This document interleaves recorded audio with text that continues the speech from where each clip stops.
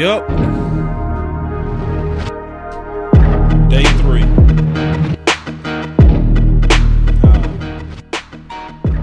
We'll be a packed house today. It always starts with me though.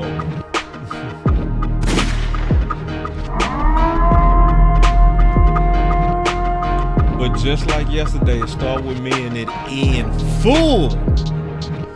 So we gonna have Landlord in the building. We gonna have Keystone as the headliner, bringing up the sleeper files. We got Coach Marv.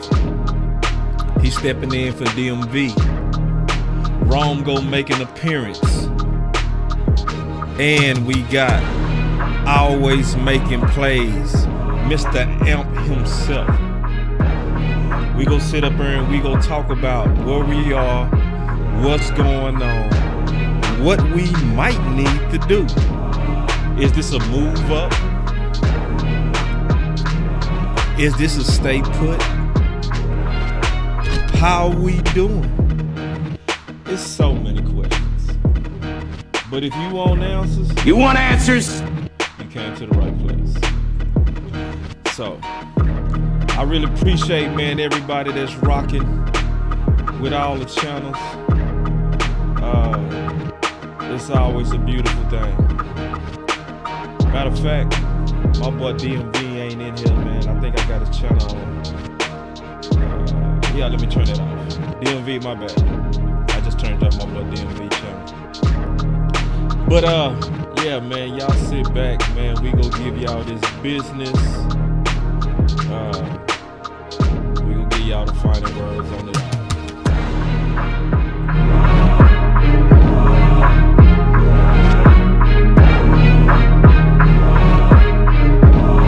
Do you want answers?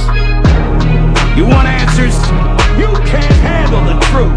Make sure you can handle the truth.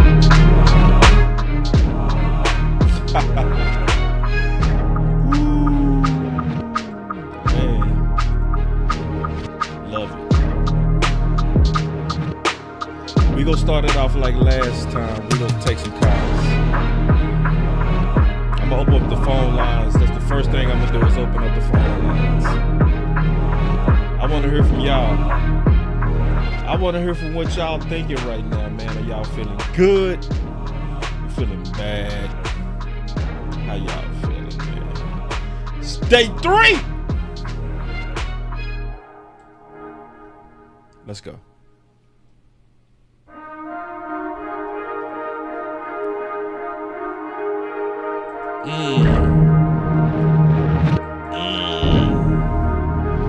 Come on. I feel the fans coming back. The fans left for a little while after Green Bay. Y'all took a vacation. Rightfully so. Rightfully so. I get it. I see you, Regina. Good morning. Florida say, let's get it. Mr. Chris 214. Yeah. Y'all about ready? Are you ready? I'm ready.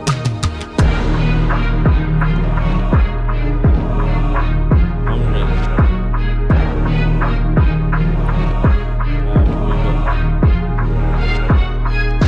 Let's turn this party on.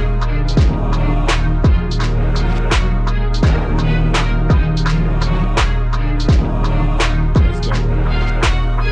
Oh, man. All right. So we go get into it, man. Y'all give me 1 second, man. Let me turn on these phones. Finna turn on the phones. What's up, man? My boy Rodney say he already liked and shared. I appreciate that. And this is the deal, man. Day 3 is for the diehards. It really is. Day 1 and day 2, that's sexy. Day 3, those are the type of people that don't walk out of church early. Y'all know what I'm talking about. Y'all give me 1 second. I'm getting these phones going. My boss say reinventing me. He said, boss, you that dude. Appreciate that, bro. I'm trying to be that dude. I'm trying to be that dude for y'all. So we got the phone lines open now.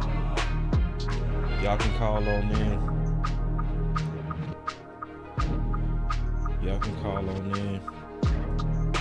So people gonna be coming in the building, man. So my boy Landlord is on the way. The OC is on the way. And we gonna start cutting through this draft content because we got a little while before we pick. So we can kind of sit back and kind of talk through it. Because then, as it get closer, that's when it's time to get serious. Chris 214 is in the building. Chris 214, you are live. What's on your mind, brother? Oh, Chris, hold on.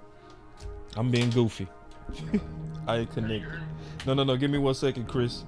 It's me. It's not you. It's me. Give me 1 second. All right. You should be good now. Go ahead. Okay. Yeah, man. I still feel like we had a pretty good round yesterday. 2 and 3. Mm-hmm. I don't think any pick was bad, but we talked about this yesterday. I still would have liked to see my running back in the 3rd round. Yeah. I feel like the whole nation. You right. Go ahead. Cause you keep it real.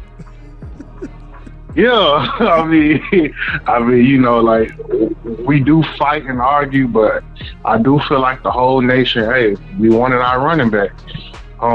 Is Braylon Allen? Is he still out there or what?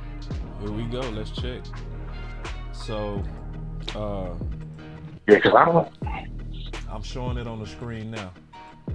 So the top running back still Okay. sitting is Jalen Wright, it's Ray Davis, and then it's Braylon Allen according to ESPN. So Okay. let me go check the overall, because the overall gives you a better clue of what's likely getting ready to happen. So when you look at the overall board, Braylon Allen is way down the list. He not even looking like he close. You see what I'm saying? Yeah. In terms of his ranking. So everybody can see, especially if you was keeping up with us from yesterday, you can see that these guys was coming off the board according to the overall rank. You see what I'm saying? So Yeah, that was on point with it. it was ESPN was killing it. Can we clap it up for ESPN for real? I think we should clap it up. Yeah. But we don't have a 4th round pick, right? We don't. So that's why, you know, the brothers coming in and we go talk through all of this stuff and talk about where we are right now. It's gonna probably be some debates, you know, like it was yesterday. It was some heavy debates yesterday. It was some heavy fights. But just to answer your Y'all question, get y'all thing though. yeah, it was a dope show, bro. It was one of the dopest draft shows, period. You know, it was dope because it was real. It was spontaneous and everybody was just speaking their mind. So the fight that broke out between Imp and Landlord, that was real. That was real. And very entertaining. I was sitting back enjoying it. I was like, ooh. But I'm going to give Landlord, man. Landlord was doing his thing, man. He was. Landlord wasn't having it. Bro, he was standing up for receiver, wasn't he, bro? He was standing up for receiver. He was not playing no games. And Imp wasn't either. That was a real squad. Yeah. But I will say. One last thing. Yeah. Do we trade back into the 4th round? You mean trade up? I mean, yeah. Trade into the 4th round.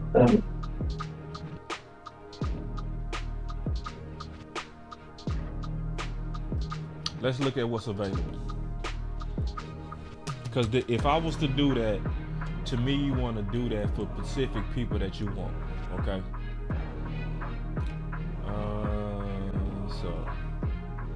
So we got our tackle. Christian Jones would have been very sexy if we wouldn't have picked Tyler Guyton.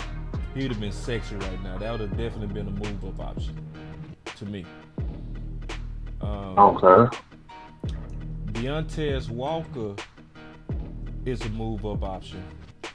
If you want a supersized route runner, you know, big target for Dak to come in as a number 2, because right now we ain't did nothing for Dak. We stepchild in Dak a little bit.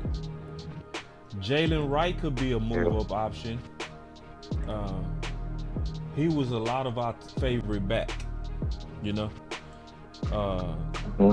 because the draft list was all over. Some people had him, some people had Benson. It sounded like some people coming in the back. Let me see what's going on. I can hear something. Y'all give me 1 second. Okay, no, that's just you. That's you. You got something going on. But Jalen Wright, you know, fast, home run. Now you ain't gotta change nothing good. You good, bro. You good. I'm just answering your question on some move up options. Okay. So we took care of our linebacker, so we ain't gotta worry about Jeremiah Trotter. You know. I love his instincts. I don't really like his game speed. I'm not even sure if it's gonna translate. A lot of us was high on Cedric as a center option, you know, and obviously BB kind of upsets that. I'm just going down the list now. Let me tell you right now who we should absolutely move up for. And if you disagree, I would tell you to kick rocks. Now they drafted Cedric Gray too. They drafted Cedric Gray. He went about 2 picks ago. I gave Brennan Jackson 4 stars as an edge. He's an edge rusher. Woo!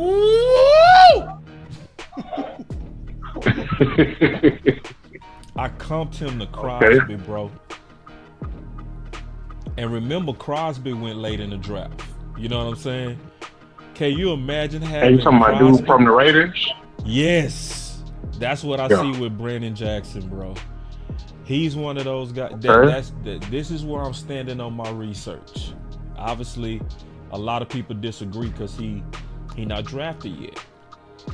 But you know, I don't care what the scouting community say. I care what my research said and how I watched him play in his mode.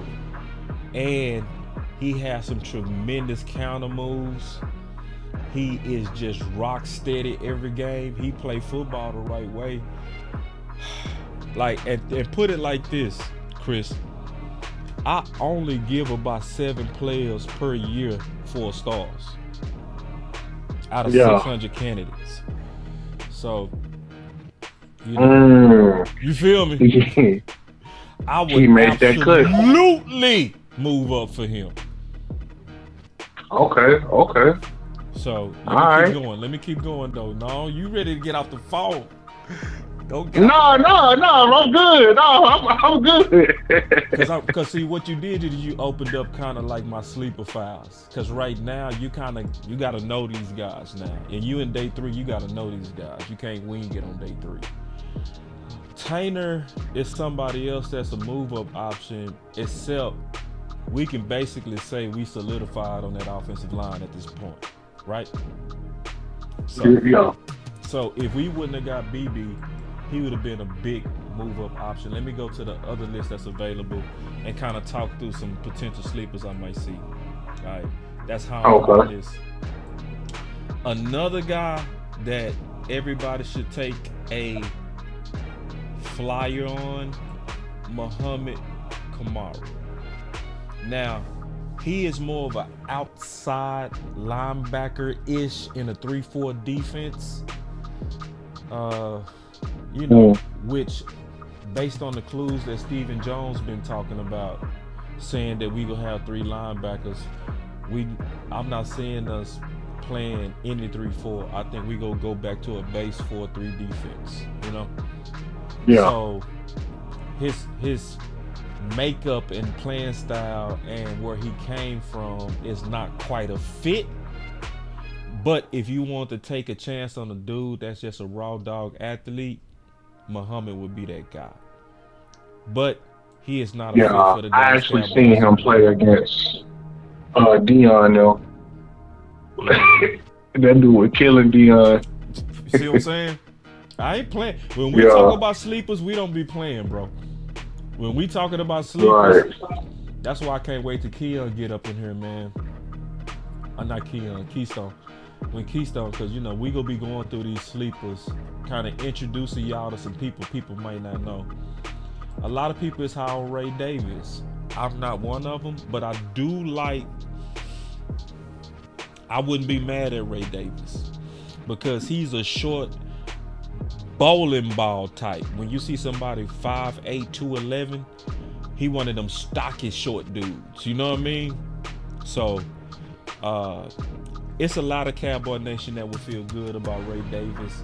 Some people would just go crazy because, you know, a lot of people like Ray Davis. And he might do his thing. I'm not sure if I would you comp him to Ray Rice? Nah.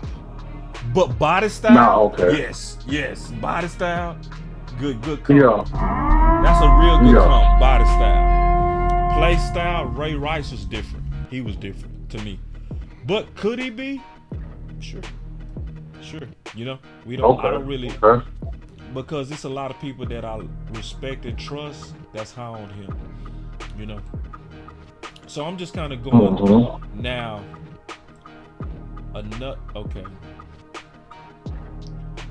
Christian Mahogany was a guy, but see this is so. Hold on, let me rewind. So this is the good sign for Cowboy Nation. The Titans took Gray. EB. Somebody just asked me who took Cedric Gray.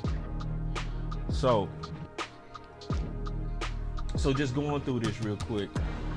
Look at where they have Braylon Allen ranked right now on the list that's available.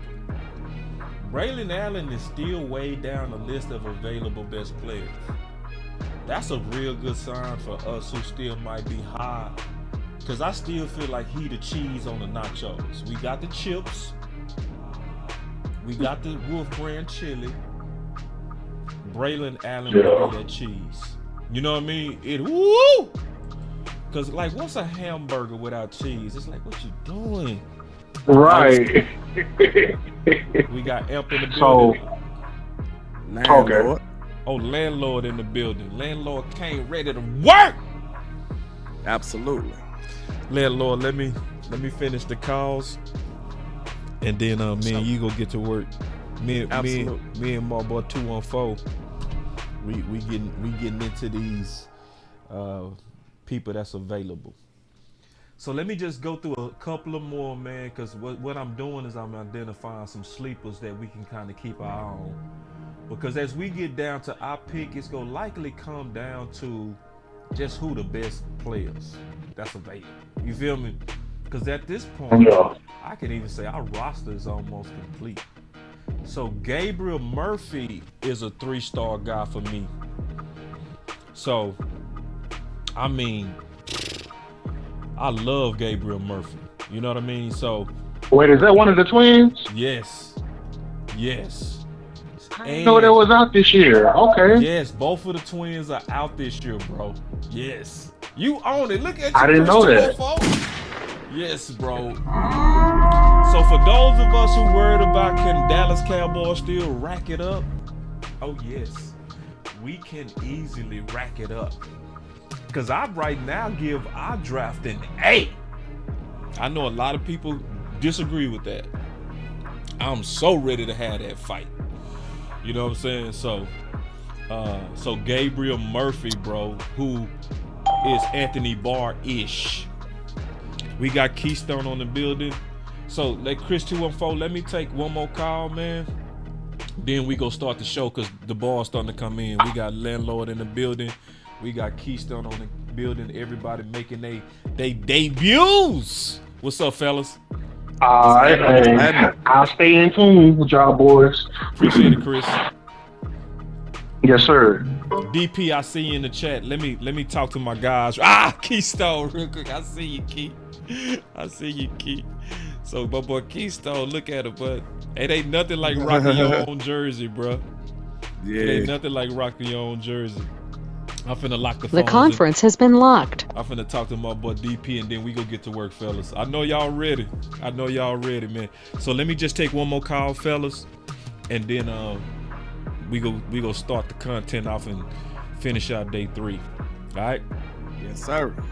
DP, you live. Boss, I can't believe we got Cooper. Man! Oh, I'm so happy about that pick. Ooh, wait! Oh! Now, I'm not gonna front Tyler Guyton. I was feeling like I didn't want a guy that we had to teach how to play on the opposite side. But I love everything that came out the young man after we picked him, including the fact that he said he's more comfortable playing on the left side and that he only went to the right because they wanted him on the blind side of the quarterback. So to me, that bodes well. I love when a young man is excited about something and feels like he has his whole family behind him. That's a dangerous combination, man. So I like that. The boy's a good athlete.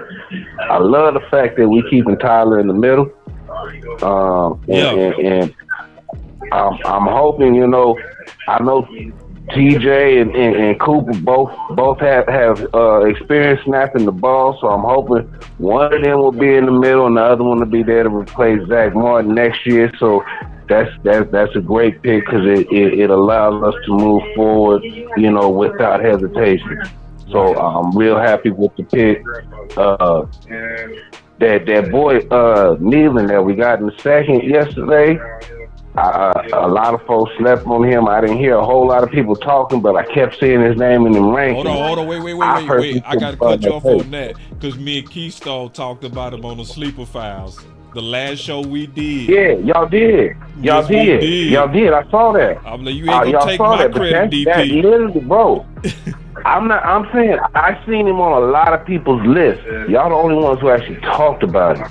Yeah. So I'm giving y'all props for that. The dude seemed like a young D-Law just in the shadows. You know what I mean? So I like him. You know what I mean? That last pick, that linebacker out of Notre Dame, I'm gonna be honest, I was feeling some kind of way because Peyton Wilson was still on there, and I know it seemed like his injuries is kind of turned a lot of folks off. But his tape was great to me. But I like this kid though, man. He played with his hair on fire. He like hitting. That's the one thing I really like. That's the one thing I read about what we did yesterday. We got dudes with attitude. We made it real clear. Ain't nothing soft about what we trying to do going forward. Right. You know what I mean? Yesterday was all about, getting guys, getting their attitude together, know what I mean? Yep. Let's focus in. We finna play physical football. Everybody talking about Zeke coming back, and I'm happy about it for the simple standpoint. The man's one of the best pass pro guys in the league. So, if nothing else, if we do gotta have a rookie left tackle, I'm more comfortable with Zeke standing there to be the last line of defense for his best friend than anybody else in the NFL. So I'm cool with it as long as they don't try to make Zeke more than what he needs to be. So let him take care of the pass pro and some dirty work, and let's get a young guy in here and let him be dynamic. You know what I mean? Yeah, love it, man. Great call, DP. As always, big dog. Yes, sir. All right, man. Y'all have a good one. Keep up the good work, fellas. Y'all putting it out there. Y'all been doing great. Y'all definitely killed it yesterday. I want another good show today, man. Y'all keep it up. We go deliver. Right on. OG DP, man. All right, let's get it, fellas. Okay. So, how y'all feeling? I'm looking at this. The wide receiver cover is bare. it's getting a little empty over there. But I feel good about running back though. It's a lot of running backs I still like. I ain't know. I had to look at it. Let me go there with you, bro. And I'm gonna show everybody what you're talking about, so we can be on the same page. Yeah, you still got Jalen Wright. You still got my boy Bucket Irvin. Let me catch him up, so we can all be on the same page. Go ahead and sing it for us, big dog. What you got? Yeah, I was just saying we got Jalen Wright still there, Bucket Irvin, Ray Davis, my sleeper back, Tyrone Tracy. You on the running backs? I thought you was talking about this. The receivers is looking bad right now. Let me go to the running backs. Good. While chat everybody looking at it so they can see what you're talking about. All right, what you got? Go for it. I like Jalen Wright still here. You know, Bucket was one of my first guys, but he's somebody you got to pair with. Ray Davis, I thought he might end up being a UDFA, but they got him higher than I thought. Tyrone Tracy too. They got both of them guys over my boy Braylon Allen. So I don't know how that's finna go. But I like all them guys. They can be people that can help the team. The guy from Notre Dame, he pretty decent. He just he don't got no speed like that, but he's a physical back. He's got a nose for the end zone. Yeah, he definitely got a nose for the end zone. If you miss out on Breland, boss, you might like Elstein. You'll like him. I or do. Shipley. Shipley runs strong too. I like Shipley still. And Ali. And Jace McKeelan. Like, I still got a lot of backs that I wouldn't be mad. Frank Gore Jr., it's a lot of backs that I still wouldn't be mad if we got them. So, backs looking decent. Now, let's go receiver. Ball. What's up, Keith? Running backs is looking pretty good. When you look down there, a lot of people don't talk about Dylan Love out of New Hampshire. Hold on real quick. Wait. Boy, see, y'all be so ready to cook. I'm trying to catch up with you boys. Go ahead. Because I'm trying to show it as you said. I think Kamani Vidal, he up there, but you said Dylan Washington? No, I was talking about Dylan Love out of New Hampshire. He a dangerous back in space. I like the way he run, but the thing of it is he's a little impatient. But he's one of those guys when you catch him out in the open field, he's a problem.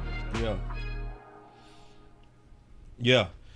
Anybody else, man, since you talking about running back, and I know you sleeper crazy, like, let's introduce them to the people that's watching, because so now that as we getting closer to our picks, we gonna start going back over this list. Because I know Landlord went through some of his sleepers. Rashid Ali is in my sleeper fouls. Kamani Vidal, I like him too. So what's up with? Yeah, I like Rashid. Because you know Rashid Ali, and I'm looking at the other guy you just mentioned, because they not in my sleeper fouls at all. So I'm very blind to them. The thing that I'm looking at is kind of like they height and weight. Do they have the stature? Because it look like these are lightning backs. They are. Okay. So you cause see, when I look at us having the type of line I want a bully back. Do you have anybody in your sleeper files that fit that profile? Isaiah Davis, he a workhorse out of South Dakota State. Hold on. He a running back. Let me find him. Like a bully back. Yeah, he's bully-ish. Okay. Because he follows his guards very well, and he's a patient runner, and he's dangerous to bring down in space too. One thing about him is this guy get a little bit better in the screen game, but he's a workhorse, and you know that we know at the time being we talked about workhorses being needed in Dallas. You said Isaiah Davis? Yes. Okay. 6 feet 220. He went for 1,500 yards. He went crazy. 18 touchdowns. Woo. And receiving yards too. We got a super jet from my boy Chris. And then we go to receiving and look at that. Then we go back and look at what's available right now. Then we get caught up on the board. One of you guys just went off. No. Not Seattle. They took Tyreek's night. No. Let me go to that. They took my top linebacker sleeper. No. We got a linebacker though, Keystone. But he your top guy. I know how that go. I know how that go. Guy, though. Yeah, when it's your top guy, it hurt. Tackling machine, man. They got a tackling machine.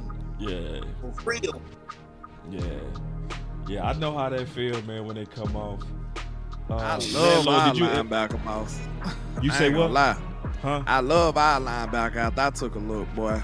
You love him now? Too. Hold on, Paul. We gonna come back to him. that. We gonna come back to that because I want to get to my boy Super Chat on Bailey talking about from TCU. What's your thoughts on him, Keystone? Who, Imani Bailey? Yeah. I really ain't did too much on him, so I don't know so much. Me neither. Not yet. I should have, but I didn't. I never got around to it. Because Chris 214 talked about him before. But I just want to showcase he 5'7", 202. You know? He sounds like a lightning back. Let me see. Short area burst jumps out the tape. Yeah. But man, appreciate that super chat. Let's go back to this linebacker thing you just said, Landlord. Yeah, they got me. So let's talk about it. That's why you my dog, bro. Talk. See, this is fluent, man. This is all fluid. You got to think about it. I fell in love with the way I felt like we should win. That's not the direction they wanted to go in. So now I would be dishonest if I don't evaluate the players that we got. Right. Now it's time to let go of my emotions. I'm over it, okay? They didn't do it my way. But that don't mean it's only one way to do it. It's more than one way to skin a cat. And actually, this is the smartest way to do it, helping Dak in the run game and all that stuff. But we talking about the linebacker, though. What's his name again? I can't pronounce that. Luafau? Luafau. I just got to clap it up for you, bro. Because see, what you doing, and in a short period, is you showing some maturity that I don't see in Cowboy Nation.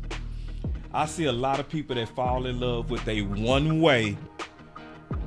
Go ahead, though. You cook it, bro. Keep going. Woo. I was about to say that's the smartest way to do it in the run game. I just didn't have faith in us actually doing it. But we talking about this linebacker, though, man. Listen, hey, it's something about them Samoans and Hawaiians, man. Them boys just make good football players, man. Yes, bro. And he just look like he's straight out of that elk, boss. Like, he got the hair flowing. He put you in the mind of Troy Polamalu. Yeah. But this dude... Or Fred Warner. They talking about he ran a 4.6. No, sir. I don't see that at all. At all. This boy is super instinctive. Bro. I'm talking about he busting through the line and he got some pass rush ability, bro. I see it already. He gonna be one of them dudes that that Zim wanna sit in the A gap. Watch. You gonna see him and Micah in the A gap a couple of times because he got pass rush. He got bend. Like, I see this dude with some upside in pass rush. Like, no lie. And I'm talking about he's in the backfield most of the plays. And then when he pull up on you, boss, he gonna leave a mark. he gonna put a stamp on you, boy. Now, this is why I got, listen, first of all, one more time, bro, I gotta clap it up for you, bro. Cause see, this is a G move. This is a very G move you just pulled, bro. I wanna talk about this. Because yesterday, we was all talking about them nachos after the BB pick. Yeah. We all wanted some nachos, right? Because remember, I came in hot and heavy. I was like, bro, I don't want no lip from nobody. Allen is now the pick. You know what I mean? And nobody fought me on it. I was expecting a fight. Nobody fought me on it because we all kind of start moving to running game right after BB. But so we got our appetite up, right, for Allen. And then we saw him, but because I knew who he was, I was like, I wanted some nachos, but that burger, and to see you do it from research, respect, bro.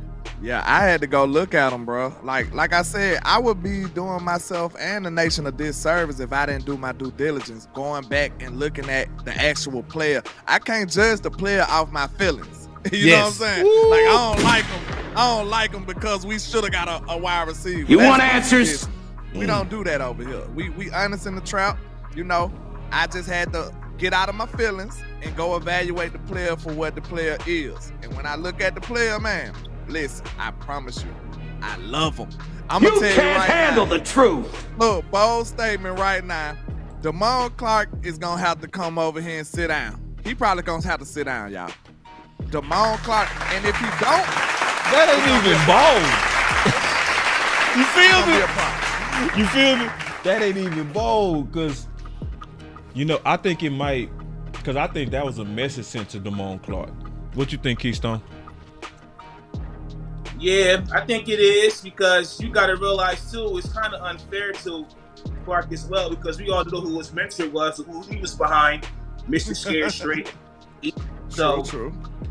That has its pluses and it has its negatives, but we'll see for sure this year. But everybody needs a wake-up call, so I'm happy for Leatu to come in. And we know him to start picking up some Samoans.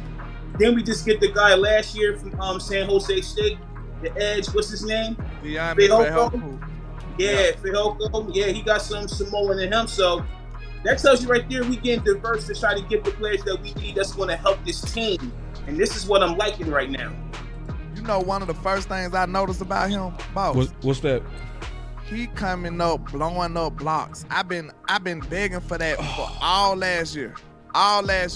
He physical and he blowing up blocks. He coming downhill. Boom. He's contesting the blocks. He hit everything. Yeah. I was saying that on. I think I was talking to you. Might have been. Okay. Yeah. No. It was Amp. I was talking to Amp. So I was saying about the pick. I was like, Foots asked the question. He said, when was the last time we seen somebody hit somebody in the mouth? You ain't gonna ask that question this year, man. Facts. I promise it that no. He go hit balls in the mouth. And I mean this. I'm gonna tell y'all something. All the people that was mad at the pick, they gonna be celebrating him in training camp. Mark my words. You know what I mean? Like celebrating. Cause he gonna win the crowd quick. Cause we don't have no hitters. Like except Dino. No hitters. That's I a would fact. say Overshawn and Dino is the only hitters. Now we got a third hitter. You know what I'm saying? Mm-hmm. So right. Yeah. Donovan Wilson definitely is a that paint on the helmet kind of guy. He gonna hit you. Ooh, man, I like your hit analogies, bro. Yeah. Yeah. So my OG Blackwell, he said, boss, I'm not mad no more. That's what I no, and see, I wasn't mad when we made the pick because I knew who he was. You know what I'm saying? I'm like, bro, like, dog. Like, I want to get y'all thoughts on this, Keystone. This is what I said. I said, after day 2, I get a Dallas Cowboy draft an A. I can see BPA on every pick. We might all disagree on the specific plan, which is what you was talking about, Landlord. You know what I'm saying? My way versus what they did. You know what I mean? But there is no doubt that they're getting guys. But more importantly, nasty guys. This listening is to us. Huh? They're listening to us. Don't think they're not. They're listening. Yeah. It's us. I'm gonna tell you right now about. They say Jalen Wright just went off. Go ahead, Landlord. I'm gonna tell you right now. No lie, y'all. This draft right here is like, it feel like it's for the old school people. You know what I'm saying? Like, we going back with this draft right here, y'all. I'm telling you right now, every dude on here, every pick we drafted, like, and I like how it kind of speaks to how I think me and Boss kind of similar on how we view some of them players. Yeah. I take athleticism very personally. Like, if you athletic, I'm like, hey, sign me up. You know what I'm saying? And we know we can mold them into a lot of other stuff. And it looked like the Cowboys had 2 things in mind when they did this draft. They said, we're going to get athletic, and we're going to get some dudes who want to play who love to play football. Yes. These dudes are football dudes. Like, I know that sounds like a generic statement, but you it's said a different it right. thing. Like, some people play football because they good at it. And some people play nasty. football because they got forced to play football. Right. But some people play football like, man, look, you was born to do this, and you love it to death. Like, even if you didn't work in football, you'll be doing something associated with football. It just can't be denied. So these dudes right here, man, I'm telling y'all right now, bro, this is kind of gonna be a culture shock. Because if we got any soft people that y'all think soft enough, they gonna get weeded out very soon. I promise you. These dudes got that temperament. They got that attitude. They play with a certain tenacity. These dudes is a culture changing type draft right here. Tyler Guyton is the same way. I can tell this man intensity. He going crazy every single time they say anything to him. He just got that love in him. Like, you know what I'm saying? He just love it. Him. Then I look at the other dude. He just like D-Law. Like, he one of them dudes that if anybody giving up, it won't be him. This dude motor is crazy. You can't have a motor if you don't love this game. I'm telling you, I don't care. People be thinking, Boss and Keystone, people be thinking like, man, if I get paid $1 million, I'll do it too. No, I promise you. I promise you, because think about it. If you get paid the money won't motivate you forever though. Like, once you get the money, if money was your motivation, you'll be like, shit, I'm about 10 million up now. Like, you know what I'm saying? I ain't got to get up tomorrow. Like, bro, the money won't drive you all the way, bro. You got to actually love this game. And I'm telling you, bro, you can't mistake when you see it on the film. You know the players that love this game. The people that watch film, look at D-Law. You can't tell me D-Law don't love this game. This boy go crazy every down. You can't, what can I say? You can't manufacture that. You can't. It gotta be in you, bro. Hold on, man, you cooking. I'm sorry, I gotta man. add this to your. No. Go back to cooking. I just need to add this to your sauce. Yeah, my boy Richard said, right now. Look, no, I want you to keep going though, cause you super cooking, bro. My boy Richard said, I just want to add this to your sauce. My boy Richard said, I have not heard guys say a sentence without the F word in it yet. Now I'm telling you, keep cooking, bro. Every single thing this boy do, he do it with intensity. They gave him his jersey number. He like, yeah, let's go. I'm like, man, look, them the type of dudes you want, bro. That's a front of the class kind of guy. He gonna be involved. He gonna be there. Look, he make the other dudes look bad. Woo! You ever had a dude that come to your job and he doing way too much work? you know what I'm saying? You like, hold on, bro. Like, we do it a certain way here. Like, you going over and beyond. You need to relax. That's them, bro. That's him. That's these guys we drafted. Man, this dude, that's the D-Law. He is the D-Law replacement, though. I feel like next year, it's gonna be him. Nealon. He gonna be the D-Law replacement. He feels just like D-Law on tape. He big. He grimy, he do the dirty work. You ain't gonna see, they talking about his sex. You ain't gonna see sex for a guy like that. He playing the run. He's getting down and dirty. Like, that's what he doing. So I was mistaken. Like, I wasn't familiar with the guy. I had to go back and look at him. I said it didn't help us right now. I take that back. I recant that statement because he's somebody that's gonna do the dirty work and stop the run. So I give him that. We ain't got no defensive tackles, but he played in the A-gap at times. They was putting him on both things. He kind of would put you in the mind of a Chance of Ghosting too. He put you in the mind of a couple of the players that we got. So he actually is stopping the run. Like, I seen it on tape. So they got him in the mind of stopping the run. Pass rush skill ain't even what they got him for. You could tell they want him to set the edge, stop the run. That's what they got him for. That's what he doing.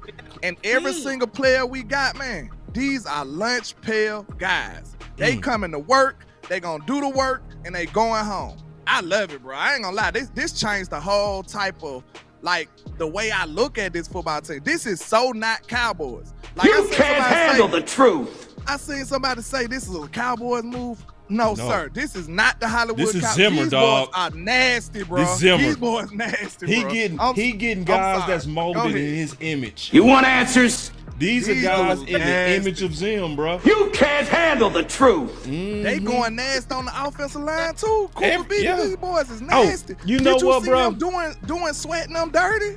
Man, he was doing sweating them dirty on Texas, boy. Cooper Beebe was doing them boys bad. Hey, listen. I didn't play this clip. But I'm glad I didn't. Because I'm going to play it next week when I break this Boss. draft down. Go ahead. I'm going to say one thing and I got you, Keystone. I'm going to break this down next week. It was one part of Stephen Jones' statement that nobody focused on. And it was key. He said Mike McCarthy appreciated Dan Quinn, but they brought in Zimmer because they wanted to see a toughness. Let's keep it real. Which side of the ball shows the gangster last year? Offense. Facts. Ferg, Dak, right? The way that they was playing, getting in boys' faces, CeeDee Lamb pointing in the corner face.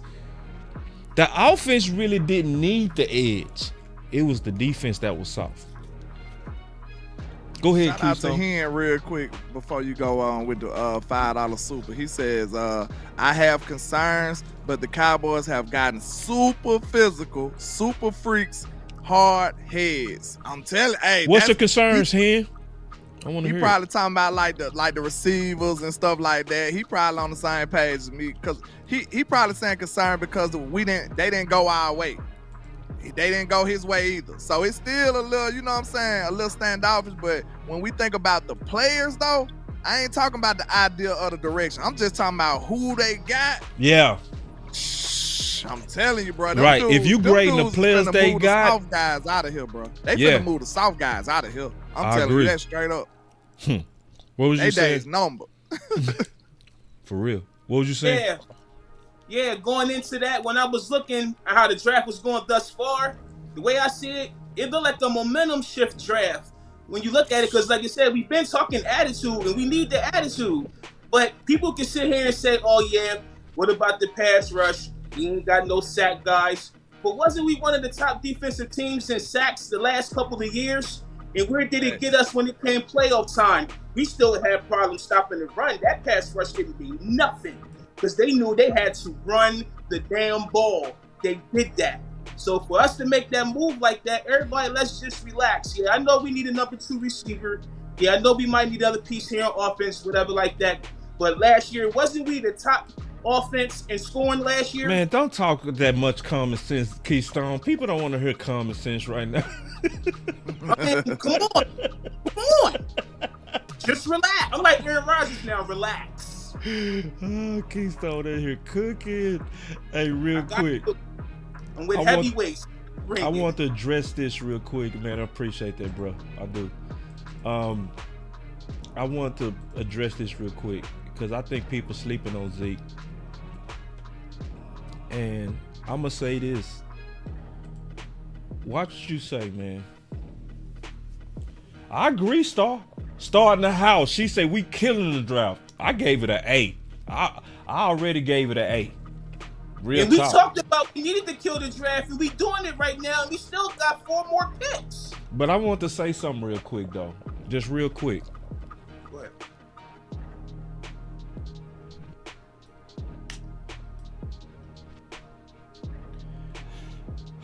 These draft picks fit Zeke.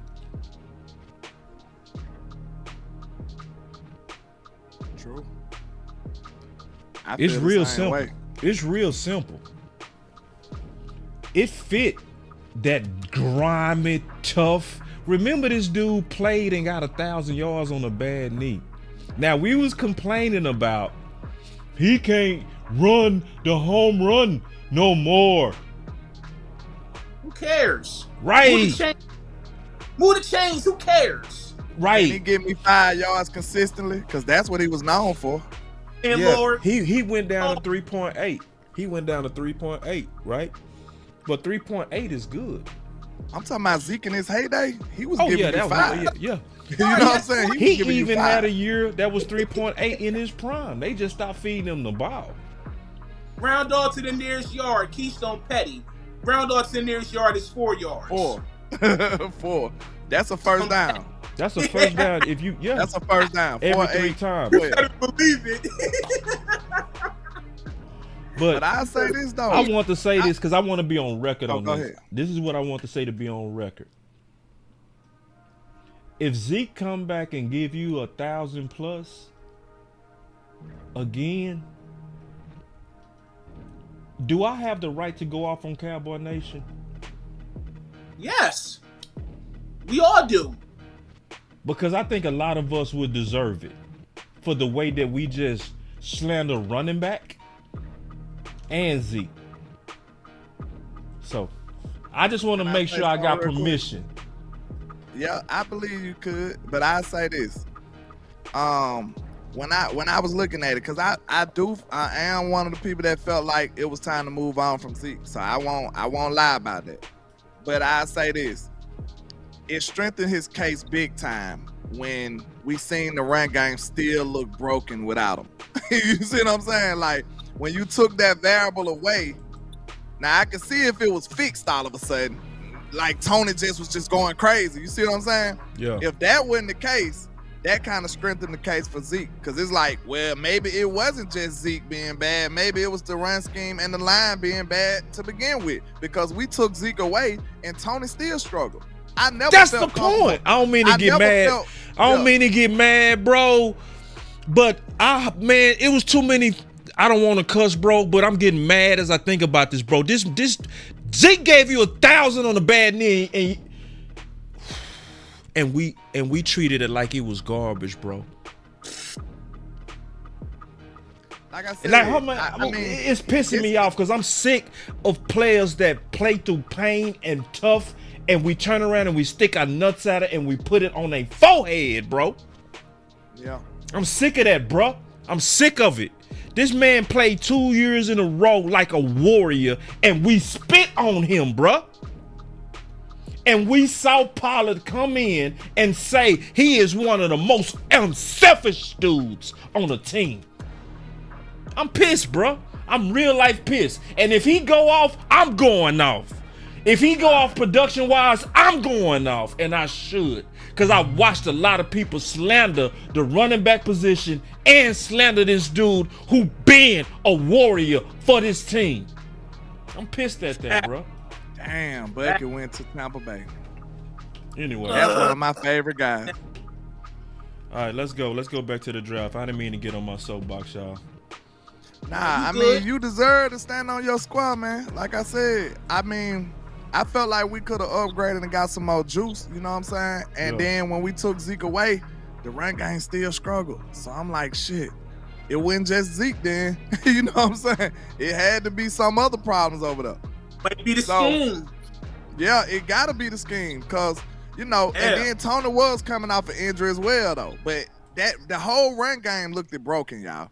Like I told you, it was never a point last season ever where I felt like we had it was never a point in the last season ever that I felt like we had a run game that we could depend on. Never. I never felt confident in this run game. We are approaching the bottom of the draft, so we coming up on our pick after this draft, so we're gonna start switching into what's available. But yeah, man. Yeah. I ain't gonna lie, I had meant to say, you know, that boy, my sleeper wide receiver went to the Ops, man. Talk about it. Luke McCaffrey went to the Commanders. Yeah. I hated it too. Commanders. He went on the last pick of the third too. That's pretty high too. So they trust in that bloodline. I'm thinking he would have been there in the fourth or the fifth. They trust that bloodline. Let me go look at the bottom of the third because we checked out as soon as the draft. Yeah, was we over. do. And they went and got my sleeper wide receiver. Okay, so yeah, it was a lot of action, man. So I didn't see Marshawn Lord go to Green Bay. Green Bay Tyron loading up over there. Elijah Jones, those was my guys. Alex Hunt, the Eagles, when they took him, this one hurt. That really broke me. Ooh, yeah, it's some pain. It was some pain right at the end. God. One of my But top they sleeper corners all gone. because of the fact that I signed Reddick. I couldn't believe Washington took my boy Luke McCaffrey, man. Yeah, they got a lot of my sleepers. This is my first time looking at this too.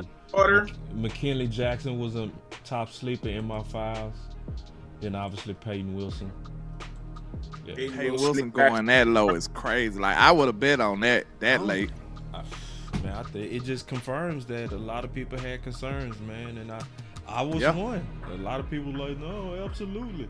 If you had a concern about Peyton Wilson, you wasn't alone. You feel I'm me? cool with my linebacker though now. So I ain't even Our linebacker gonna be better. That boy, he's a dog. I like him. I ain't lying. I said it too. Our linebackers gonna be better.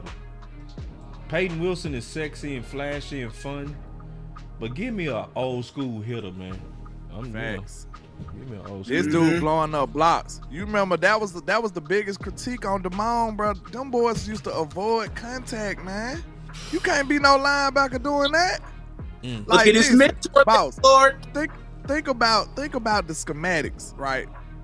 If we running a zone scheme, what that mean? That mean we blocking anything in our path, right? And the running back running behind me. If you a linebacker avoiding contact, guess what that mean? You just doing you letting them go. You creating the path.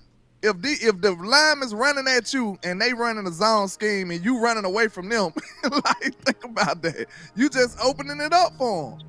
Like, that's what Damone Clark was doing on film, bro. And LVE was doing it too. It was a couple of people that was they literally dodging contact, trying to get around. They super finesse. I promise you, as soon as I cut on that tape for Lua Fau, I believe that's how you pronounce it, something similar.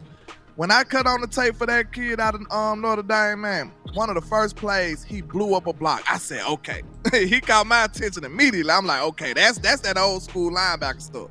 Then when I seen him catching the angles and stuff, jumping stuff, doing tackles for loss, and really planting these dudes in the ground, I said, yeah, he like that, bro.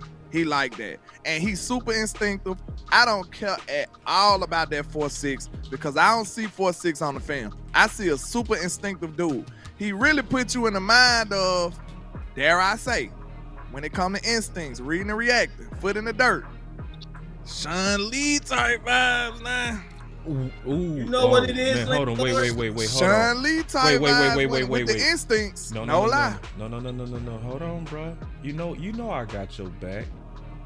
Hold on real quick. Let me show you something. I'm gonna show you something based on what you just said. The instincts is off the charts. Hold on real quick. You know who else said that, bro? Who? I ain't heard. Look, I ain't even know the player before last night, so I had to go look. No. So I don't know what nobody feel about him. I'm gonna show you. I'm gonna show you better than I can tell you. Hold on real quick. I'm trying to show you. Basically, Patrick No. C. Walker said that same thing. See, I promise you, I don't know what nobody think. I don't know what nobody think about him because I ain't even know him. You see what I'm saying? He more physical than Sean Lee. I see Fred Warner. Fred a super instinctive dude too. So we saying the same thing. And somebody in the chat said it last night. Somebody said, when you said Fred Warner, I was like, come on now. You thought I was playing, huh? Yeah, I thought it was a little campus. I'm like, man, I gotta go see this dude. Fred different though, right? Fred is like that's a big time. Fred just faster. Fred faster.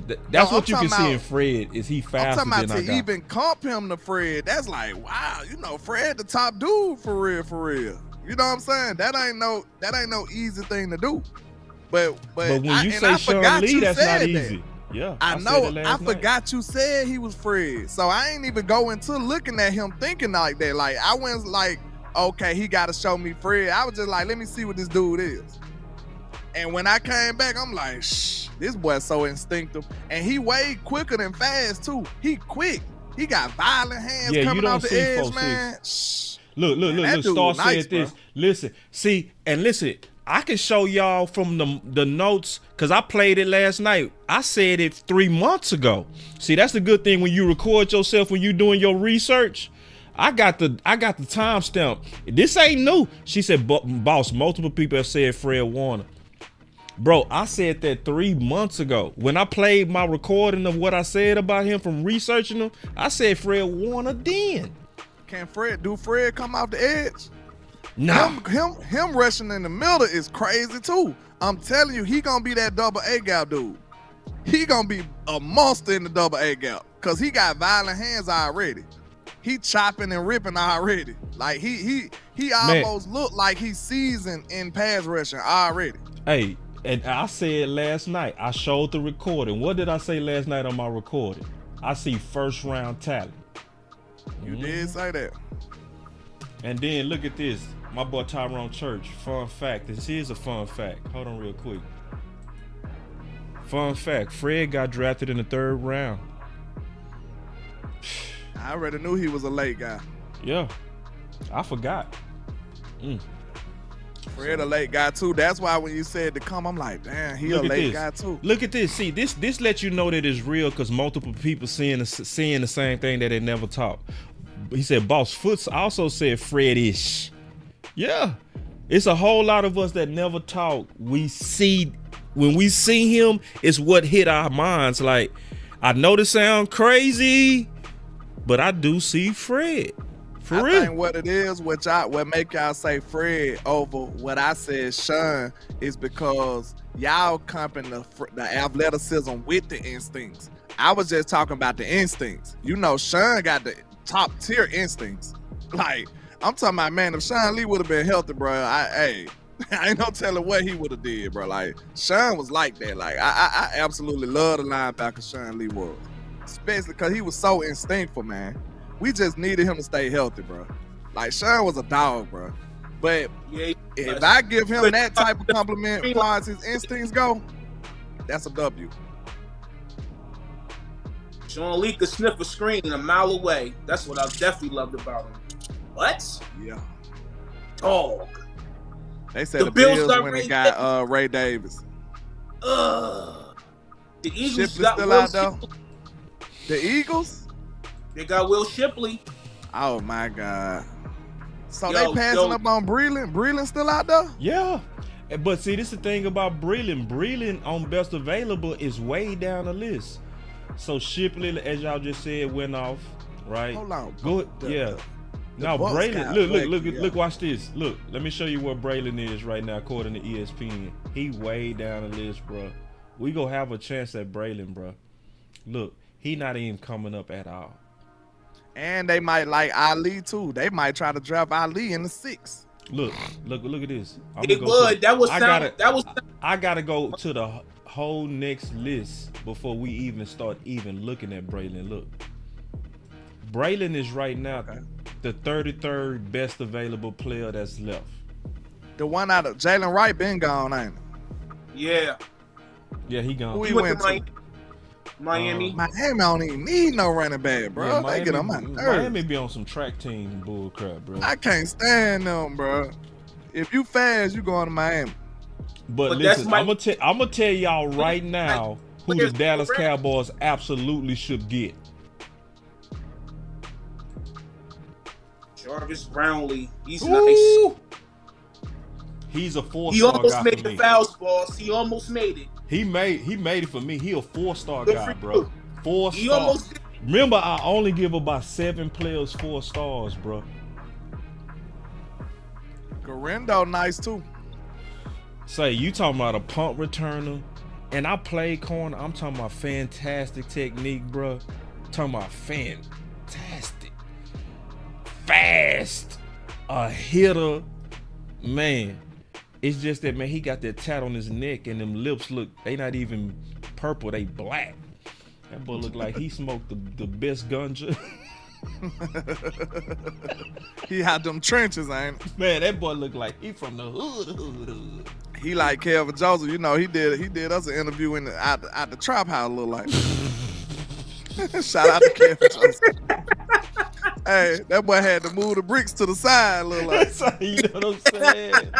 I thought I was in the trap. Hey, who remember that Kelvin Joseph interview? They gonna go back and look at it now. Man, the phone fell or something. Like, it looked like he got exposed.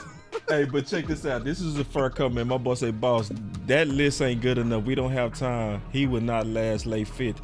To be honest, I don't care. To be honest, I don't really care that bit. Because I still like a lot of these players that's left. Like Gabriel Murphy. Like, just get the right player. That's you know what I'm saying? Garendo a sleeper too, y'all. I'm telling you. He was behind a good back. Who he was behind? He Christian transferred. And then Estemy still He here, transferred. Hold We up. good, Who he bro. was playing for? Who he was I ain't playing? worried about, man, you know. And we might lose Isaac Brady. Garendo was behind a good back and he transferred. I don't like There that, goes but Woo! Oh, woo! There go my guy. Yeah, Jordan McGee, bro. Man, it's so many sleepers you- still up in here, bro. He a UDFA. Oh, if he go to UDFA, man, the whole scouting community is stupid. Dude, who that? you still got N.U. Watson, all because they were 30 visits. Let me go back.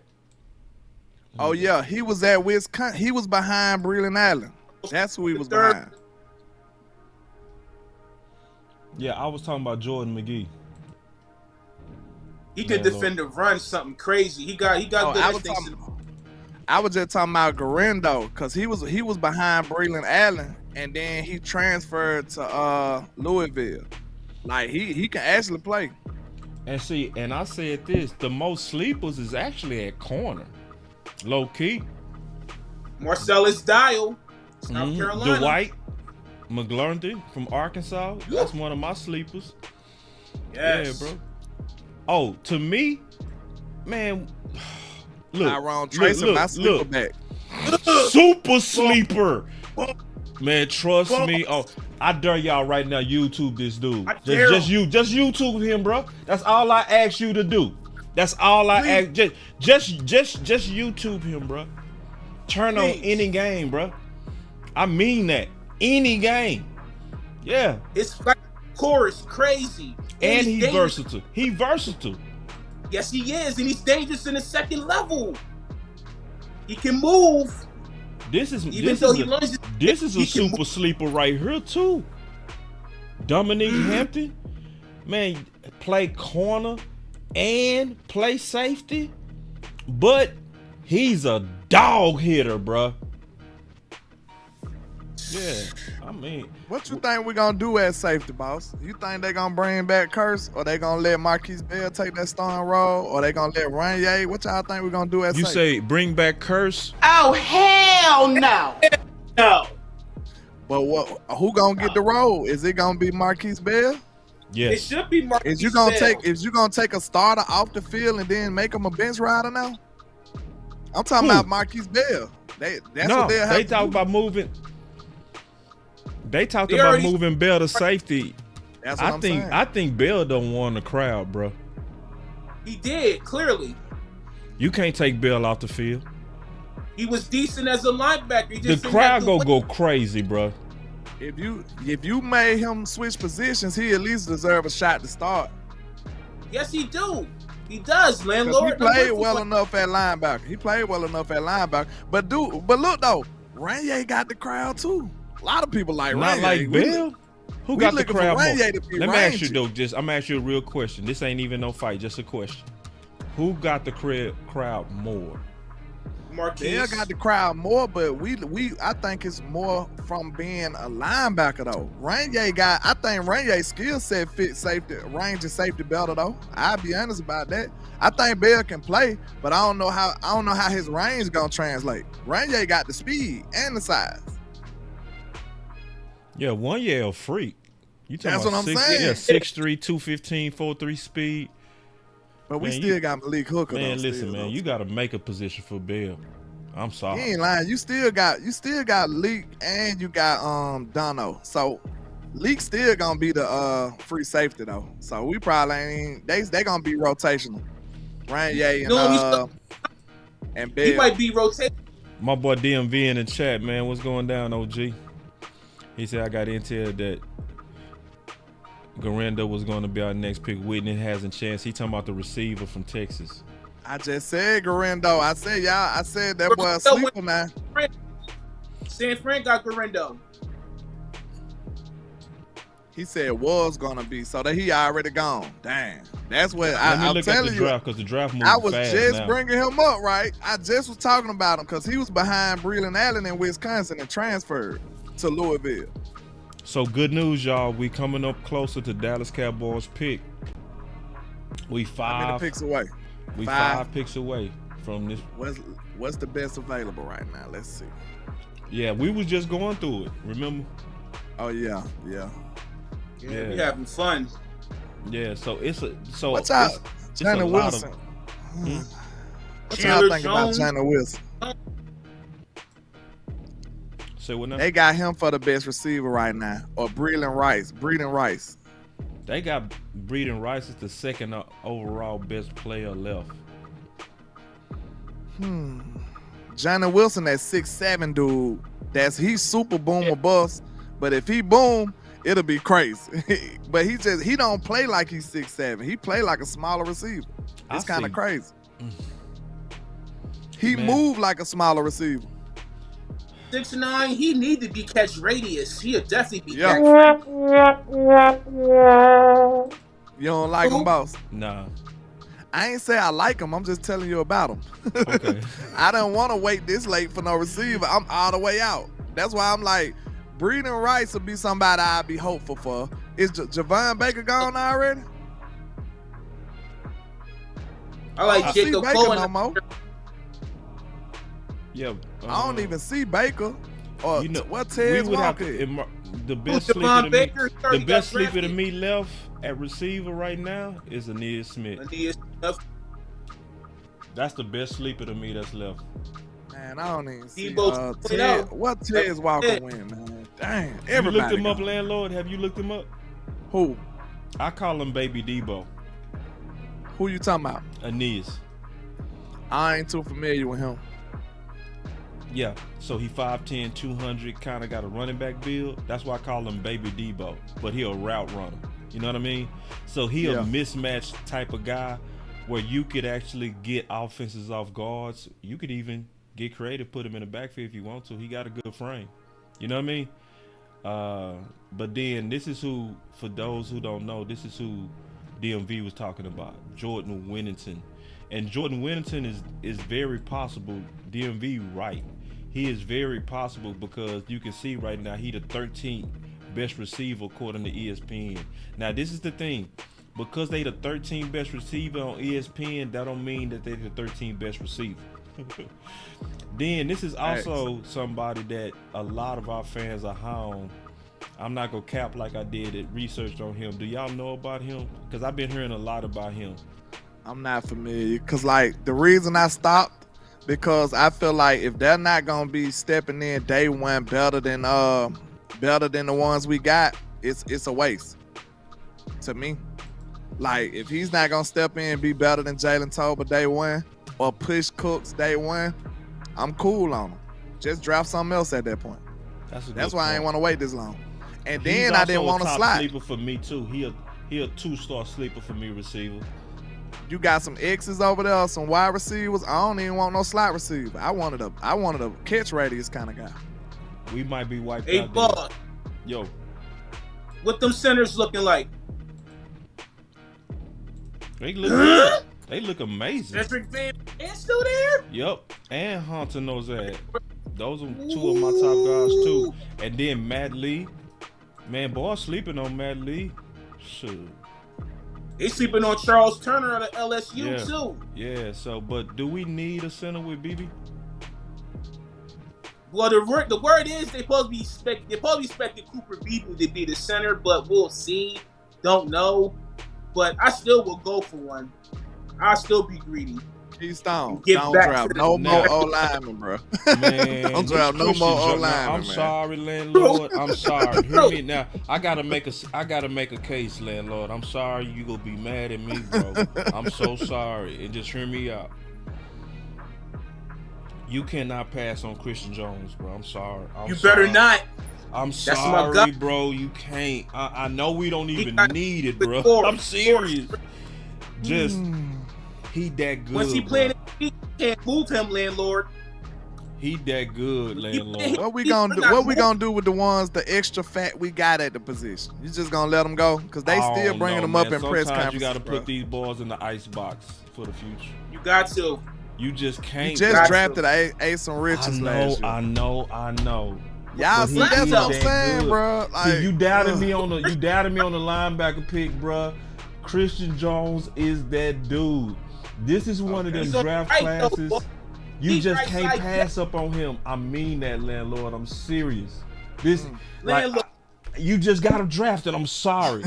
I'm sorry, bro. We don't wasted so many picks in the 5th, wasted on Christian Jones. I'm serious, bro. You can't.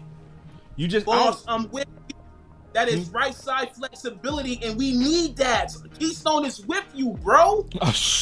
Thank you. Can we high five? Man, nope. Cause look, y'all might as well just say, "Hey, we gonna draft the whole O-line with every pick." Like, I'm sick of y'all, bro. I'm sick of it. No, I'm sorry. no. You listen. Go look at his Senior Bowl tape, bro. Go look at his tape, bro. Like, you gonna be like, how is he still sitting here? The only reason Christian Jones is here is because this tackle class is just so crazy. Deep. Yeah. Christian Jones in the right class would have been a first rounder, bro. I ain't mad at you. I ain't gonna doubt y'all analysis, man. But I'm just saying, bro. Like, how many we gonna draft? We just got 2. Man, this dude might end dog. Landlord, can I ask you a question? He Bland of the Go ahead. offensive line, bro. Would you pass up on Bland? Nah, I win. Who he gonna push off a bridge then? Who he gonna threaten? That'll tell me a lot. Who he gonna threaten? Tyler Guyton. Oh man. And I said what I said on that. He'll be behind. He'll jump Austin Richards and all them and be threatening Tyler. Say, bro, listen, jump. Man, say. Bruh.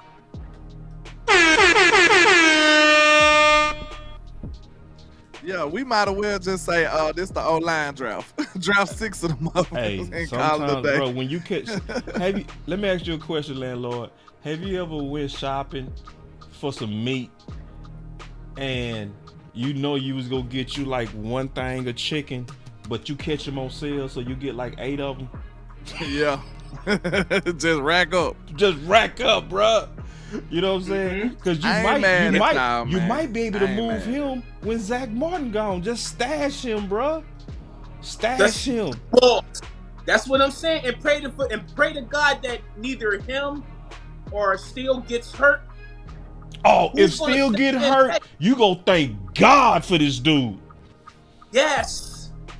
We need that depth on the right side. If man. Tyler Guyton get hurt, you gonna thank God for this dude.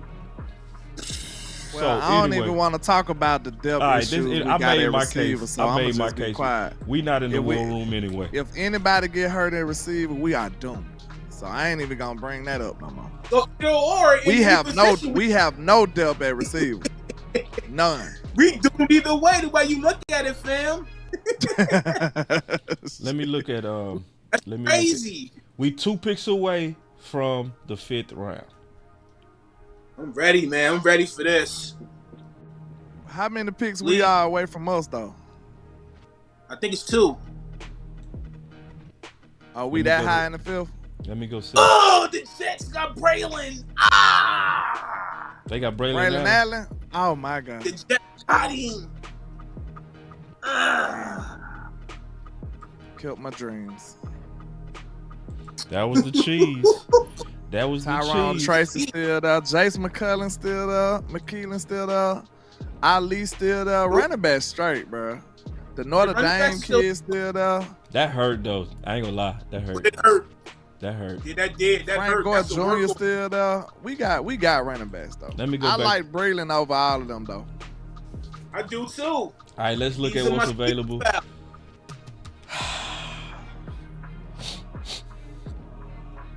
That's the means in my sleeper fouls, too. So it's Isaiah Davis, Rasheen Ali. They're all in my sleepers. I wouldn't mind pairing him with something, but if you bring back Zeke, that'll be the same role. We need a change of pace. And I think we already got the change of paces here, bro. To be honest, I think we already got the change of paces. Deuce? Yep. We could use a Pollard. We could Rico use a Pollard pick. Rico change of pace. Rico low-key 3 down. They said we don't pick to 174. We got a long time. Good grief. Let me see.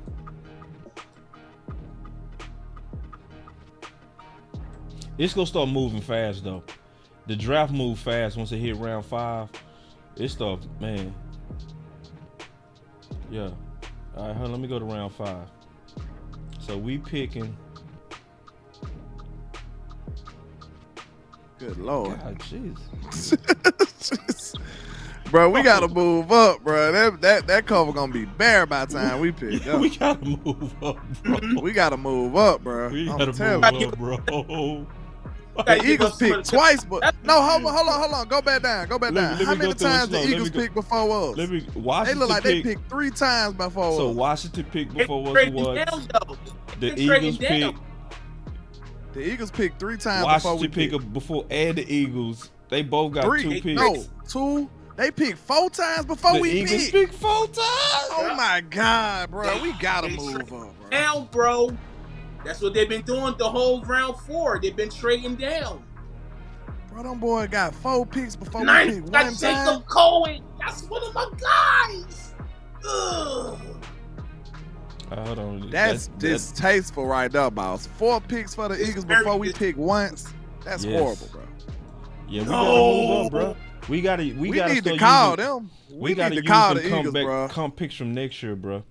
We gotta call the Eagles, bro. Like, what up, y'all? We know we hate y'all. Y'all hate us, but let's come to a deal. You know Round what I'm 5 is beginning. Now saying? Let's Dallas, make a deal, Philly. Philly, y'all don't need all them damn picks. Not Jacob. Let me look at round 6 for Dallas. Philly don't need all them damn picks, man. Oh my God, Dallas. They got 4 picks before we get 1. They probably want to keep us from moving up. You know how the Eagles is, because they know we're their biggest arch nemesis when it comes to division play. This bad, y'all. This is terrible. We picked so far away, And bro. That's Washington. horrible. Washington got a lot of picks before we do. Washington traded We got- out. They traded up too. Traded down. Hey, but we got 2 We picks got in round 7. 2-6. Oh, we got 2-7. Yeah, we How got many 2 6 7. we got? 1. We got 1-6, 1-5, and 2 7s. What Give the hell up the them- comp give up picks was? 7. What happened to our comp picks? That's probably our comp picks. We supposed to have our own pick and a comp pick. But see them start say, I don't think we go move up, man. It start I'm with play. They probably draft Rasheen Ali right there. He'll probably still be there. And see, That's why they stand still. They sticking to their 30s right now. They're trying to get as many 30s as they can get. I'm not listening to the draft. Did Seattle move up? Because Yeah, that's what I these think arrows mean. They moved up. They Right? traded up. Let me see. Pick swap or something. Yeah, they moved up. And then Buffalo moved up. I'll be right back, boss. You good? All right, but it's really about what's available though. Before we start panicking, right? That's really what it's about. Is what's available. What's your thoughts on Austin Booker, Keystone? Even though we likely don't need him, and I don't think ain't no use in talking about him. But yeah, Christian Jones, he finna go, y'all, cause he the 4th best available player left. Ain't no way he gonna make it to Dallas.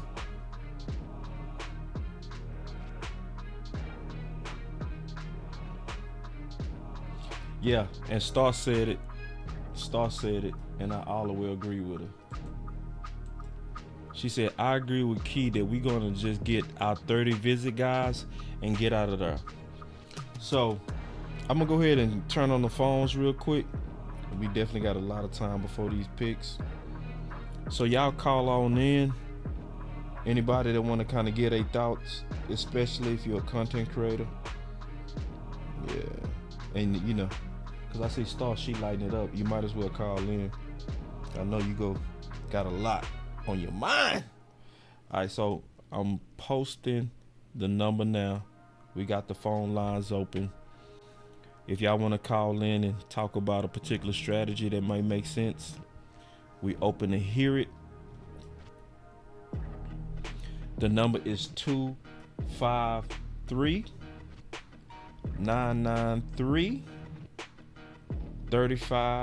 253-993-3539.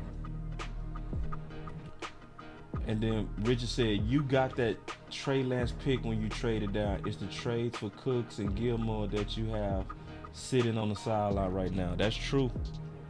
That's true. We missing the Cooks and Gilmore.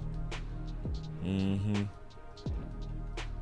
this is when a lot of people, you know, and my boy say 5 to 7 picks ain't no different than UDFA's. I disagree. I think because there's still some ballers out here, y'all. It's still some ballers out here. But yeah, the number is 253-993-3539. We're gonna take us a little break, man, because we got a lot of picks before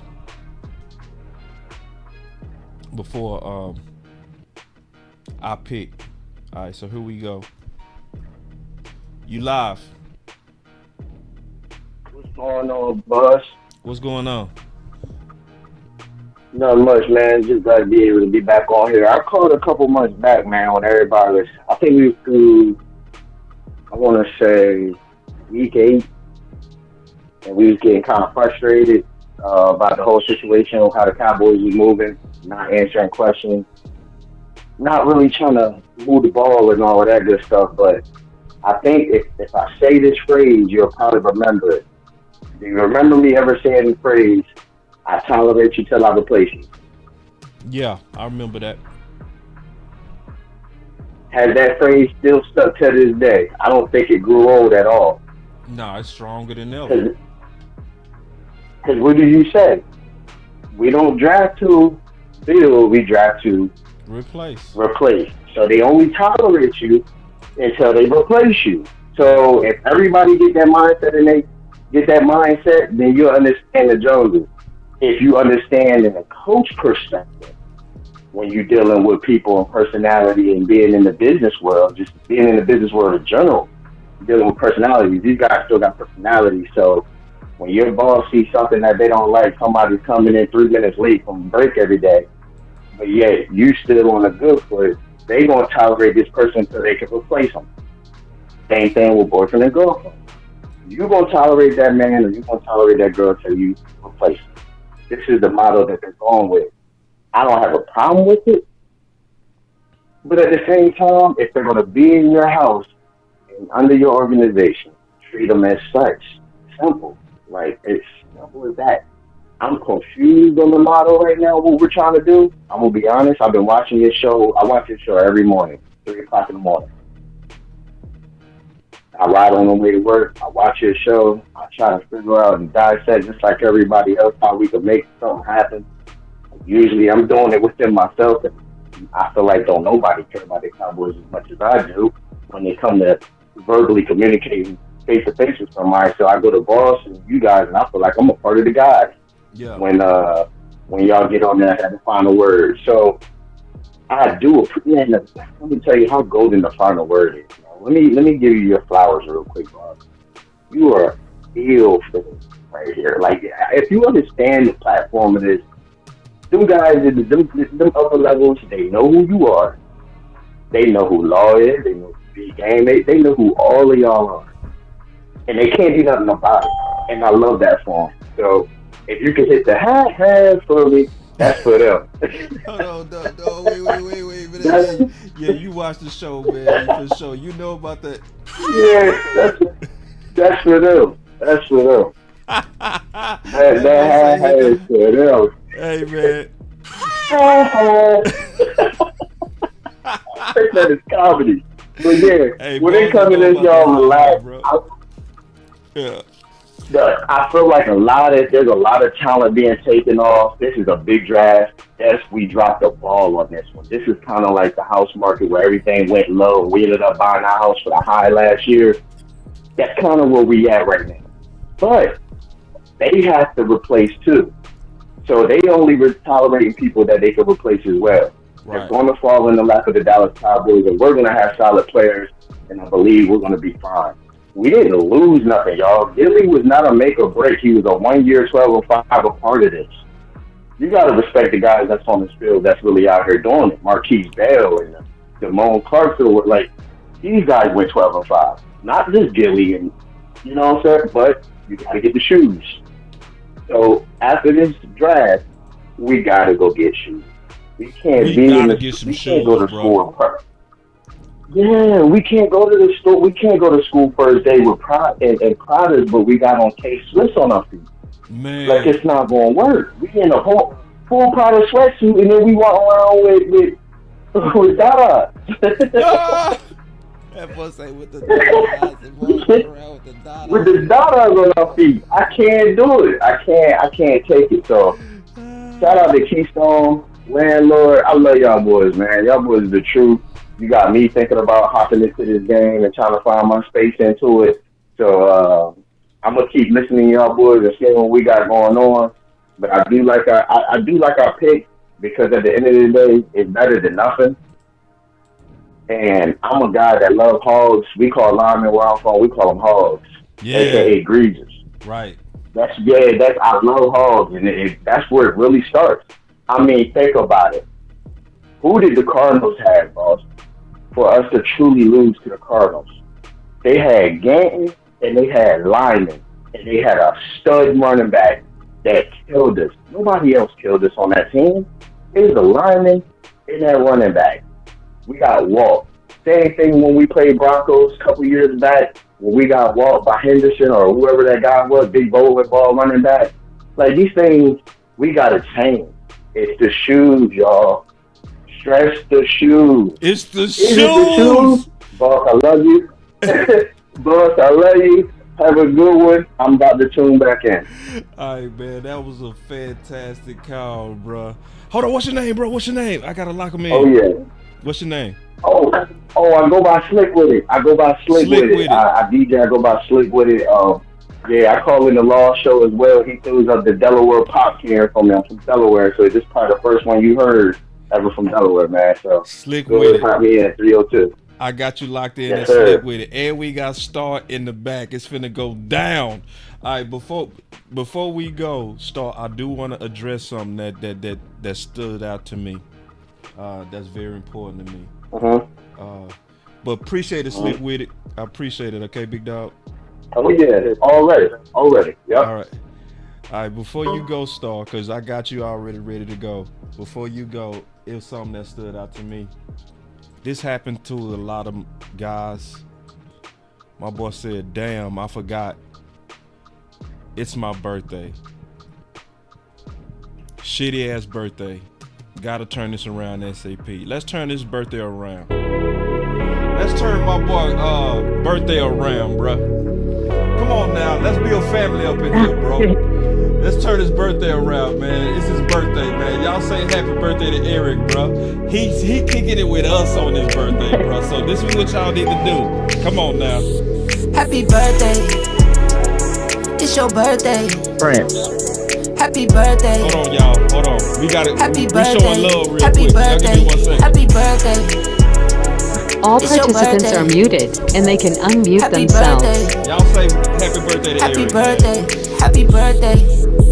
One time for the birthday All right. chick. I'ma mess around. No, while you wait. birthday No Diddy. No Diddy on that. All right. But happy birthday, bro. That happens a lot, bro. For real, man. We get to working too hard as men. We forget to take care of ourselves, bro. So, for real, man. Y'all wish him a happy birthday, man. No Diddy. But nah. Take care of yourself, man. And glad you decided to spend some time with us, bro. Real talk. Star, let's go. Let's go, Star. What's up, boss? What's up, with it? everybody? Keystone, Landlord.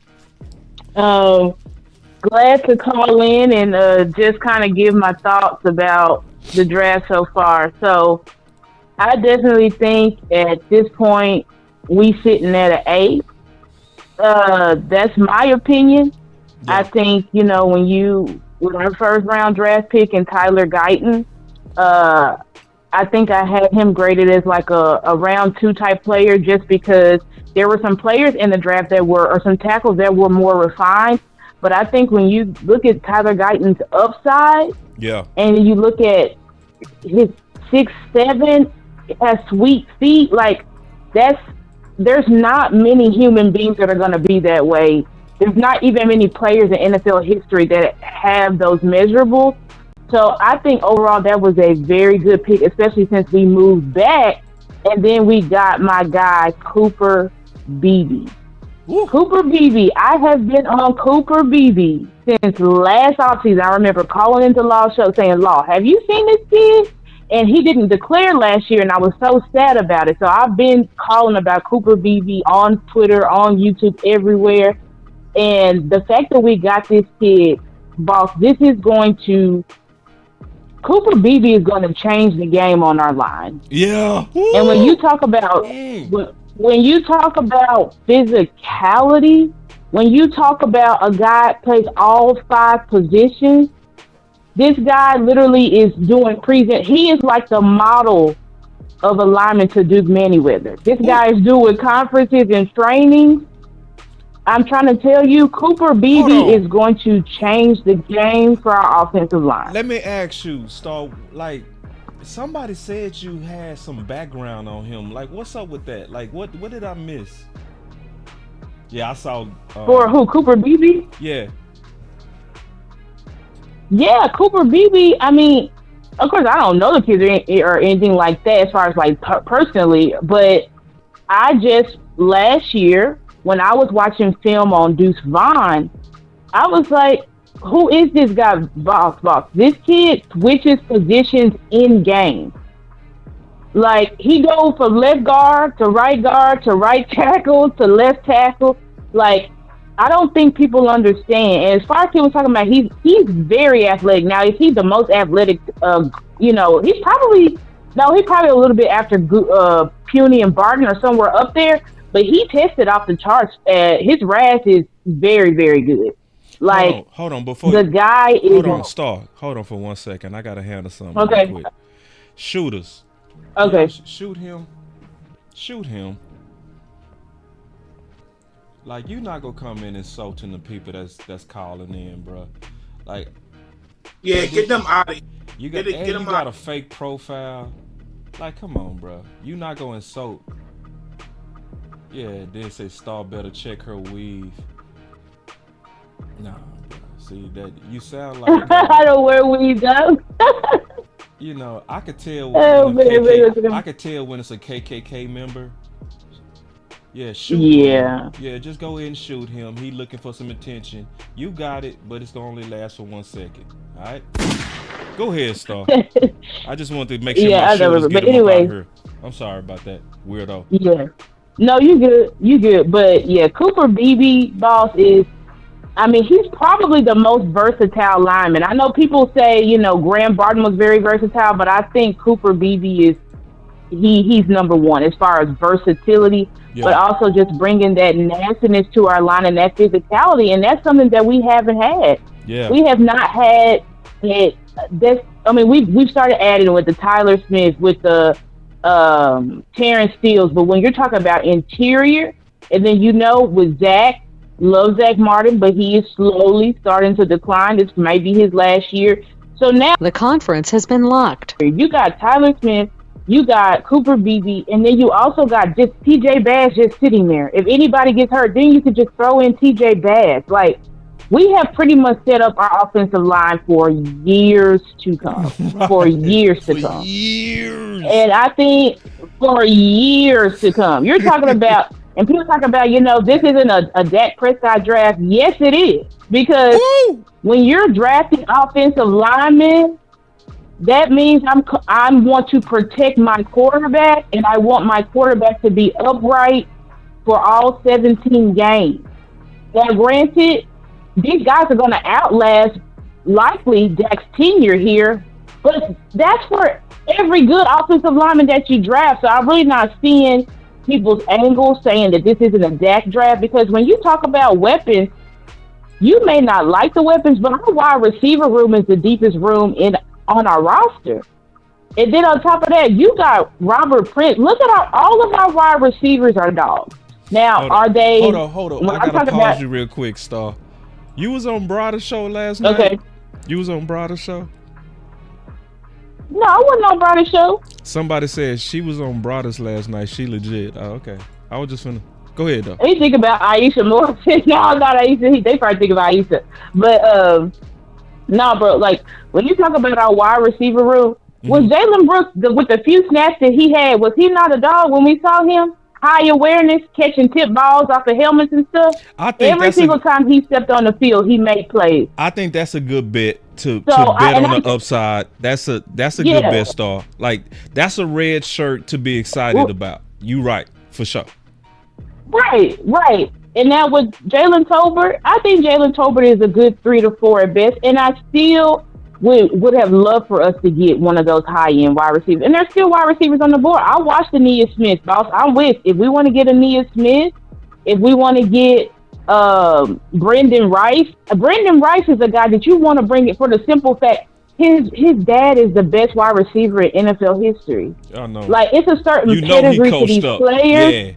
Yeah. And you know the funny thing about him? He's meaner than his dad. He's meaner. You know what I mean? Yep. His dad was a killer route runner, but shoot, Brendan Rice, man, that dude is a dog. Like, he's a dog. He's still right now, to your point, he's still the top draft pick available right now, and he just sitting there. He ain't went nowhere yet. Yeah, he's just sitting there. I don't know why people don't want him, but when you talk about Brendan Rice, did Roman Wilson get picked up from Michigan? I wasn't keeping up. I don't know if he didn't get picked up yet, but that's also a pick. Rosemy Jack Saint, that's a sleeper. Yeah. You know, that's when I watched him with Georgia, Rosemy is, a lot of people talked about Ladd McConkey, when Ladd went out, Rosemy. What position? So I can. He's wide receiver. All right, hold on real quick. He's a wide receiver. Yeah, when Ladd went down, he was. Because I'm trying to see. Yeah, out of Georgia, Georgia Bulldogs. What's his name? Yeah, he should still. Rosemy, Rosem. I found him. Jack Saint. I see it. Yeah. He moved into when Ladd McConkey went down, he moved into the number 1 wide receiver spot, and I think the kid can play. Now, he's not all world, but I think when you want to add him in as a rotational piece that can make some plays for you, that's a good kid. You know what I'm saying? So, and also, I'm very high on Johnny Wilson. I know you said you didn't like Johnny Wilson. Why don't you like Johnny Wilson, boss? You just don't think, is it the height? You just don't think it's going to pan out in the NFL? Or what you didn't like about him? Let me go back to my notes real quick. Okay. Because he's one of my pet cats, but I really want to hear your thoughts on him since you don't like him, because I trust you. I trust you. All right, I'm gonna play it for you because these are my notes from months ago. And listen, okay. Don't trust me at all either. Don't trust me, because all of us can see it different. We can just see it different. All right. Okay. And I had no problem with that. See, Johnny Wilson, and he just, I like his size, but if I remember correctly, he just had no separation. And I feel like them big no separating targets get swallowed up. That's why I didn't like Pitts. Because Pitts was making plays, but when you looked at Pitts was making plays on like Ole Miss and them no teams, them teams that was like, right? But when I saw a real corner on Pitts, he got shut down. You know what I mean? And I know it's a long history of these bigger guys with no separation that just gets swallowed up. You know?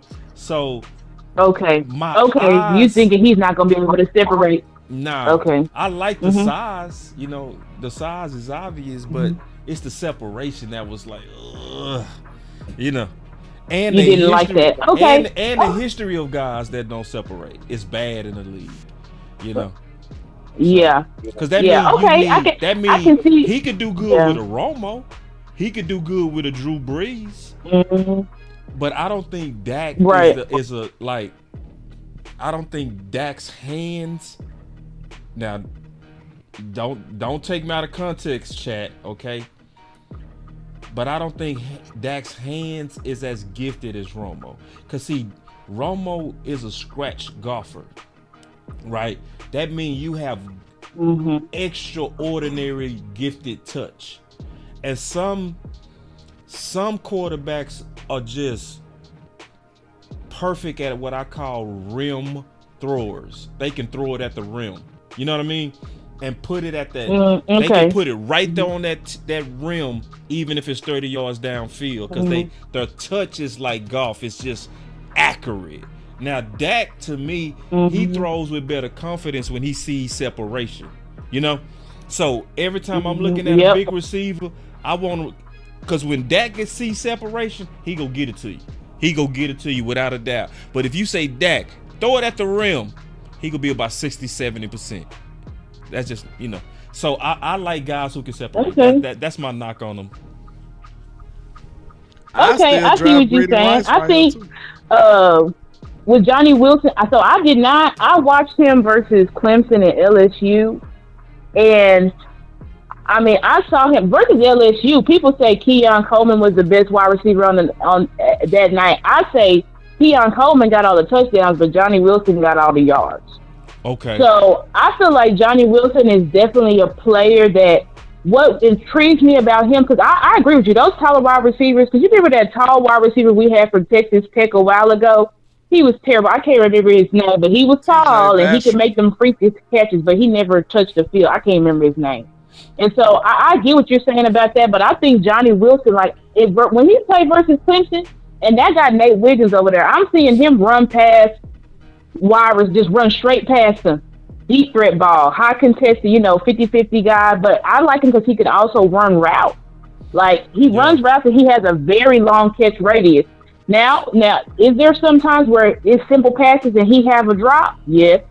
But he also can make those freakish catches that obviously you can't make unless you have the wingspan of him. So it's like your quarterback don't even have to be as accurate because of his wingspan. His catch radius is you just gotta throw it in the area. And as far as Dak throwing it on the rim, I will agree that when Dak first came, the last time we seen Dak with a true X-wide receiver in Dez Bryant, I can see where people said Dak didn't have that throw it on the rim ability the same as Romo. But I think the Dak now, we haven't really seen Dak with a true X-wide receiver. You know what I'm saying? Michael Gallup was good, but I'm talking about a wide receiver like a DK Metcalf that you can just throw the ball up when you don't have nobody open. You can just throw it up and they can make plays for you. And I do think Johnny Wilson has that ability. Now, is he going to actually do it on the NFL level? That remains to be seen. But he's one of my pick cats. But anyway, moving on to our... Before you move on, okay. I also want to say, likely you just did more work on Johnny Wilson. You know what I mean? And that happens. It sounds like you did a tremendous amount of work on him. So, I mean, and I could just be outright wrong. You know what I mean? So let me add one. Okay. Hold on real quick, because Landlord's saying something. Go ahead, Landlord. Yeah, one thing, Tuck just put me on to him too, because he's Florida State man. Yeah. He said before Keon Coleman got there, Johnny Wilson, it was his show. So he was kind of the number one guy before Keon came over there. So, he got some upside, it sound like. He said the offense ran through him. So real quick, let me run that by Star. So because y'all can't hear each other. So everybody jumping me right now, and I'm okay with that. Like I'm getting my whooping about Johnny Wilson. So what he said was before Keon Coleman got there, Johnny Wilson was the go-to guy. But it's very refreshing to hear that you said in your analysis that it was some games where he still took over, and that's exciting to hear because I didn't know all of this. It's exciting to hear that this guy was at one time the number one. So, and my boy Tyrone Church, my boy Tyrone Church also echoed your point that Dak is a better touch thrower. I agree with that. I think he's better now. I think he's much better now. Yeah, I think he's better now. Yeah. And we haven't seen him. And I think with Johnny Wilson, like I said, one more time. Let me cut you off one more time, Star, just real quick, because I want to get a panel. I want the panel to know what's going on. Okay. So, fellas, what's going on? I took some calls so I can give y'all a break. You know what I mean? So if y'all want to take a break, bro, that's cool, because we got a little while, or if y'all cool, hang in here. You know what I'm saying? But we got a little while. My boy Keystone been thugging it out. Landlord thugging it out. I'm going to tell y'all, it's hard to just sit in front of these cameras. I'm gonna We tell here, you. I man. had to go eat. I had to go eat real quick. That's why I went. You know what I'm saying? Cause it be So I'm back. hours. I'm good. Man. Yeah, day 3 is hours. So y'all cool? Cause I got plenty of calls, bro. Y'all cool?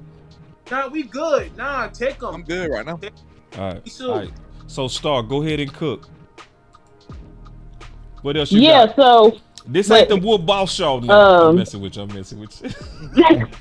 Hey, boss, make sure you give her let me see. credit too. I think, Hold on. and the last thing I'll say about Johnny Wilson. I'm sorry, Okay. because y'all can't hear each other. What you say, Landlord? Make sure you give Star her Zach Martin credit, because you know I just had brought her up. So yeah, I make got sure you give her credit. I will. I'll do it out. right now. Okay. So, Landlord wanted me to publicly make sure you got your flowers for standing on your 10 toes 2 years ago, saying that we should trade Zach Martin. So, especially when you look at this draft, and this is one thing I can tell y'all about Star that I've noticed. You know, Star speak her mind, and that's the number one thing I love about she not scared to go toe to toe with you. It's not even personal. She not rude about it. She just stand on what she believes. You know, she not afraid to stand on what she believes. So I admire Star, and I'm like that too. That's why I love Star, cause like I hate tight end. I want to get rid of the position. I think they need to burn the whole position. But I know I was the only person that supported her too, boss. I was like, that's a good idea. Everybody else was trying to go at Star. Man, you know I would have been right there with y'all, Landlord. I would have been right there with y'all. X-Star. I was the only one like, man, that's a good idea. Landlord said he was the only one that was like, that was a good idea. You wasn't the only one though, big dog. For real. Well, I think she did it on my show. Yeah, it seemed like that. Everybody called me every name but a child of God when I said that. But they see now that now the PSF grades and all that stuff. They don't see stuff. No, they see it now. No, they don't see. You know how it is. Certain players, it's like certain players is God, Jesus, the Holy Spirit, and then Zach Martin and Witten. You know what I mean? It's certain players. It's certain players. They whole leg can fall off, and this fan base go still believe in them. It's like, man, y'all are crazy. Yeah, like saying stuff. We not trying to win because we got rid of Tyron Smith. I'm like, okay, I don't know what that's about. Don't do it. Don't do it. Don't do it. Don't do it. That's I told you. She speak her mind. She speak her mind. All right, what was your next thing though? What's your next thing while we wait? Okay, but anyway, my next thing when I talk about Maris Lilfowl. Maris Lilfowl was also another one of my pet cats. And what position? Boss, when I heard played Maris Lilfowl, that's the linebacker, the one that's already picked. That was our last third round pick. I'm tripping. Go ahead. I'm tripping. Tired. When I heard your notes on him, I said, damn, Boss has him. I loved him, but I had him like based on like not even just film, but when I'm thinking about, okay, who are my priority players and the way that the draft is going to fall, he's going to be there in the 4th or 5th. That's what I was thinking. Yeah. But when I listened to your notes about how when you look at all he is, how you have him 3 stars first round, I said, damn. And then you saying Fred Warner, then Foot said Fred Warner. And we then never you had other people saying Sean Lee. About that. And nobody ever talked. Right. No one ever talked. And the fact that we all saw the same thing in him of this guy's, he's huge. Yep. He's physical. Every single time he loves coming forward. What I love about him, Boss, is that nobody has talked about this kid. And Mike Zimmer too said it. Y'all can go listen to the call. You know, when they tell him, "Hey, you're a Dallas Cowboy." Mike Zimmer said, when you called out every single thing that everybody was doing on the defense, that's how I knew I was going to draft you. So, Maris Lilfowl this is our mic. This is our mic. We've been asked, can we get a mic, please? Can we get a guy that wants to shed blocks? Can we get a guy that wants to field? Can we get a guy that wants to set the tone on defense? We got our guy. He blow up block too. He blow him up too. Like I'm getting chills. I'm getting chills thinking about this is going to be a middle linebacker. I'm very high on him. Like I think this kid is going to be very, very special. And having him be able to sit behind Eric Kendricks for a year, just learn, just, get get it all down on the NFL level, this could be our Fred. You know how Fred Warner controls the middle of the field and terrorizes games? This kid has the potential to be he controls the middle of the field and he's terrorizing games because of not only his physical ability, but his cerebral ability is off the charts. And then on top of that, the Islanders. Hold on real quick. See, this is what that good work do for you, Star. Somebody say, Star, you got a show, girl? I want to tune in. Plug it. Yeah, I got my channel is Stargaze on YouTube is Stargazer Sports. STARGAZER Sports. Y'all check me out. I've been doing my shows with my co-host. We have a show called Star Chasers Girls Talk Ball. Shout out to Craven Cowboys. But I'm about to start doing my own individual shows again soon. I just kind of took a break in the off season because I had some collab shows I was doing. But ultimately, but thank you to the person in chat who said that. But Maris Leofow, and then this guy is Puka Nakua's cousin. And his mom said football. Puka Nakua's mom posted them on Twitter and said, "Football is in our blood. It's just something different, boss." Y'all saw what Puka Nakua did when he hit the scene out of nowhere. He was like a 5th, 6th round pick. I'm trying to tell y'all, Maris Leofow is on a different level. And then the last thing I'll address is the running backs. Obviously, boss, I'm with you. I was on bring Zeke back. I didn't want to get rid of Zeke. So having Zeke back, and this is another way you can say they want Dak Prescott to sign. Why the hell would they be bringing Dak Prescott's best friend back if they didn't care about Dak, if they didn't want to re-sign him? It don't make sense. These are moves that they're doing to try to reel Dak back in. You know what I'm saying? Having Zeke here, just his presence and his respect in the NFL. And no, Zeke is not prime Zeke. I don't think he's 2016 Zeke. But I will say this about Zeke. Everybody thinks, Zeke fell off. Is that true? Or did Kellen Moore start killing Zeke's career because he don't want to run the ball? That's what I want people to really think about. Because Kellen Moore kills running backs' career. Kellen Moore ruins running backs' career. So with that scheme that Kellen had, Zeke was still putting up 1,000 yards, or at least 1,000 yards from scrimmage. Zeke is he was the only reason why they was even winning the 2 or 3 games they won over there in New England. Pause. Let me pause. The Steelers game, he won that game by himself. Let me pause for 1 second. Whatever your opinion is of Zeke, okay. If you don't see how Zeke don't fit this current team, I don't know. It's if you don't see Zeke mentality fitting what we just did,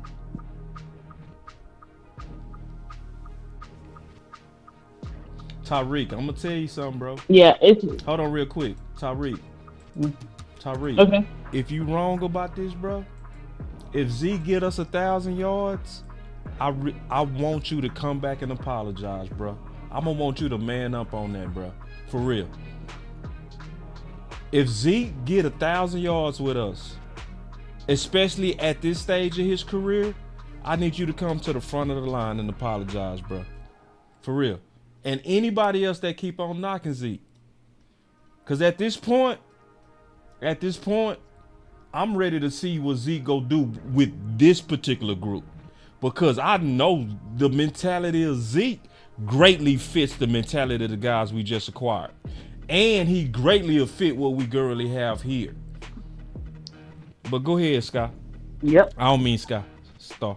Yeah. Sky, Star sound the same. Yeah, I think... I know it's okay.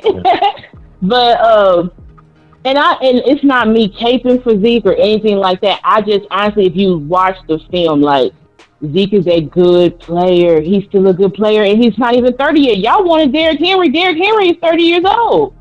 Zeke's not even 30 yet, guys. So it's and I understand. I still want another running back. I'm high on Audric Estime. I love Audric Estime, and I think he's still there. I'm looking at the list. He's still there. So Audric Estime. I know people said about a 30 visit. I love Jason McClellan from Alabama. So we still have running backs that we can come in and add to the room. And also, I love Deuce. I know people don't believe in him. I know Landlord call him little legs, and they just think that it's just nothing he can do on the field. He's not a serious football player or a serious running back. But I think different. I think different about Deuce. I think when we gave Deuce actual real snaps and scheme, go back and look at the Jets game, Deuce was doing great. Now, what people look at is that toward the end of this, they redshirted Deuce where they didn't have him active for a lot of games. And then when they did have him active, they would just throw him in there we're just trying to run the clock. We're not even trying to like get yards or anything like that. So I think people, and on top of that, our running scheme was terrible. So I do think you have to think about that, guys. Like, and obviously the Cowboys ain't panicking because they're saying we getting Zeke back, and they obviously feel good about Rico and they feel good about Deuce. So they're like, I think they're going to take a running back, but they didn't make it to where we got to give one of the supreme top end running backs because they see that the running back room that we have will work. Now, will it work? I don't know. We'll see. We'll have to look back at the end of the season and see if it'll work. But I think ultimately, boss, I think we killed the draft so far. Even though I would love for us to move up. Your cornerback just went to the Titans too, Jarvis Brownlee. But oh my God, I would love for. Hold on. Yeah, and my cornerback Chris Abrams-Drain went too. So, but it's all right. Boss. Hold on, real quick. Star, let me. Man, first of all, y'all clap it up for Star. Let me get the panel in here for 1 second. Then I'm gonna take my last call. Y'all clap it up for Star. Man. Okay. Hey, I went crazy. Star, stay on standby. Yeah, boss. Because I know you can cook forever. So stay on standby. Yeah. I'm my guys. I know what's gonna happen, man. All our legs gonna get tired, and we gonna need you to come. Yeah, I'll call back in. Yes, we need you to. Okay. Man. And I appreciate it. You held it all the way down in the chat. Really appreciate you greatly. Thank you, Star. Thank you, boss. All right. Hey guys, can I take one more call so we can go ahead and cook? We got Imp in the building. I do want to say one thing though. Okay, go ahead before I take this last call. Her talking about Deuce Vine now. Look, he did look good in some of them games, but some of them he couldn't do nothing too. So let's not forget that. Let's not forget that. If he was faster, I think he'll be a monster. Well, Landlord, you is petty, man. You know that's why you go get your lick back. No, I mean, I just wanted to, she did say Landlord, call him Little Legs. Like that is my nickname I gave her, but let's not act like his legs aren't little though. Like, let's not. Boy, you petty. That's my dog, Landlord. Hey, listen, if you hit Landlord, he go hit you back, boy. You hear me? Yeah. Let me take this last call and then we going back to the pedal, y'all. This is dope. All right, 214, you live, brother, sister. Hey, boss, how you doing? My brother, how you doing? Who is this? I'm brother. This is Mr. Clemson. How you doing, Mr. And I hit you up last week in the chat and really enjoyed your show, so I just figured I'd call in and. Thank you, Mr. Clemson. What you got? And this seems like a Jerry bet. I was all on board with a trade down. Mm-hmm. But we passed up on some plug-in starters, and right now we got a parlay ticket that we're holding on with Guyton and Nealon.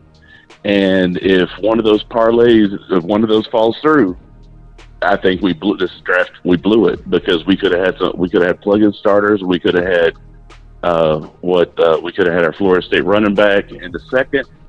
And if we passed on Nealon and got a running back, I'd be happy with a Project Guyton, a plug-in in the second, and then a plug-in in BB. But right now, we got two parlay picks, and they're traits guys.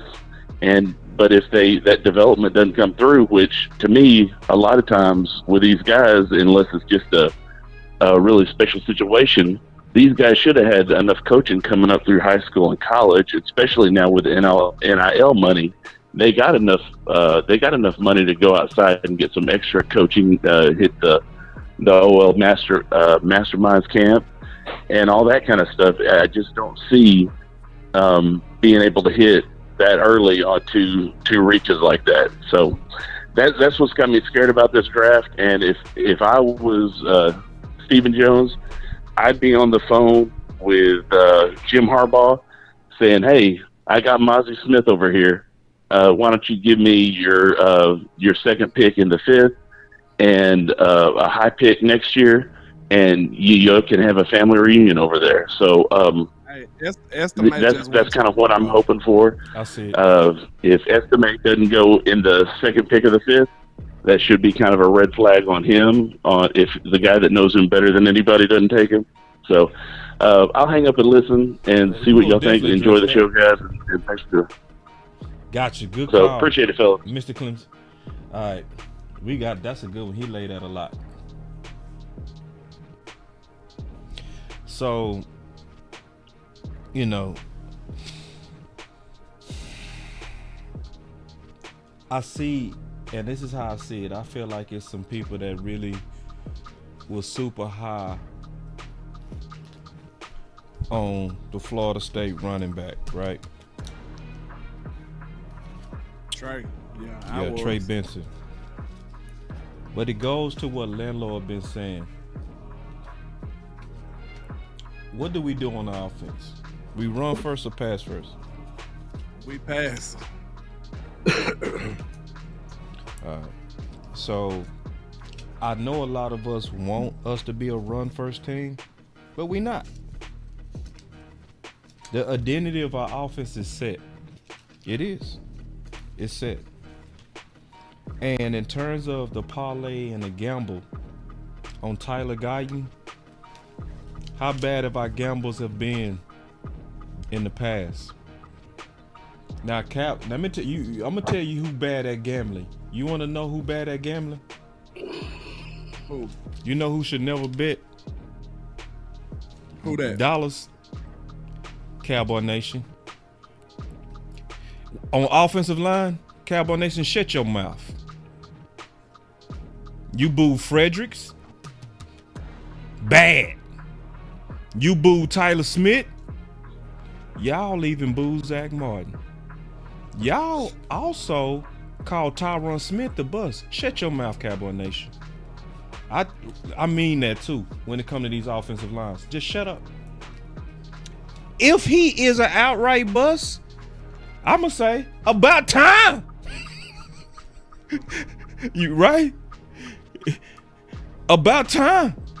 So I'm not concerned at all.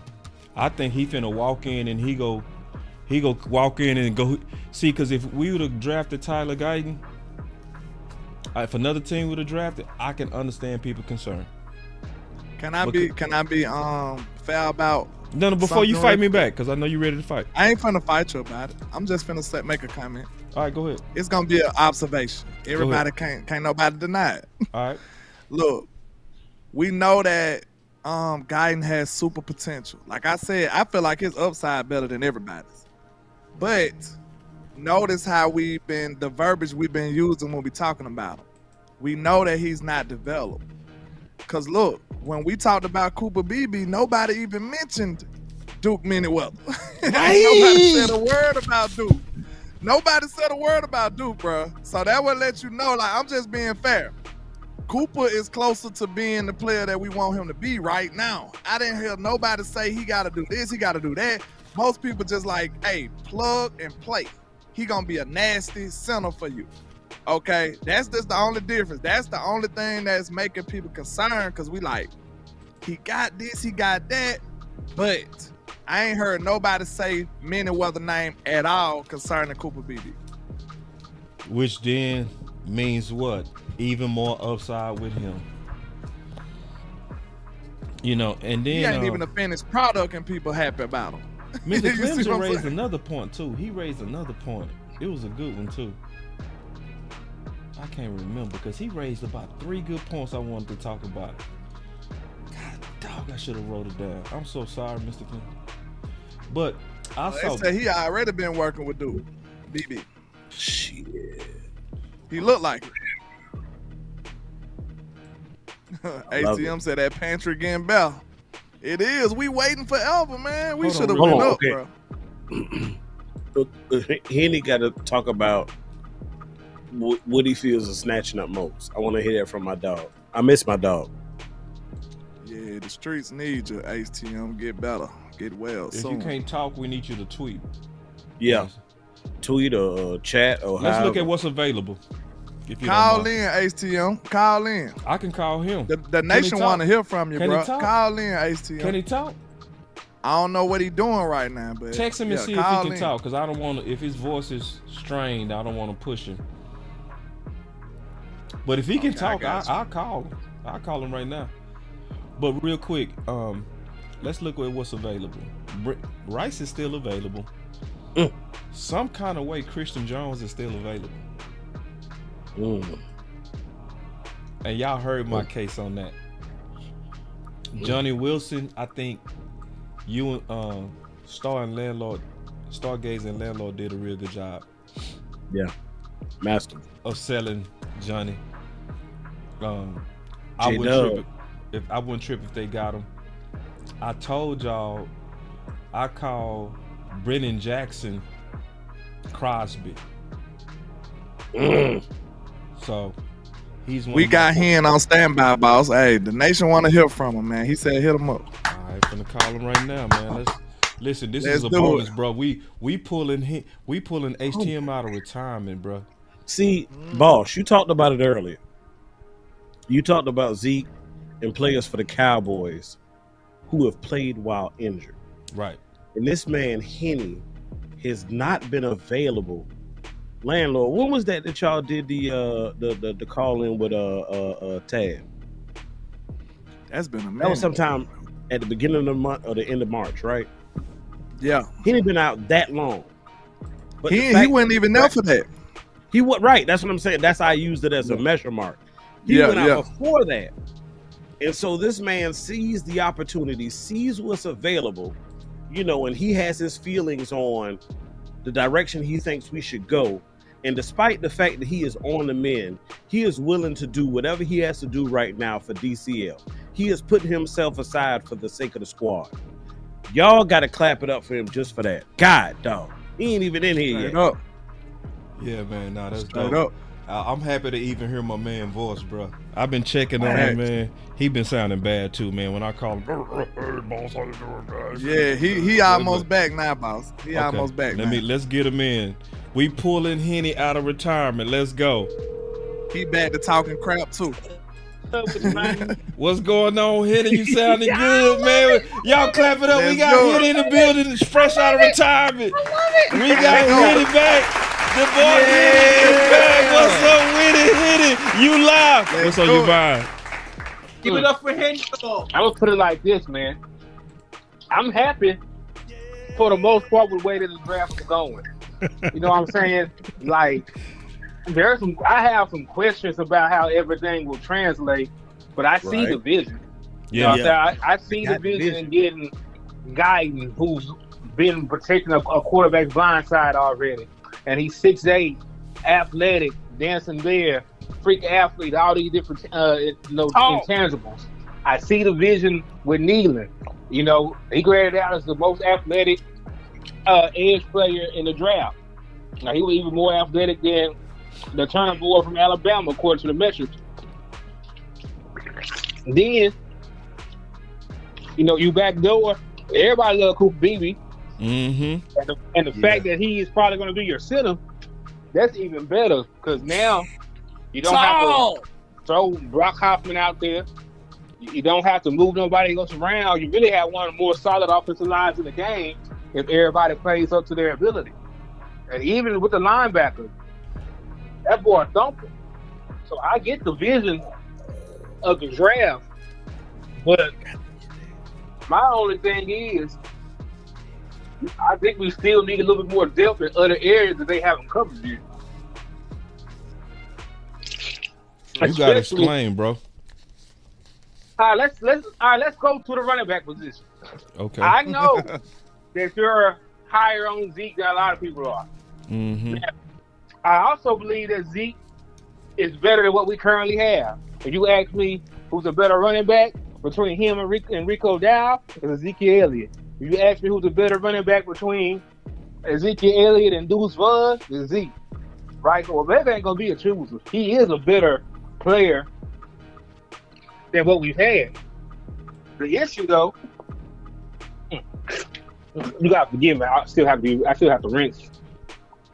But the issue is he ain't speaking through the wire for y'all, man. Y'all give it up, man. Hold on, man. He got me feeling bad now, bro. My boy still doctoring his voice, bro. Go ahead, though, bro. Nah, you good, man. The thing is, when you look at Ezekiel Elliott, what he gonna be this year? 31? 30 years old? 28. 28. He only 28? Yeah. Don't seem like he been in the league forever. But I think he killed your point on that. H-Tim, I think Amp shot your point down on the age. He only 28 years old, but man ain't had a 1,000-yard season in how long? 2 years? Well, we act like them things grown trees. We ain't gonna do them like, man. Listen, we ain't pull you out of retirement to lose a fight, bro. Don't lose a fight. We pull you out of man. We didn't pull you out of retirement to get hit in your nose. He's 28. He'll be 29 July 22nd. Man, because we ain't gonna show you no mercy, man, when it come down to Zeke, bro. We ain't gonna care nothing about your illness. You gonna get treated like you're 100%. Man only had 3.4 yards last year. Shannon Sharp said that now. Yeah. I'm saying is we still need another running back. Because I don't think at this day and age you need to be trying to give Ezekiel 300 carries, 250 carries. Nah, that's way too much. That's way too much. And I cannot rely on Rico Dow. They wouldn't. Yeah, you cannot. To be my secondary back, because he's never available. Even last year, that man had a knee injury for 8 consecutive weeks. Who? Ricola. Oh yeah. Okay, I'm with you. 8 consecutive weeks. Yeah. With a knee. Man, Henny, one time I was listening to you on the show, that boy say, man, I don't trust Rico Gathers like I trust Tyrod Smith. He said I wouldn't bet $1 on Rico. I said, that boy is cold. It's the truth, though. It was the truth, bro, and you was right, because he injured every year. Every year. And it's sad because the boy got talent out the ass. Yeah, he cold. Rico cold, bro. He is. It's just, you can't rely on the man. He sneezed wrong, bro. He made me a fan. The Dallas Cowboys don't really have depth at running back. And if we're being 100% honest, we really ain't got depth at wide receiver like that while we playing. So that's really what I want them to focus on is running back, wide receiver the next two picks. Because now, even if you don't like Clark, you're 4 deep at linebacker. They already talking about letting Michael Parsons play more off-ball linebacker, so you're really 5 deep. You look at the offensive line, you got 50 niggas. You got Guyton, you got Austin Richards, you got Walesko, you got Brock Hoffman, TJ Bass, you got Cooper Beebe, you got Jack Marv, Terrence Steele. You are super deep on your offensive line.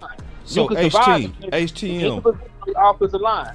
You cannot survive an injury to your running back room or your wide receiver room. So check this out, HTM. Just glass half full. We starting to have some good problems when the worst concern is depth.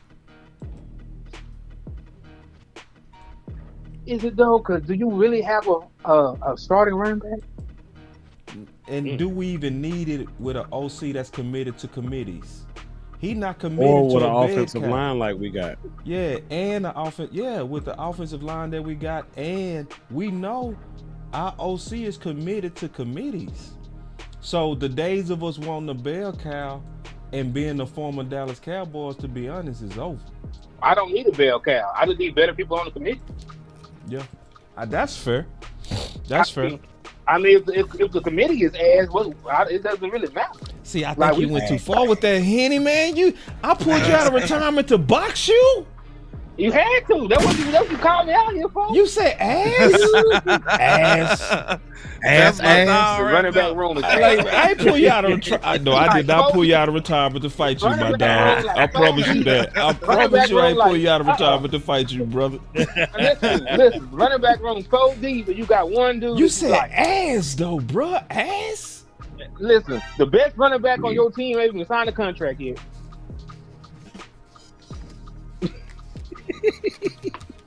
That's fair.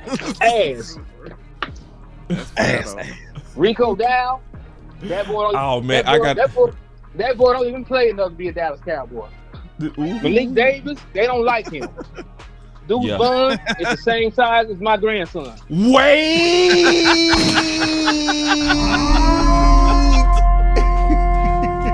What we talking about? A bite-sized running back. Like we got some steppers on the running back room. Thank God they're gonna sign Zeke. It's not star-studded. It's not star-studded. But see, it's okay. It's cold. It's great. It's cold. It's good. It's bad, and then it's ass. You went all the way down to ass. To the far end of the spectrum. Who on your team right now is a starting level running back? Royce Freeman? We forgot about him.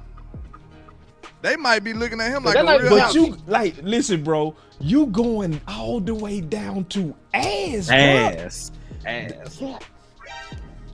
Not even average. Not even average? No. You probably had the worst running back room. I know you had the worst running back room. Because the Giants got rid of Saquon. So you probably got one of the worst running back rooms in the NFL season. Okay. Aeneas Smith went to the Eagles. I hate the Eagles. They getting our sleepers, bro. Man, when we go back, but hey, we got to get back to the draft, man. Stay on standby, man. We gonna give your voice box a break, bro. We gonna come back. We gonna make our pick, and then I'm gonna come back. We gonna probably continue this fight. You was landing some punches though. All right, you was landing some punches though, man. I'm gonna give you. Yeah, you landed a couple of uppercuts on me, bro. I'm gonna give you. All right, let's go, y'all. Let's get back to this draft. Hey, glad you called me, bro. Oh man, no, we gonna call you back. So stay on standby, big dog. That was Henny, HTM. Hey, plug your channel. Yeah, man. Holla at me at HTM Sports, man. I'll be back making content this week sometime, man. Just holla at me. All right, man. That was Henny, man. All right, let's get back to work, fellas. Let's talk about what done came off, if y'all don't mind. Or did y'all want to make some statements on what Henny said? I'm trying to see who the guy was that you was just talking about that left. Oh, Aeneas Smith. All right, that's a running back. No, that was the receiver. I call him Baby Debo. Oh, okay. Yeah, he was. I drive Rice though. Yeah, we'll be good on Rice. Y'all want to look at the best available, or do y'all want to look at who came off? We're gonna need both. How far away the Cowboys pick is? The Cowboys pick 100. Because it's moving fast now. Now it's moving fast. So let me go back to the rounds. We still down to like what? We down to 174 or something like that. So we had 153. Oh, okay. It ain't too bad. We had 174. We 20 picks away. Yeah. It ain't too bad, man. Probably got about 10, 15 minutes. Yo, that thing is steep. I'm gonna be right back, y'all. Y'all hold it down, man. That hunger starting to hit me. Can y'all hold it down for me? Go ahead. Yes, sir. All right, y'all hold it down. I was about to say, far as receivers go, though, I'll take Jerry Rice's son, no problem. And then there's still some running backs I want too. Out of receiver, let me see. I went. Johnny Wilson is okay, but I think I'll rock with Breeden Rice though. Real talk. And I feel confident about him too. Just for the pedigree, right? I feel comfortable about him. Yeah. I would too, fam. But his dad He won't. the last one though. Bruh, But his dad listen, imagine this. Imagine this, y'all. Oh, he'll be mad as hell. We draft. Yo, him. hey, Landlord. We need to do it just to jab at the San Francisco 49ers. Listen, no, imagine this though. Imagine we get Rice and Gore. Ooh, double dip And on come San out Francisco. and come out with the damn boom box. And come out with the I boom love box. I love it. Now you talking my petty language. Now you talking my petty language. Yeah. Yes, yeah. that's very nefarious. Go get Frank Gore and Breeden Rice. And We gonna Rice. rock out. Yeah. Piss them I out. thought about Piss that all earlier, of them man. out. Yeah. I like it. I like it. Frank Gore, he's dangerous in space. He's everything but a power back. He's in my sweeper fouls. How the hell Jeremiah Trotter still there too? That's crazy. It gotta be something in him that's no around to get Jeremiah Trotter three still legacies. there. Three Wait a legacies right there. We could mess up and screw it to the Eagles, get them in the 7th round. He's still there.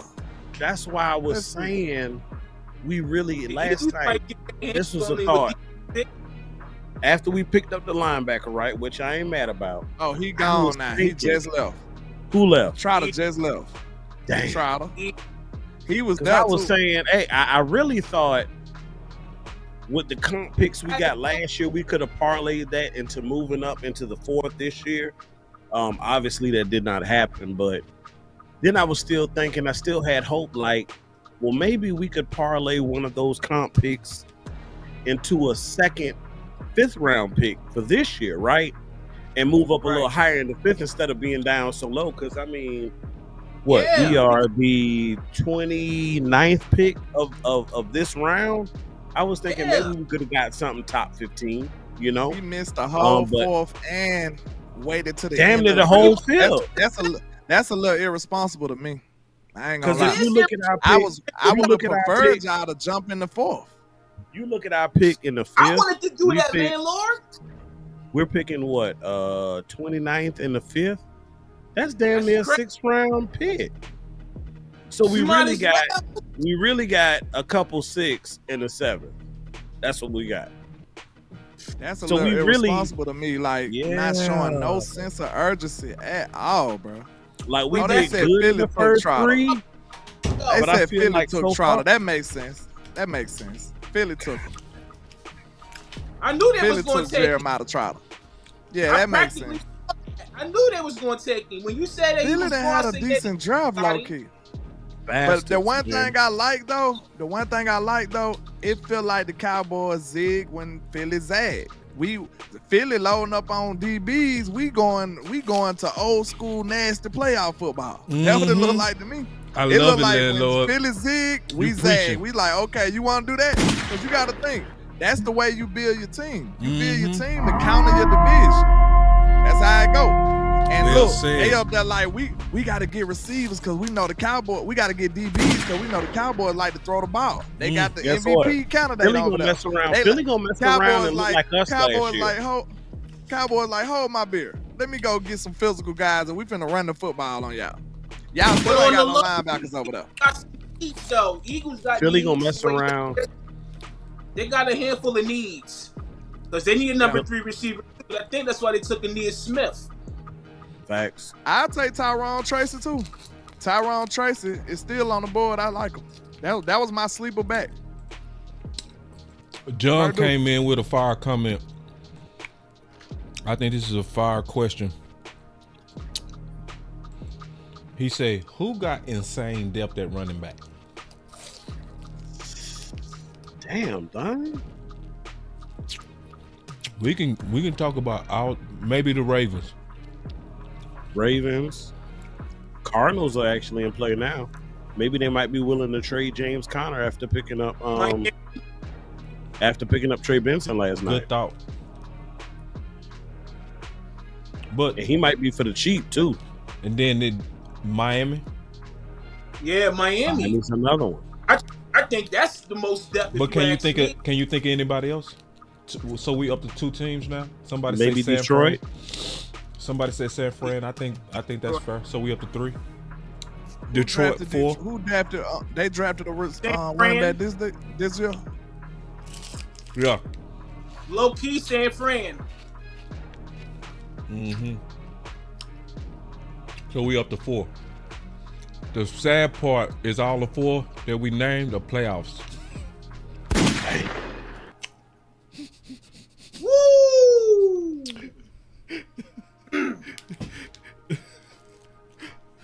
So the teams that's committed to putting some talent in the running back. I got 5. The Eagles with Will Shipley now. They always keep like I ain't Saquon 5 on that. They super believe in running back by committee. Everybody we named is powerhouse playoff teams. Well, it's actually making Henny's point. It's making Henny's point. Detroit got David Montgomery and Jahmyr Gibbs. Yeah. That's why I got mad. That's why I got mad, bro. The other teams got running backs weapons, matter, bro. They got weapons. Not even just running back. Bro, listen to all the stuff San Francisco got. They got Debo, they got IU, they got Kittle, and they drafted Ricky Pearsall. The theory that running backs don't matter, they need to go ahead and divorce that theory.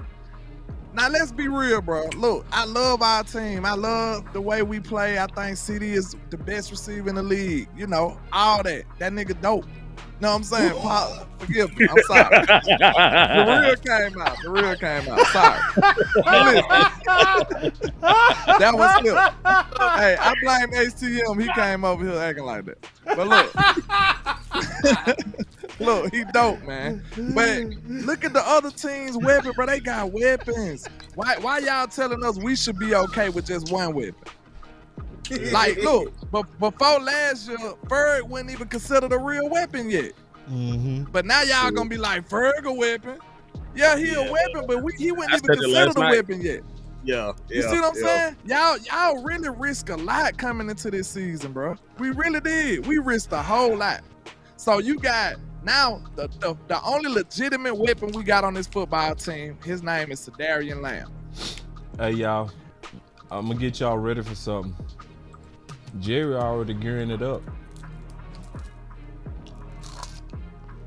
Oh, there go the lead. Uh-oh. There goes the lead. Jerry gearing it up, y'all. Draft the running back. Damn, the Browns got Jamari Thrash. He's a weapon. Was he in your sleeper, Keystone? No. The man. See, man, this what I don't like, man. I don't think that's smart, bro. For real.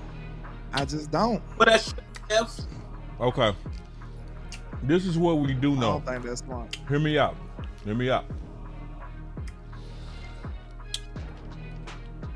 We know that Zeke and them Cowboys have been in talks for a minute. I looked at Zeke last workout tape. He looks slimmer than I've ever seen him. And I heard y'all earlier. And to that point, boss, even though he's longer in the tooth, he's 28 right now. He'll be 29 July 22nd. He'll be 29 when we start the first week of training camp. In those 8 years, year-wise, this might be the second best line he has ever had in his tenure with the Cowboys. That's a good point. You could argue first best line was his first year here, but with an older back, somebody who is not quite as explosive as they used to be, that's what I used to do. What you got to do sometimes is, you know how it is. We done seen it before, right? You see that old cat in the club, right? And he done bagged him a young tender. He got the young tender on his arm. Not the young tender. Sometimes that young tender bring it out of you, dog. Oh! And a young fresh line might be the second coming of Zeke Elliott. The young tender. The young tender. Do something to you, bro. It'll make you go in that bag and get that pill and go to work. Dead ass. It'll make you go in that bag. Because guess what? look, you used to first quarter, second quarter. She want to go third and fourth. And where Zeke might have been tapping out, and he might go in his bag. Hey man, Hold on now. It's some Tyrone Church, he bringing back some history to co-sign what you saying.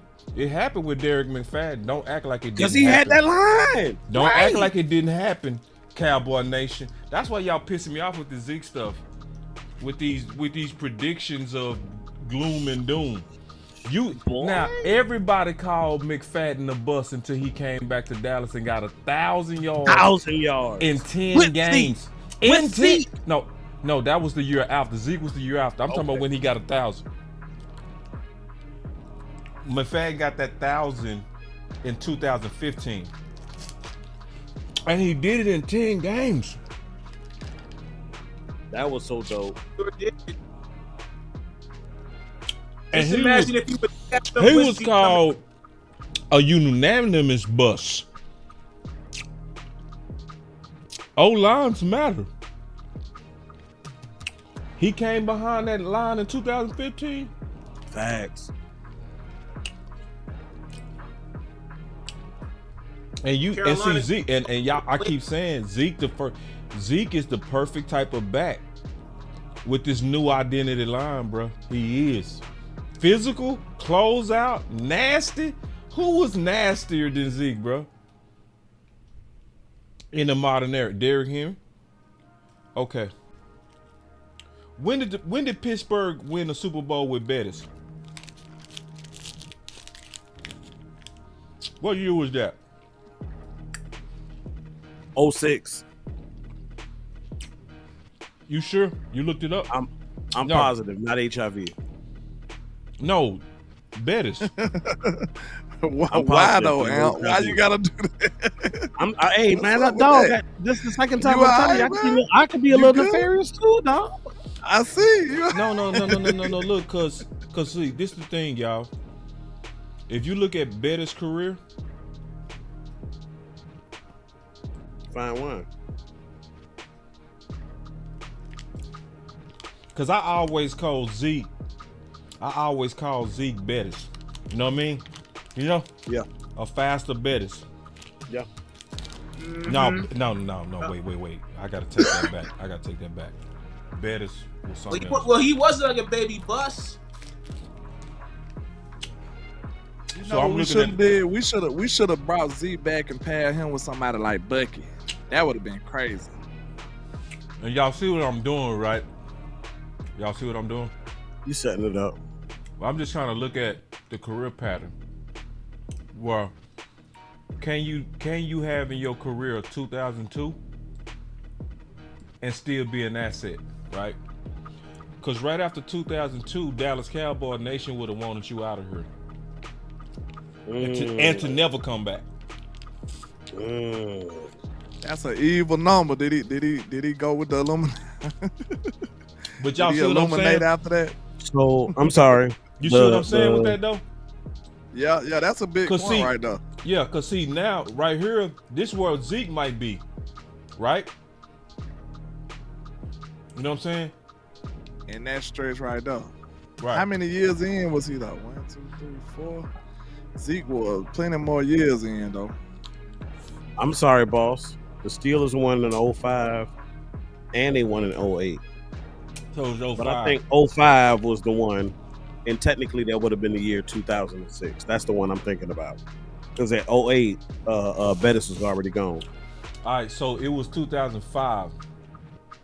So if it's 2005, he was, because remember they had Parker and they had another back, right? I remember they had two backs. But Bettis was just kind of like they close out and red zone back. And that remind me of Zeke, right? Where you might need Zeke for points. It might not be necessarily in between the 20s, but it might be a guy that you lean on when you get in the red zone. Do y'all remember early in the season, what was we struggling with? Red zone. Yep. What was Zeke great at? Red zone. Yep. I tweeted that. We ended up getting better though, scoring though. We struggled at the beginning though. We got a lot better. We led the league last year. And I think our running backs always struggled. I think our running backs always struggled in the red zone, keeping it real. Y'all remember the Miami game? Yep. Philly. Bingo. The Eagles. Back-to-back red zone trips. So maybe I'm saying it wrong. Right? Maybe I'm saying it wrong. Maybe I'm saying it. If Zeke get 1,000 yards, it ain't. You don't win games on yards. The team with the most points win. You know what I'm saying? Boss, to your point, in this next to last season in 2004, Jerome Bettis had 941 yards rushing. Yeah. His next to last season. Right. Now in 2005, he was in, like you said, to your point, he was in more of a specialty role. Right. He played in 12 games, but he only had 110 carries. Right. So you're talking about averaging 11 carries a game, right? A career low in carries too. A career low, bro. Without even looking at it, you called it out. So basically, he was a committee. He was a committee, but he was responsible for 63 points. Facts. And the most important part is, to your point, and I've even heard West Coast say this before, he was your Manny Rivera. Yeah. He was your closer. He comes in, what they call it, the 7th inning stretch. Yeah. Late to mid third quarter. Yeah. When your defense is gassing and they got their hands on the hips. Yeah. And then you come in with this guy. Shit. Yeah. You've heard players talk about it in interviews and sound bites all across the league. One of the guys who they mentioned that they hate hitting the most is Ezekiel Elijah Elliott, y'all. Yep. That is an open and honest answer from your defenders in the league. Yep. That's what they said. I don't want to hit him. Shit. Yep. If you Let's close this out with I'm about to say we got 12 more picks. We 12 picks. Yeah, I was just about to say let's finish this draft with both of the 49ers legacy players' sons. Yeah. We said that when you was going, boss. we don't troll them. Rice and Gore, bro, and come out in the game with the damn boombox on. Ooh, that would be dope. Hey, let's do this. Let's look at who came off, because we ain't look at the board in a minute.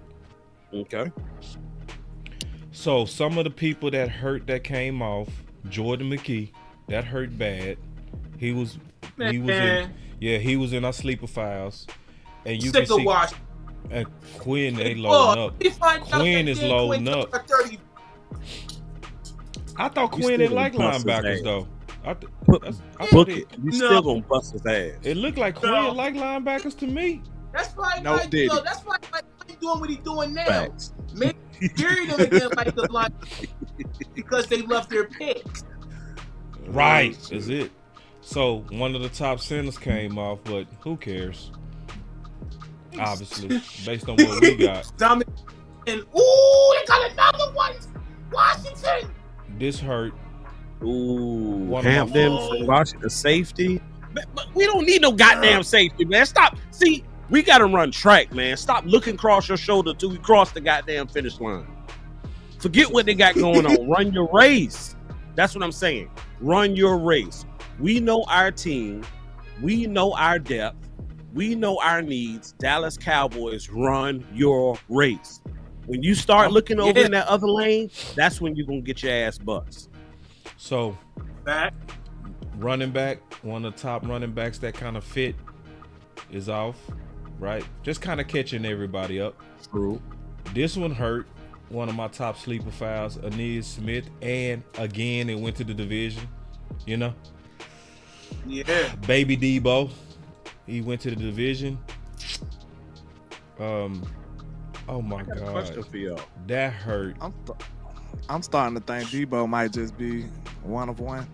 Because I had another guy that I felt like was a Debo, and he is really one turned out that well. Yeah, he won. He ain't turn out that well. When you a receiver that can play running back, you different. He's just different, boss. It's hard to find. Keep trying to find somebody like that. Yeah, when we say baby Debo, we talking about build, but you got to have a mentality, and only Debo got that mentality. That dude different. It's hard to find receivers with a running back mentality. You said what? Aeneas Smith. The one that went. No, we not about to do that, boss. I specifically remember you going against Twin and talking about Debo and how he shrunk, and now you gonna blow him up, dog? How he shrunk against us, right? Against us, but in compared to what Debo does in the league, we can't say Debo ain't no dog now. Yeah, especially when we folded Debo, but Debo be folding people on a weekly basis, bro. Let's keep it real. Yeah, we just trying to. I'm not thinking about regular season. I'm thinking about the playoffs, dog. What was that? No, I'm just comparing the player in terms of his overall value. Overall, to a team. Okay. Not the one-on-one matchup on Dallas. Okay. Yeah. What was that receiver? Well, you be ready to fight, man. Come on, man. Can I just? That's why you sent me the invite, right? Miami getting better. Yeah, I love it. You know I'm cool with the squad. Miami is getting better, bro. It's just too bad they ain't got the quarterback that's gonna take them to the promised land. Yeah, Miami is another one of our guys. You know who else ain't tripping right now? Relax. They got one of my sleeper 5 centers. I knew it. Got mine. LJ be trying to fight me, boss. Look, you just started like a grudge match. Hello, I just want to fight. Period. Chill out, man. Everybody trying to fight. We trying to look at what's available. Ev just want. You talking some big quarterback? Didn't you say Debo? Y'all forgot, man. You say Debo? I'm Mr. SEC, dog. I'm UGA till I die, man. I am a what? They called me Dun King yesterday. I think you Dun King. Oh. I'm a dog. I know my dog is a low tide, but I ain't mad at it. Dog, this is crazy. Brendan Rice been sitting there for like forever. We got that rice is done. Cut that pot off. So now we can look at what's available. All right, let's cut it up. And I'm gonna say this, y'all. I'm gonna be honest with y'all. It's starting to look. You know what it's starting to look like? Shaky. It's starting to look like for everybody that was like, we need a running back and receiver. I think it's starting time to switch to best player. BPA. Yeah, it look like that's all that's left for real. So that is what's left, Lord. So all right the now, big pieces of chicken are what gone. we hope is Brendan Rice is that if Dallas don't get him, they hate Dak. They hate Dak on everything. I swear. They just don't like Dak. They're they not don't trying get to help Brendan him Rice at all. And he's sitting at the very top of the best available. If that's the case, that means that Stephen Jones did not lie to us at all when he said he the last one. That because of Dak's contract, he's going to have to do what? More. Unfortunately, with less. So they say Christian and that's Jones the just goofiest left. statement of all time. Goofiest statement, bro. Christian Jones just went to the Cardinals, bro. Another one. We got our line. Brendan Rice is the last X type of another one right now. He the last one. X. I was gonna ask you that, landlord. I was gonna ask you. He the last one, bro. He my last hope, bro. I'm telling you. Hold on, I had a super chat from my boy Smoke. Let me get this, man. My boy Common Sense Lab sent me this. I almost forgot about it. He said, boss, has anyone brought up Stephen Jones said about stopping the run and running the ball? I done that a couple times between last night and also, today. Jerry said Dak has to do more with less. Cool. Yep. Perfect time to read that comment. Perfect time to read the super chat. Perfect. God damn. Yeah. What we just said, though, boss. We said perfect. Go ahead. It's looking like Steven lied. You can't handle the truth. Steven, have you been? Oh, you see this guy? See this guy? Uh-oh. Number one bullshit guy. He do the wee woo. Running the ball and stop the run. And that's the formula of having a complete team. He kind of indirectly did, though. I can't. Yeah. I can't. It's all fake news. It's phony stuff. It's so wishy-washy. It didn't happen. It's so wishy-washy. Indirectly, he did, though, boss. because he's invested in the line. He's got an edge and he got a linebacker. Let's look at the running backs. Yeah, my guy. Ali, my guy. McKeelan, my guy. We got some backs still on the board. Ali, I got 3 on the board right now. Matter I got 4. Tracy, Ali, and McKeelan. All right, who yours, Key? Mine's just Isaiah Davis, Rasheen Ali, hold on, Kamani Vidal, and right, Dylan Love. Now, because Isaiah, yeah. Let me see. Yeah, he good production. Yeah, 18 he got touchdowns. good. And he follows his guards. Dejon Edwards still on the board? Man, ain't it? Shit. Landlord. Hold on to your undergarments, bro. I told you, I like Tyrone, Tracy, and Ali, and McKeelan from Bama. Okay. I got plenty running backs on the board. Okay. I like Tracy if you talking about fit far as the West Coast offense. He'll ex-receiver type. You know what I'm saying? He can catch the ball. He'll be a good one. Far as we gonna still throw the ball, so he'll be a good one catching the ball out the backfield, running them Texas type routes and stuff like that. He kind of reminds you of Tony Pollard a little bit. He gives you Tony Pollard vibes, like Memphis Tony Pollard. So I think he'll be a good. Do you remember his speed? Can't remember his 40 right now. Can somebody look it up? Somebody in the chat. I don't think he as fast as Tony, but he give you that type of skill set. Okay.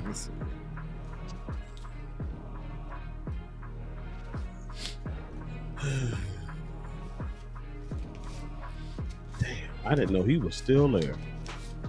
Oh, he run 4.48. So yeah, that's solid. He nice with it. Yeah, he nice with it. Who your next one? Mine, I like Ali, but my Bama guy. I like him better than Denala. I like Tracy a little bit more, but I Jace? like McKeelan. Jace? Yeah, McKeelan? I like McKeelan a little better than Ali. Dylan Johnson on the board. Very good size on McKeelan, bro. Yeah, he bro, listen, he's been a victim of everybody's like focusing on the run. They knew we couldn't throw the ball, so they focused on the run. They load the box against us. What's his name? Miro was very underdeveloped in throwing the ball down the field for real. So if they know he can't throw, what they gonna do? Load the box, focus on the run. Even our read option couldn't even be too good because they know you can't throw. So it's just like Jace McKeelan was a victim of a pedestrian offense, and he still, when he got his chances, when the lane was there, he was going crazy, man. So our O-line kind of struggled at the beginning. When you want to draft him though, because his overall grade is 279. Yeah, which is very reachable in the 6th. If he mess around and fall to the 6th or be a UDFA, somebody gonna be happy. Somebody gonna be happy. Would you want Dallas to get him in the 6th or the 5th? I don't really be going out value like that. If you asking me, is he good enough? Is he a good enough player to be drafted? I say get him. Okay. So I don't really, you know what I'm saying? No, I feel you on that. That's why I asked you. Because it's some players. You know what I'm saying? It's some players that I'd be like, bro, get him.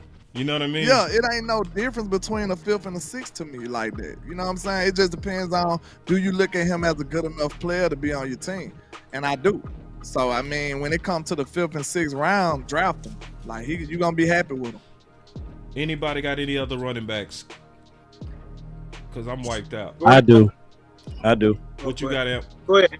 I call it bias because that's exactly what it is, but I got to see him. I'm sorry, y'all. I got to see him every game last year, but I am definitely pretty high on Dejon Edwards. Okay. I really believe he can be assistance to this team. What you got on him? So he's quick. He's patient between the tackles. He's got a low center of gravity. And quite frankly, he saved our offense in a lot of games last year. UGA normally, and hold on real quick, his production ain't gonna hit because Georgia has to favor. I don't mean to cut you off, big dog. I appreciate the chat that looked up my man 40 time. I appreciate the teamwork on that, man. 448. Teamwork make the dream work. Man, I appreciate that. And while we talking about these candidates, can y'all do that again? Look at their measurables, like they 40s and stuff. Because I'm wiped out on running back. I ain't got no sleepers at running back. I'm done. So I'm depending on the team, the draft team that's sitting here to kind of, sell me. Not gonna say sell me, just kind of educate me on these guys. But go ahead, Am. I ain't mean to cut y'all. Oh no, you good, man. Just because UGA typically has a stable that they run from, Dejon Edwards has potential, every down back potential. But he was in a rotation. At that size? Even though he 207? Bro, I'm telling you. Okay. And with the line that we got, he's tough. At that size, you would think like, man, but with the line that we got, that'll hide it. It'll hide it. My boy say Frank Gore Jr. is a sleeper. I did see Yeah, yes. I agree with that too. Hey, Amp, can I ask Talk you to a me. question? Uh-huh. What you think about this? You talked about Dejon Edwards. What do you think about his teammate? What's his name? Jack Saint? Milton. Huh? What do you think about his teammate, Kendall Milton? I'll pass. Thank you. So I needed to know. I'm a pass. Thank he was you. okay, but we can do without him. Trust me. I see a lot of people asking the question, what's the one of my guys, Amp. He was in people my asking the sleeper question, valve. what's the story on Brendan Rice? Some teams just They don't know what they doing. Yeah, some teams just like what's the deal on Dallas not getting no weapons? Some teams. Yeah, he is the last one, Richard. He's the He been last sitting there a receiver while. hope that I got. Let's look at Because he got the size that I need. I want Dak to have somebody that can go. So you off the out on top Johnny rope with Wilson? You out on Johnny Wilson? I mean, I never been too big on him. Me too. He just tall. He just tall, man. Yeah, I didn't And like him. He plays small though. He's was tall, gonna ask but he you plays about him. small. It's kind of crazy. Ain't that I was weird? You definitely gonna ask you about 6'7", him. but you play like you 6'1". It don't make no sense. Landlord, But, I'm gonna be honest. Them the dudes go that I ahead. hate the most, bro. You think about That's the what I'm song. saying. I wish I was a little bit taller. I wish I was a baller. Hey, Yeah. basketball was out for me. You know what I'm saying? So when I used to play basketball with them tall dudes and they play small, I'd be like, man, I used to tell them like Kobe Bryant told Dwight Howard, bro, you soft. You I got was just all about that to say height for that. nothing, bro. You can tell Am for real because I promise you I'm finna say that because some people might not want to say it. Bro, listen, the biggest dudes, them usually be the soft ones. I promise Softest you. ones. Them boys be soft. You be like, bro, how you so big? And you know what I'm saying? You ain't even like that. It take a special dude to be big and be like that. That's when you be just, you know what I'm saying, just wrecking shop. And that don't really happen about that 8 often. picks away, y'all. We getting close. Coming. So that's why we looking at what's available right now. Cody HTM Schrader. said Boss Cody. Yeah, he said that Cody Schrader? Shader being extremely disrespectful. Missouri. Yeah, he's nice. He was good at the Senior Bowl. He had a good Senior Bowl too. Okay. I see how They he said was. Talk about Ali just got took by the Ravens. God damn. It's getting close, y'all. Let's go. So we going to receiver, but I'm gonna tell y'all right now. What happened? Oh What happened? Ali just got took by the Ravens. man. Hey, boss, real quick, let me ask Landlord this question. Since guys are snatching off, and this goes in hand with us preparing for that. Now he's openly admitted, we don't know if they'll let him go, but he's openly admitted, Brandon Ayuk has openly admitted that he wants out, right? Do you think Dallas, 1, would pull the trigger? 2, do you think he would be a good compliment to CD and Cooks or Tolbert? Yes to He'll be the an second excellent question. compliment. Yes to the Absolutely second question no. on your first question. Hold on, y'all. Hold on. I got hold on. Nah, I got to get up in here like Jerry says, one at a time. Me, I go. You go, Landlord. Go ahead, bro. I was just about to say, man. Yeah, he'll be a great number 2, Robin to CD Batman, but the Joneses don't want to operate in free agency market. Then that's one of the top free agency markets, bro. Right. Like wide receiver is the worst. That supports the reason why I've been banging so hard for in the draft. That's the cheapest way you can get a great receiver. They do not want to play in the free agency market, especially not the wide receiver market. So absolutely not. So let me tell y'all this. If the Cowboys don't get Brandon Rice and he's sitting there, they don't like Dak, bro. At all. Because see, Brandon Rice perfectly fits this draft culture. This draft culture has been all about attitude, right? Yeah. It is no receiver that is meaner than him, bro. In his draft. No. Yeah. He'll work hard too. He'll work hard type guy. So I'm finna pull up my notes. I gotta do it because my daddy said so. He gonna do it right. He meaner like than his daddy. Yeah. So hold on. Can I share something real quick with the chat and everybody on the panel? This is real talk right here. This is real conversation. So after we got off last night, I messaged my boy Landlord, right? And I was just talking about, our dispute. And how even though we had different philosophies, we was on the same page as far as weapons. Yeah. And so this was y'all. I want y'all to hear this because this is real. This goes to the point that we making right now. Yeah. This is his response. He said, "Facts, bro. I just see them moving a little nefarious. This might be a solid draft, but the direction is not clear at all, and that's a problem. We forget everybody is on a 1-year deal. This could be sabotage, man. And I'm not taking up for Dak. But if they underhandedly doing this to get rid of him, that's wrong, bro, and I cannot support that." That's real, y'all. That's real. Watch because at a point to where note, bro. Watch when I read my note. Cause this is what I'm saying. If everybody on 1-year deals, how is this draft like moving with a sense of urgency for right now though? These players are good. Like that's what I'm saying. But like we gotta think. We got a timeline that we gotta meet, y'all. That's all I'm saying. Hey, like, listen to this. Draft y'all smells listen to this too much quick, like y'all. next year and not this year. Listen. This is my notes that I took 3 months ago on Rice. Now remember, y'all know I audio record myself, so hold on, listen. And Rice is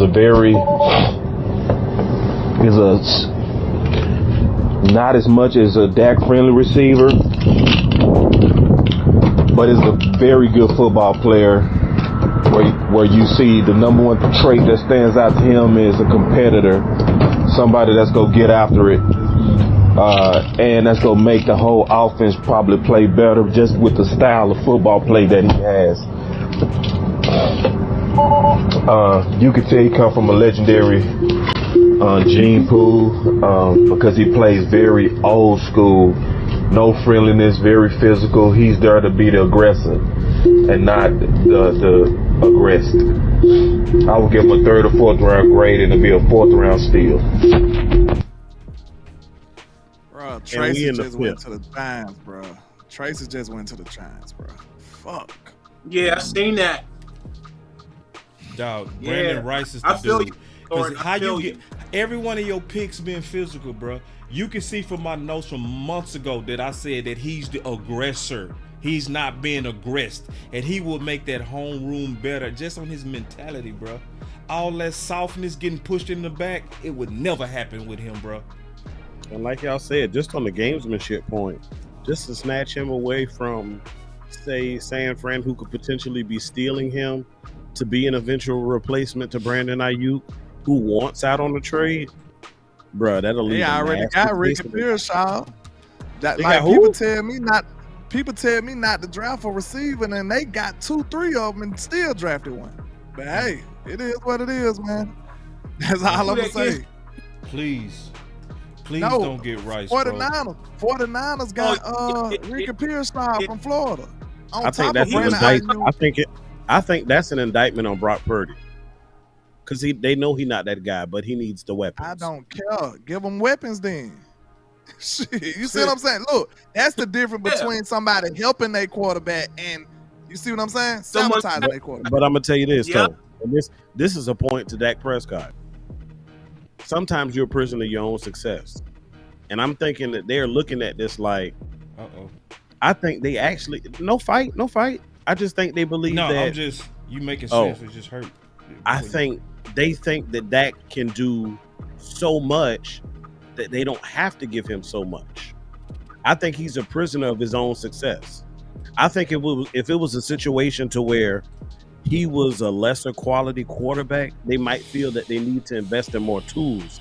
But because Dak is the man, and we've seen him throw for 4,500 yards of receiving 2 out of 3 years. One, he just was out. He didn't hit it because he was hurt. I think they feel like they don't have to give him that much for him to be that successful. Yeah. To their fault. To also be fair, the front office, we was the top 2 offense. So, they can be thinking, well, we ain't really got to invest. We go stay with Toby. Who in the hell is Charles Knight? You must don't know me, sir. Hey, shoot this dude in the head, bro. What? I don't know what Landlord always talking about that. You must don't know Landlord. You just stumbled in here. You a goofy. You goofball. Landlord, I said you must that. don't know me. You must don't know me. Talking about Landlord always talking about Dak. Who are you? You clearly don't know who I am. I just said get Dak off my team a couple months ago. You don't know me, bro. You don't know, Landlord. I'm all about winning, bro. What the hell you talking about? I don't cape for players, bro. I'm about the truth. I'm about winning. If Dak get traded tomorrow, I'm gonna be like, okay, well, who the new guy is? Shit, I'm a Cowboy fan, not a Dak fan. Like, say that, dog. Bruh. You know, I know, Lord. I don't like people. Don't question my integrity, bro. You don't know me, bro. People that hate Dak, bro. People that hate Dak, they always go in the chat, and that's the first thing they do is they say, "Oh, you guys just like Dak." It's just because they looking for a fight. I bet my people in the chat looking like, want to argue about Dak.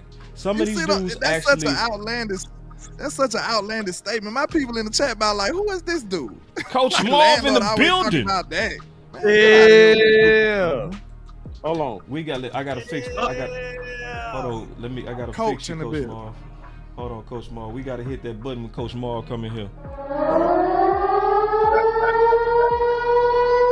Damn.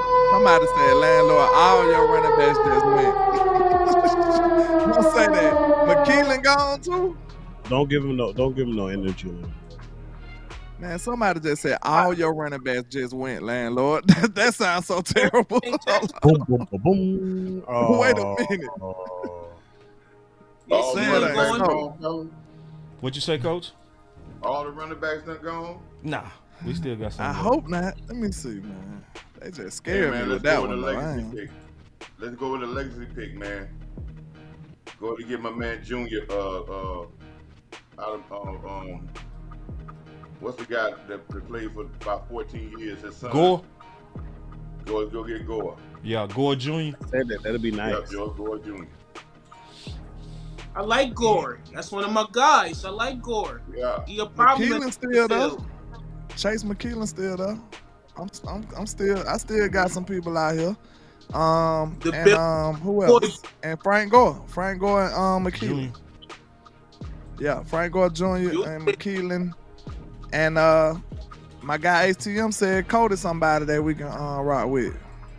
Raider. That's another guy in the backfield. He another backfield kind of guy. I like him.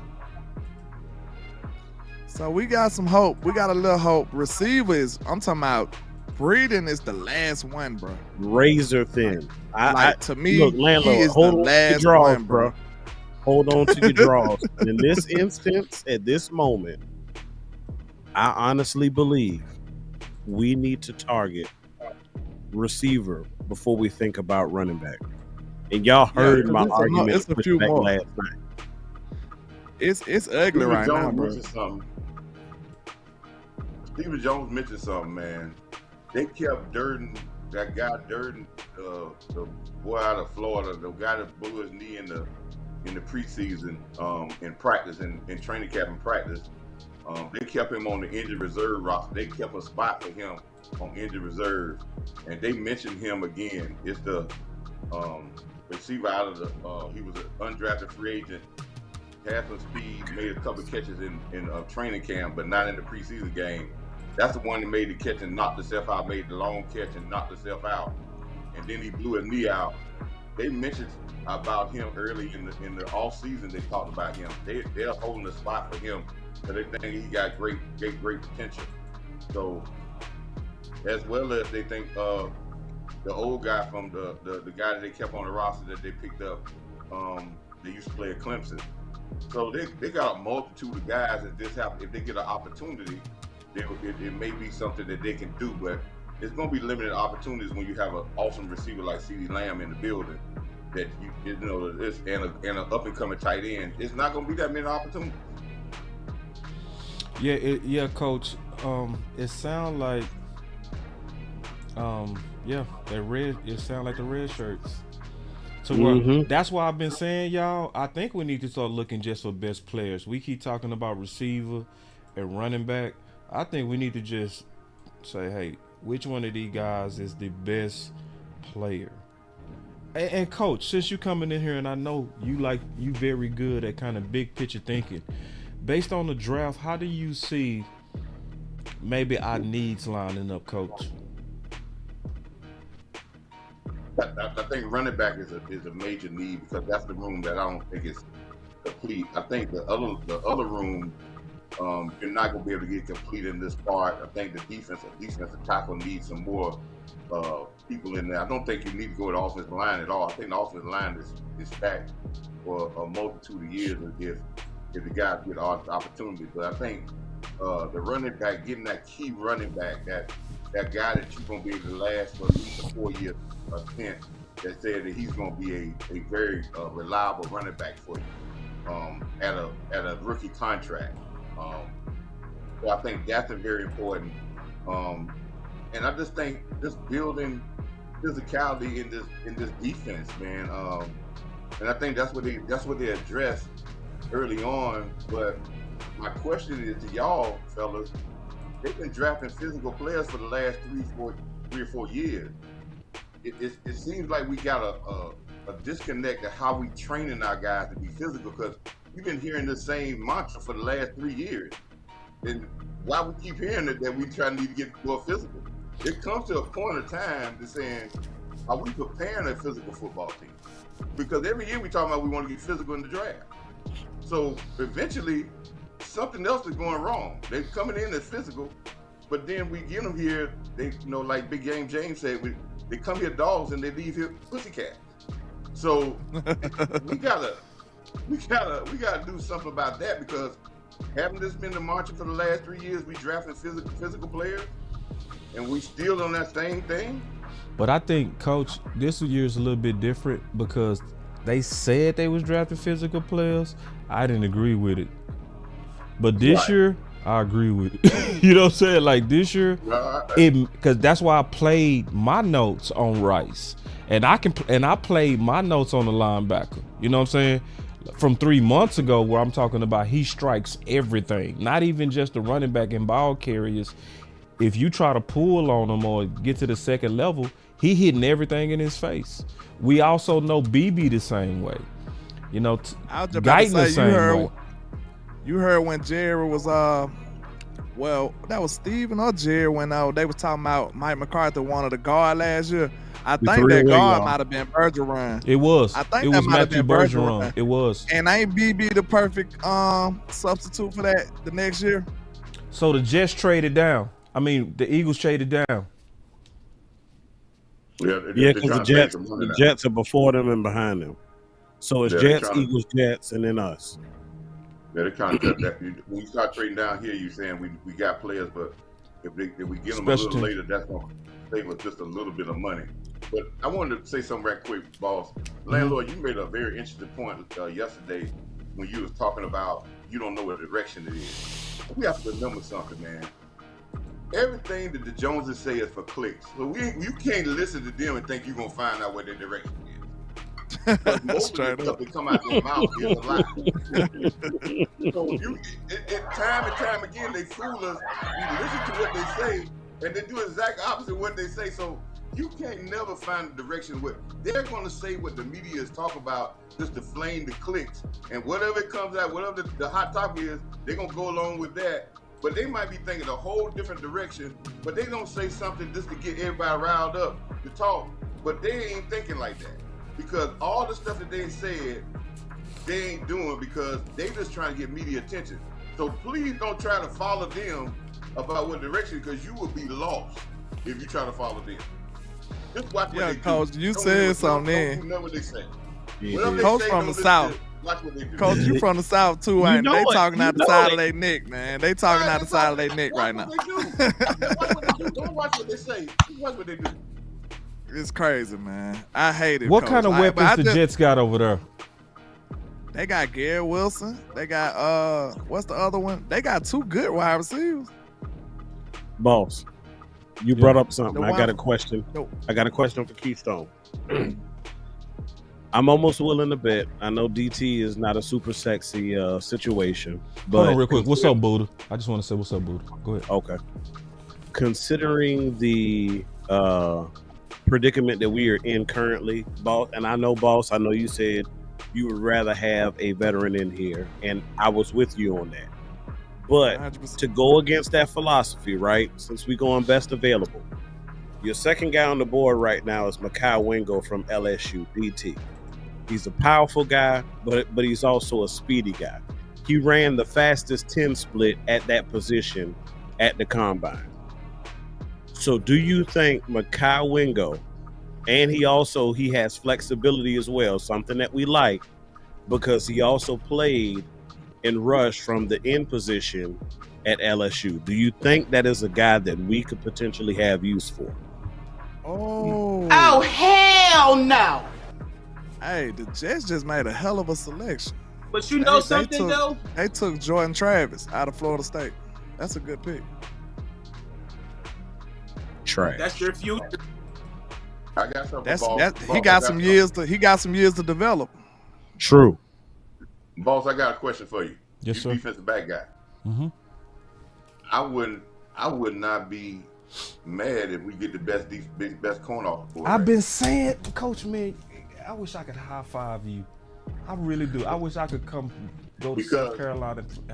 Corner was always in question, though. I've been saying And that. the reason why I say that is, it's time, even though I like some of the guys that have been here for 4 years, but you could reset the clock now with a younger guy, and then you might not be so pressed to if you don't want to sign my man back because you got an up and coming guy. And we have had luck at later in the 5th round with a all-pro. So we can, and a lot of people are leaving. There's some good corners on the board. Let's talk about them. Out of what's left from my research, Daquan Hardy. I do know he's short, but he ran a 4.38. You cannot turn on a tape and not see a very, very good player. It was the exact same reason a lot of people was knocking Winfield Jr. and they kept pushing up Delpit. They kept saying, Winfield is short, but he was making plays. He had like 11 interceptions. He was going crazy, but they kept getting stuck on short like they was stuck on White with the other cornerback. You know what I'm saying? He's short though, but he can play.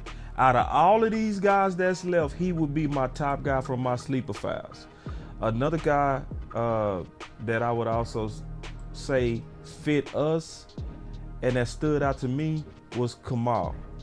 Now, Kamal is a little bit stiff, but he plays safety and corner, and if you watch him play corner, you would never think that he plays safety, you know? And most people think that he could transfer. Another one of my top sleepers and 3-star guys, a big corner that fits exactly what our corner coach like, because remember, he like him over 6'1", you know, even though his best guys are currently not that. Dwight McGlothern, you know, out of Arkansas. Played very good against LSU. I watched him against, obviously, the NFL receivers, and he was just solid. Like, they made no plays on him, you know? So when you see him watching Thomas and, you know, Yeah. So it's some guys, Coach Marv, that I can see coming in and stepping in.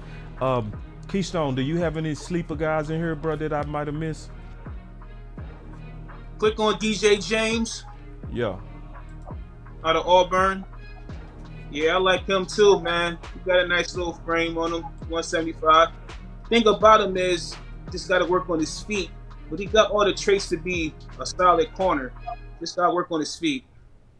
Yeah. You gotta watch that Auburn off on first though, Keystone. You gotta watch that off. Yeah. Roll Tide. Roll Tide, man. You already know you gotta watch that. You gotta ranks that off like the old school. You gotta ranks it off. I didn't really look at Kalen King, to be honest. I didn't see Kalen King. I might have just missed him, Star. Well, okay, we should be getting close to our pick now. We getting close to our pick. You said corner. What else we need to look at? Reason why we need to draft somebody like that. You're gonna need good special team players because with the kickoff, if you don't have a kickoff, a coverage team, you're gonna get some touchdowns run on you based off this kickoff. So you better have guys that can really play kickoff coverage because they done made it. If you ain't got guys out there that can tackle in space and go get it, people gonna return balls on you because they making it for the kickoff turns to go the distance now. So it's gonna be hard to cover kickoff. That ain't gonna be no easy job. There ain't gonna be no running down there saying this is a sprint. People gonna be setting up to return kicks and they're gonna be hard because you starting from a standstill and you already blocked before you even get started. So it's gonna be tough. Blake Watson kind of like, he was a fast back too out of Memphis, wasn't he? Here we go, y'all. Getting close. Getting close. DJ James is on the board as one of the top Jeremiah got him the third best available. I was just talking about him. Over here. I just said him, Coach. Yeah. PFL got Jana Wilson as the best player right now. My boy Tyrone Church said he believes Rice is the pick. It is no better fit right now than Rice. I hope so, man. For real. I hope so. He the best Throw fit. your boy Landlord a bone, Jerry. Good grief. You need a receiver. Still so that My dog said he all vegetabled out, man. I mean, I'm talking bro, about it's OD crazy how down for long practice. Rice been sitting at the top of this. He been at the top of the best available from ESPN since the beginning of the fourth round, bro. He been sitting at the top. Huh? Got drafted? He ain't got drafted yet, Coach. No. Brandon, Like I said Brandon last Rice night. is still there. Like I'm I talking said about last Shipley, the night, running I back. gave two. Oh, Shipley. Hold on, let me look, Coach. Will Slippy, he gone. Yeah, he gone. Oh, What he about gone. Blake Watson, y'all? That's what I was just asking about him. The He's still Memphis available? kid. He fast too. Shipley got the complexion. He patient too. Hey, they go find. Hey, listen. They like that receiver. Hey, Landlord, they love that receiver from Florida. Durden, whatever his name, Durden something. They kept. Hey, a whole I mean, spot. talking about Dirty. Yeah. And then they're gonna put. I believe that the tall tight end. They're gonna start using him more as a receiver because he was a former receiver, and that's gonna be your big guy. That makes sense too. They stacked them. They been stacked. They got some guys. Yeah. Opportunity. Yeah. That room is stacked. Yeah. I wouldn't be surprised. But like, I wouldn't be surprised if we went with somebody like Drake Stoops from Oklahoma. You know, nah, man, we've been killing this draft, man. It might be somebody we don't know though at this point, for real. Because you know now is when they start leaning on the schools that are closer to home. Your Oklahomas, your Boise Here we State, go. your TCU's, Texas. We on the clock. The Jets took Isaiah. Right ahead Let's of go. us. Share the stream. Yeah, share the stream. The perfect time to Like share the right stream. now. Come on. Hit that Turn share up. button. Hit that like button for your boy, man. Go. Yeah, man. All the time. All the Let's time, go. man. Share, like, Clap the it up, comment, man. clap it Because I know when we make this pick, I can't wait to see what happens. Oh my Ooh. God. This is gonna be a very telling pick right here. It is. This is Oh, we pivotal. didn't wait. Pick, right? Hey, I might have to mute y'all so y'all won't spoil it. So I'll be right. That's right. Landlord, you behind everybody? I'm looking at the chat, so I don't care. You can spoil it for me.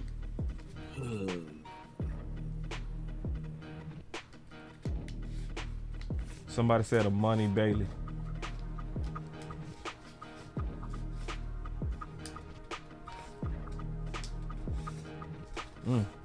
The suspense. Blake Watson's still available. The suspense. The right? suspense.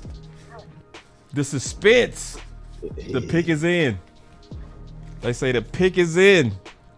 Dallas. I say, listen. Let's keep this at an A. Don't make me give you a B. Harris. They say Harris in the room might get our corner. Get the right corner. Get a corner. Get the right corner. Just get the right corner.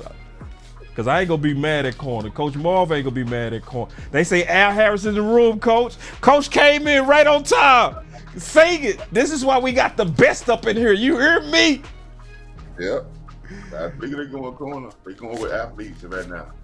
It makes sense for special teams and all the other reasons. You right, Coach. And they're trying to start the reset button with the guys that were drafted. The tall corner. If they ain't producing yet, it's time to hit the reset with a guy with a 4-year contract. It better be my Arkansas corner. It better be my Arkansas corner. For real. Because right now, he one of the best available, according to ESPN. And my sleeper files. Or better be my Penn State corner. Come on, let's go, man. Make the pick, Dallas. Al Harris was on the phone? That's what they say. Yeah. I wonder who he talking to. After they make this we got it. I got it, y'all. I got it.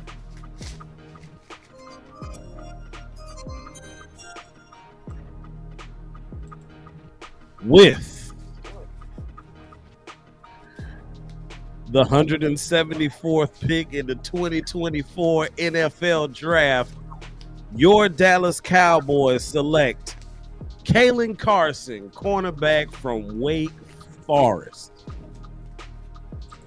Who in the world is that? I had a feeling they might go there. Thanks. Appreciate it. Last night, did We I got tell you the that corner. last night? He was the type look, he was the top corner on the board though. That's he BPA. was the top corner on that's the BPA corner, y'all. He was, according to EPS, he was the top corner. He wasn't my top corner that was left, but he was the ESPN top corner. So 6 foot 199. I like it. Yeah. Now, for me watching this film, I was just being honest, y'all. I'm being honest. But like Em said yesterday, slow until you know. I'm gonna go take another look. You know what I mean? It's been times, I'm being honest, y'all. It's been times that I looked at people and was like, oh, hell no. And took a second look and was like, bro, I was tripping. So, you know, Where's he I ain't panicking. What y'all fail to realize is Boss gonna come out with a I slept on it show for tomorrow night. If he that dude, if he not, I'm gonna stand on what I said. Womp womp. No, I'm just saying in general. What I just told y'all. What I just told y'all. They hate that. Snap. We just figured it out. They hate that. They can't stand it. What up, OC? What's the word, man? Salute. What's going on? They can't stand that Chris salute, guy. We man. just figured that out. Man, OC a real one. OC, a what's real your one. thoughts on the Wake Forest? Well, so I know that they were on the clock. I was getting in the car, so I didn't see the exact pick. You gotta let me know. He was calling Carson cornerback. as a cornerback. Carson. He was the top-rated corner though. Yeah, I think they're doing this as an insurance policy against Trayvon Diggs, his health, because a lot of times coming off that ACL, you know, it's very difficult to get all the way back to form. You normally need a season to really all the way get back to form. So it's a depth pick. Obviously, they're showing that they believe in the running back room. They believe in Zeke. And I got some thoughts about that I'll share after this about Zeke, after looking at more of his film yesterday and today. All right? I'm going to retract some stuff. Oh, wait! I told you. First of all, wait. Hold on real quick before he recants some stuff. Listen, man. That's big because I know the OC killed it yesterday. That's a true football person. OC, a true football person. You can make an opinion, but when you look at it, you got to look at it again to make sure your opinion is correct. Yeah, slow until you know. That's slow. Right. You don't never look at and say, all right, man, you got to look at it and evaluate it. You probably find some gold in everybody. But I want to say this right here quick, fellas. When the Cowboys say they're going to run it back, if you look at this draft and what they lost and what they replaced it with, they're actually running it back. They didn't add anything else other than what they lost in this draft. OC said that yesterday. Facts, he did. He said this was a matter of fact. The OC, what did you call it yesterday? This was them making. Did we move back up or something? They making wrongs right. Yeah, you called it making wrongs right. It's a makeup. Did we move Yeah, back they're up? making wrongs right. Nah, they just late with the content because it's coming out fast. It's you looking at speed up, y'all. You at ESPN. Oh, see, I ain't forgot. You got to get your thought on Zeke. Hey, bro, we came back again. Yeah, it's cool. It's cool, man. Take your time, bro. I ain't got number time right now. You good? Take your time. First of all, how did you do today, man? I know you had to preach. Oh man, it was good. I just gave words. I didn't preach, man. I just gave words, man. My uncle, the great Rodney P, man, Beaufort, man, passed on, man. 72 years old, man. Pastor in Houston, man. Teacher all over the place, man. And so it was a great homegoing celebration for him. Okay. So everything went well. Yeah, and everybody, we're celebrating, his life. So everything's all good, man. I appreciate your asking. Ain't no problem, big dog. I want to get to your thoughts on Zeke now, bro. We got the because you said recant, bro. So recant, and when I say recant, I mean that I was too aggressive talking about 1 yard of carry and all that kind of stuff. That wasn't right. When you look at Zeke Elliott and you look at last year, I think that it's a formula on how to use Zeke at this point in his career. And when you look at how the Patriots use Zeke, they used him in certain games at a very high IQ clip. In certain games, they did not. If you can get a body on a body and create a scene, Zeke is still that dude that can get you 5 to 7 yards a pop. Whoa! He's still that dude. And Zeke showed burst in about 3 or 4 games, because I looked at this. He showed burst in about 3 or 4 games that I hadn't seen in a couple years. Now, is he 2016 Zeke? No, he's not. But Zeke showed enough burst that I'm gonna move the chains for you. I will move the chains for you, and I will actually create for you. Now, this is what Zeke needs, though. Zeke needs who they drafted. Zeke BB. Zeke needs a guy that can create a crease in between the tackles so that he can get burst.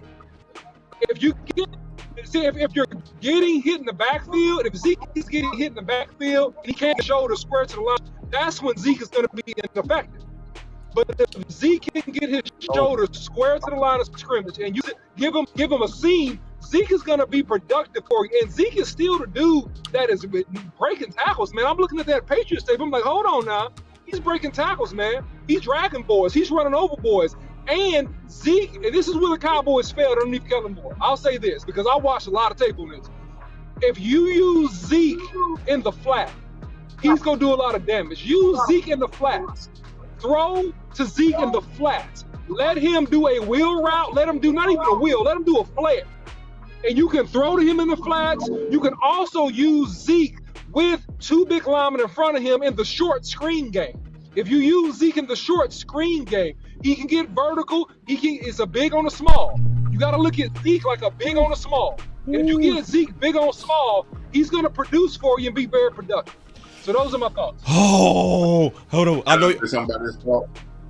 I'm gonna say somebody's thought. Defensive backs do not want to tackle Zeke in the flat.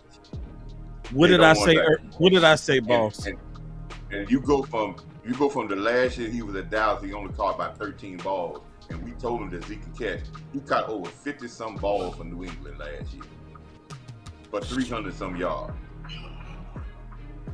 Hold on. Say that again, Coach. Say that again and look out. Say it again. 50-some receptions for over 300-some yards last year on an offense that was pitiful. So this is an idea about Zeke could catch. He can catch. He can block. And listen, he was on a team that was really horrible, but he still put up numbers. And Zeke can't get you 800 yards this year. It's gonna be by committee, but he gave you 800 yards for the bum knee for half the year. So say it. I mean, I don't know. Now let me. Can I ask y'all one question though? I'm gonna go back and look at Zeke too. Before, are we gonna get him? Is it official? But I do gotta ask one question. Can he still make the first guy miss? Because that's important. I ain't watched him yet. I'm not contesting nobody. I'm just asking a question. That's all. I think that what I saw, I'll answer that, Landlord, because I'm fresh off the tape. In some instances, he can make you miss. It depends on who it is. He's not gonna make everybody miss. But what he will do is fall forward. So upon first contact, Zeke is still getting 3 or 4 yards. So if he don't make you miss, he's getting 3 or 4 yards. But I have seen him making people miss in the hole with that subtlety and that little quick shiftiness. So I think, you know, if he doesn't age overnight, okay, and this is an if, because you never know what a running back until you get to the next year. That's the problem. When you have a guy that had so many carries as he's had, you don't know what you're going to see until you get in that next regular season. Like, you just kind of don't all the way know. But what I'll say is this. What he did last year is he was very effective at run after contact, and he normally made the first guy miss in the hole. But I will emphasize this again. You have to use Zeke in a certain kind of way. If you use Zeke in the wrong way, he's not going to be productive. What you also saw doing over, and they gave him lead blockers. They gave him Luke. So we got Luke in here, right? We got the fullback in here that's a hammerhead. He can block. You got to use him in a power formation. Let him get the first man. Let Zeke get vertical in terms of his shoulder square, and Zeke will be pretty productive. Am I guaranteeing 1,000 yards? No. But I will say he got a break last year in the sense that he rushed for under 200 attempts. I believe 186 to be exact. But if Zeke can maintain the 182, excuse me. If Zeke can maintain the freshness and you can get Zeke in certain situations, he's still a power back. He's still probably one of the best, if not the best, finishers in the game. He can give you some great productivity. That's I gotta say this because Buddha, he said we capping for Zeke. I'm right behind you, boss. All right. So let me say Zeke will be here if he take hold on, Coach. Let me do something real quick, Coach. I promise you next. I promise you. I just gotta, because this happens when people talk about Zeke. There's an anti-Zeke crowd. They just put their foot in the ground. Facts. And they stay with it regardless of who said it. Now, some of y'all wasn't here yesterday. The OC went off on Zeke. Facts. Okay? He went off on Zeke. This is the difference between the OC and some of y'all. The OC went to go check, though. Because the OC said after the show, I'm going to go check on that boss. Yep, he sure did. And he said, I'm going to go check also on the linebacker. It's called doing your homework. Okay? So if you saying we capping, you obviously don't know us, and you ain't been paying attention. That's all it is. You that's just what it is. Thanks. So especially the OC, because the OC has been banging against Zeke for over a year. That's why I start making it rain. I start making it rain like, bruh, this is the OC talking. Make it rain, bruh. Like, I know the OC has been a hit man on Zeke. Like, bruh, let it go. Let it go, boss. Let it go. He got me. I'm going back and looking at him. I gotta go back and look at him now. I ain't had no cash on me, so I had to pull out my card like Nelly did in Tip Drill, right? But I'm sitting here and I'm looking. The first one you would have missed it if your eyes weren't glued to the camera. But the first one you can tell. I'm gonna be real with y'all. You can tell Boss had a pass because he took that first wad and just fought with the camera. He didn't even drizzle it or nothing. He hit you with a thunderstorm, a monsoon, wow, and it just hit the camera. And I was like, God dang, that was green. Did I see Jordan? Oh, wait a minute. And you saw a little bit more sprinkle. He came down, and then he started throwing them at you one by one. But that first one, Boss said, wow. I said, oh, boy, he done hit a stripper in the face before. Great. No. The old days, the former tricking days. That's why I said pass. Reform trick. Pass. Reform trick. Thank God for change. Because I do know we are currently in a seller's market. But thank God for change. Hey man, don't talk about what we talking about behind the scenes, bro. Ain't nobody think he can get $1,000. I think he can get a K. And I want all you boys that's in here saying he can't. If he get a K, don't run, bro. Go ahead, Coach. I know you was next, Coach. Go ahead, Coach. This is what I want to say about 1,000 yards, right? I don't think he'll get 1,000 yards. There wasn't but 6 backs that got 1,000 yards last year. Right. We let one of them go. Right. Talk about it, Coach. Tony probably ain't had that bad if you ain't have but 6 guys to get 1,000. And our fans hate him. With a OC that don't like to run the ball. It is 17 games though. 1,000 ain't even that impressive, and it ain't. The rank game look like it's just been down there. Out of 31, I'm saying the rank game must have been down. It's just been down. It was a down year. Hey, Coach, can you turn you up? Cause it's a fight finna break out. I want to see this. Hold on, real quick. I already see the fight form, and I'm gonna set it up. I need some popcorn. I ain't even trying to fight though. No, you got to fight for that. I'm gonna gear it up. I just said. Nope. Okay, look. You already started it, so let's go. Let's see. How many hours we in? I don't even got no energy no more. The Cowboy don't want to drop nothing I want. But hey, let's do it. We just said, okay, I just said it's just a down year for running backs then. It gotta be. Cause look, you got 17 games. 1,000 yards ain't even that impressive like it used to be. Not for 17. Ooh. How many games is that? How many yards is that a game? I don't think he want this fight, bro. I'm serious. Coach Marv. I'm just asking, how many yards? I'm just letting you know. How many yards do you have to average a game to make 1,000 yards? About 80. 58. 58. And look, we all can say, cause boss, I've had you agree to this already. It was never a point in time last year where I felt like I could trust my run game. Never.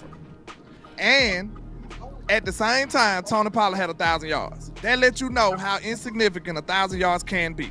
You finna get slaughtered, bro. I know Coach Marv on this subject. He ready for you, bro. I'm just saying, like, I'm just letting you know you finna get slaughtered. No debate. Let's do it. I'm finna say this, Landlord. Yes, I believe it is insignificant because we got more games. If that was the case, you would have more guys that have 1,000 yards. I just said it's a down year. So when we talk about down year, there hasn't been every year. It's only about 10 guys that have 1,000 yards. That's been for a while. And Tony Pollard had less carries. You know something? If we gave him the carries, our running game was based off the year before because we had 1,000 yard back and an 800 yard back. The reason why the running game was bad last year wasn't because of Tony Pollard. Your second back only had 600, 300, 400. The scheme was bad. Everything was bad about the run game last year to me. So I'm not just blaming Tony. Yeah, that's what I'm saying. But when you go back to what you said on yesterday, when you said, hey, man, that Mike McCarthy don't want to run, but in the same breath you said, if he runs the ball, Dak Prescott would be great. So what we're really saying is, Mike McCarthy's ass should have been gone. Yeah, I heard you say that.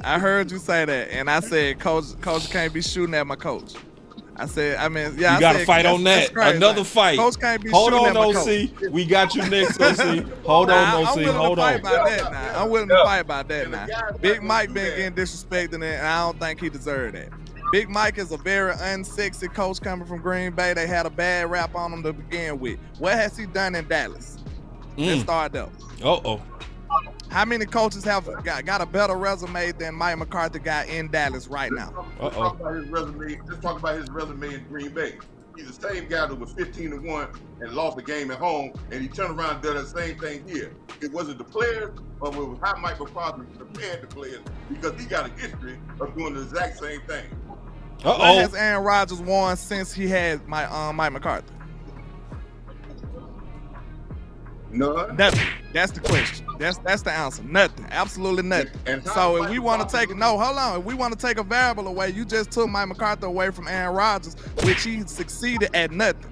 Now you take Aaron Rodgers away from Mike McCarthy, he succeeded at nothing. Maybe it's the pair together.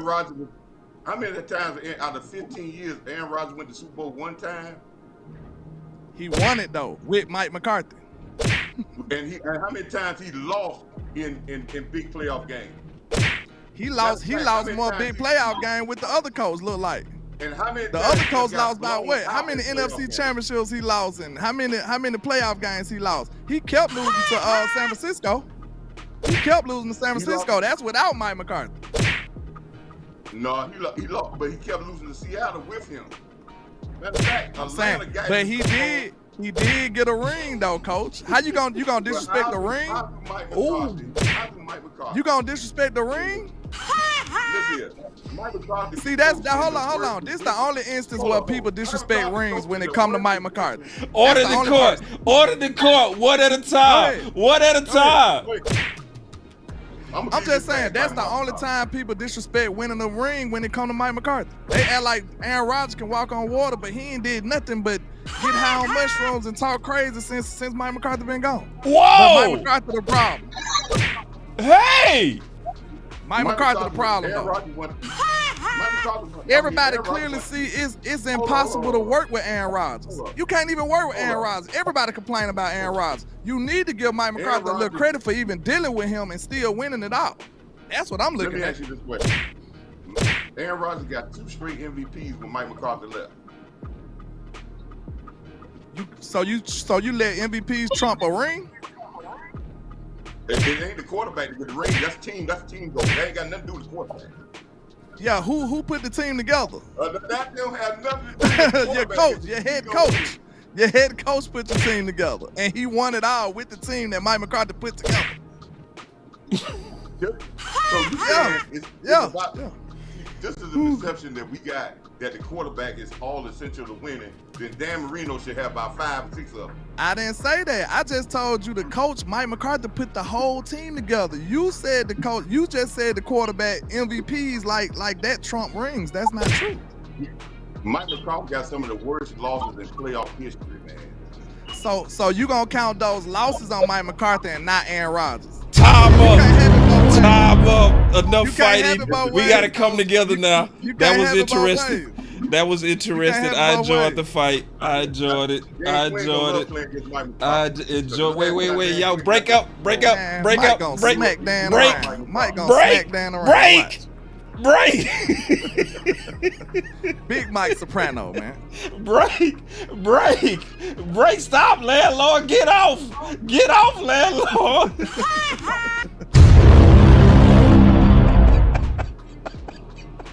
Oh, Landlord from Alabama. Okay, I ain't gonna be messy. I'm not gonna be messy and ask who won because I love both of them. But that was a good fight, man. You know that's my coach. I like fights, man. I am Doug King though. And look, them both of my coaches. I love Mike McCarthy and Coach Marv. That's my guy, man. So hey, I like Mike McCarthy. I think he got a great resume. But I can't do. One question you can never answer. With that resume, why would you take the lowest salary in the whole entire NFL? Because he want to be a Cowboy. Y'all want to keep fighting? Okay, the man told you. Well, let's keep the fight going then. Look, the man told you he had to lie to get the job. Now look, this all I'm gonna say, man. Mike McCarthy, boss, we already talked about it took a strategist to get in here and do what Mike McCarthy did, bro. Yeah. Ain't no way he could have. No, leave me out the fight. I ain't in it. Okay, look. Okay, you ain't gotta be in it. Think about this, coach. the Joneses are not finna let up on nothing they stand for. If Mike McCarthy would have came in that interview stern and being like who he's supposed to be, they would have said next candidate. He wouldn't have got the job. Hey, if man, can we get back to the draft? Y'all actually did a good job of killing time. Hold on, one second. If it was this finna be done. I'm finna be done real quick. If Jerry and them would have felt like Mike McCarthy was imposing them too much, they would have been turned off, and ain't no way he would have got the job. Right. He had to manipulate his way in the building, and then he got rid of Kellen Moore. You need to give Mike McCarthy some respect for just getting rid of Kellen Moore. He helped us out. Let me say this. Landlord. You are right. Mike McCarthy lied to get the job. Right? You agree with that, right? Mm-hmm. And then he turned around and lied to us talking about the running game and ran the ball less than Kellen Moore this year. So he's still lying. Hey, sometimes you gotta lie, coach. You know what I'm saying? All right, okay. Is the fight over now? Dang. Shake hands, Lord have mercy. That was violent. That was violent. OC, what's your thoughts, bro? Golly, that was violent. Man, look, at the end of the day, I mean, first of all, great back and forth, great commentary about both. I think that both are right, but just in different ways. Just about this topic with Mike McCarthy. I think that Mike McCarthy is a great team manager. He understands the flow of a team. He understands the pieces that need to be in the building. He understands, okay, what a good player is, what a bad player is. He understands fundamentally what needs to happen and how to manage the team week in and week out. Where he needs to improve or where he has not really measured up is sometime in big game opportunities, the motivational aspect, the focus aspect, the next level of intensity to get certain W's. You hadn't seen that come out of Mike McCarthy. And I think that he has to have the team members do that part because he's great at putting the team together. So he has to have people on the team that are able to pull through the intensity and almost self-lead and self-coach to get the teams over the hump in some of these hyper-competitive games. He has to do it by personnel. And so that's my opinion. But Mike McCarthy is a great coach. And no coach does everything well, by the way. And this is what I've learned, even myself. No coach does everything well. Every coach has their strengths and their weaknesses, and I think that Mike McCarthy's the same. That's my opinion. Let me get to these super chats. He's not perfect. Hold on real quick, Landlord. Let me get to these super chats. My dog, just give me 1 second, man, because y'all cooking. I've really enjoyed this, bro. This is so fun watching this. All right, and y'all killed a lot of time before our next pick, so that was perfect. So my boy said, Landlord, they hate Dak. Big game James said it best all off season. And we gonna talk about that. And then I got another super chat. He said, y'all should start talking up safeties and players they usually don't or shouldn't covet. Maybe they will start. Hold on real quick. Let me read the rest of it. He said they will start picking the ones y'all do discuss. And yeah. And the only thing is I don't really like the safety class. That's why most of us didn't talk about safety this year. Then my boy Heavy Chevy said, this is football talk and not just lobbying for Zeke. Like I said, they got rid of Zeke because of the money and not production. I think that's an excellent point.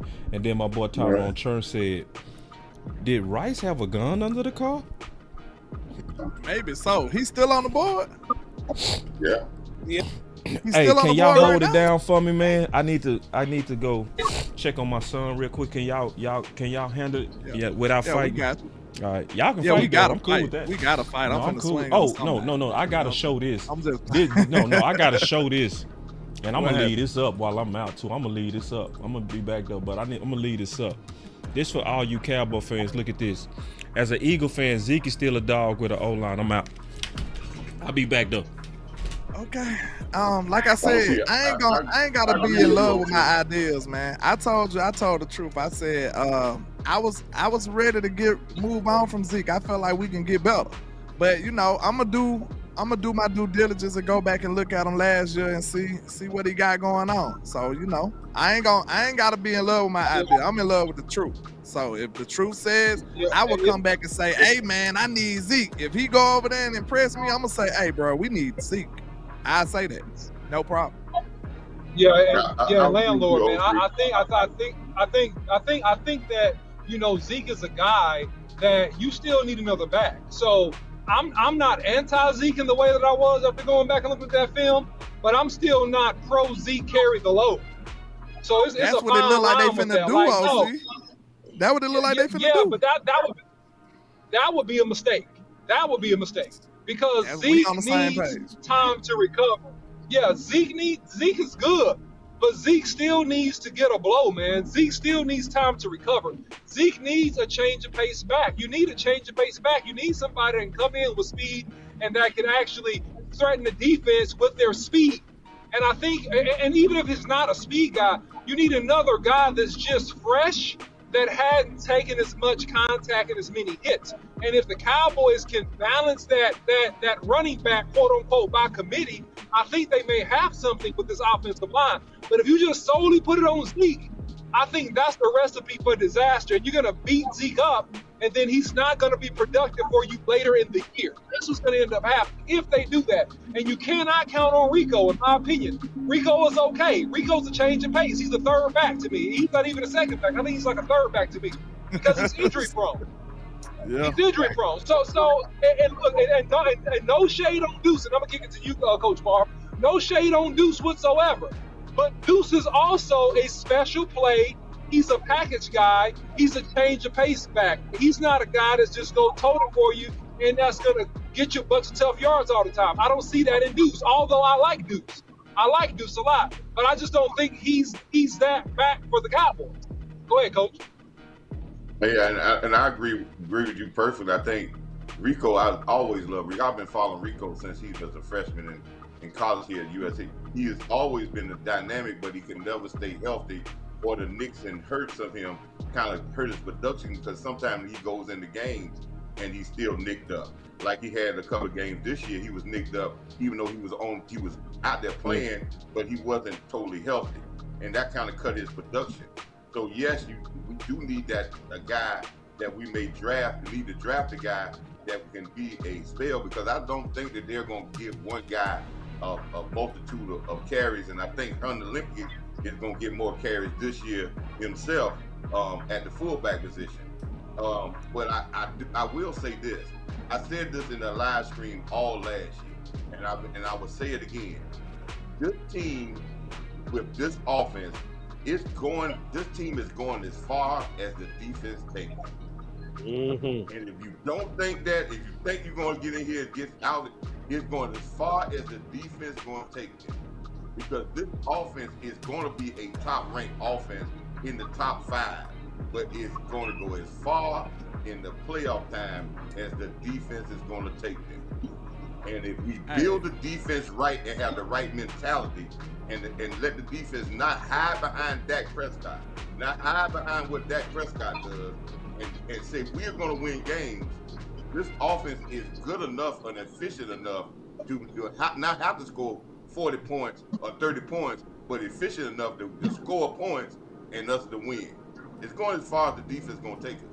So shout out to Chris 214 over here with the $2 super. He says that was an old school barbershop debate. Yeah, that was fun though. That was fun though. That was fun. I would say like this, but I was just looking at the running back market right now, man. The running backs that's left, I still got my boy from Bama there though. You know what I'm saying? Come swing through, Jared.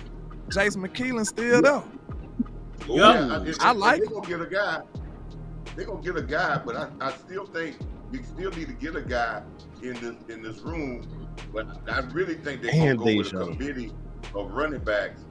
But yes, they do need that guy that's got that burst, and they can go lightning and thunder and lightning, and both backs can make each other better.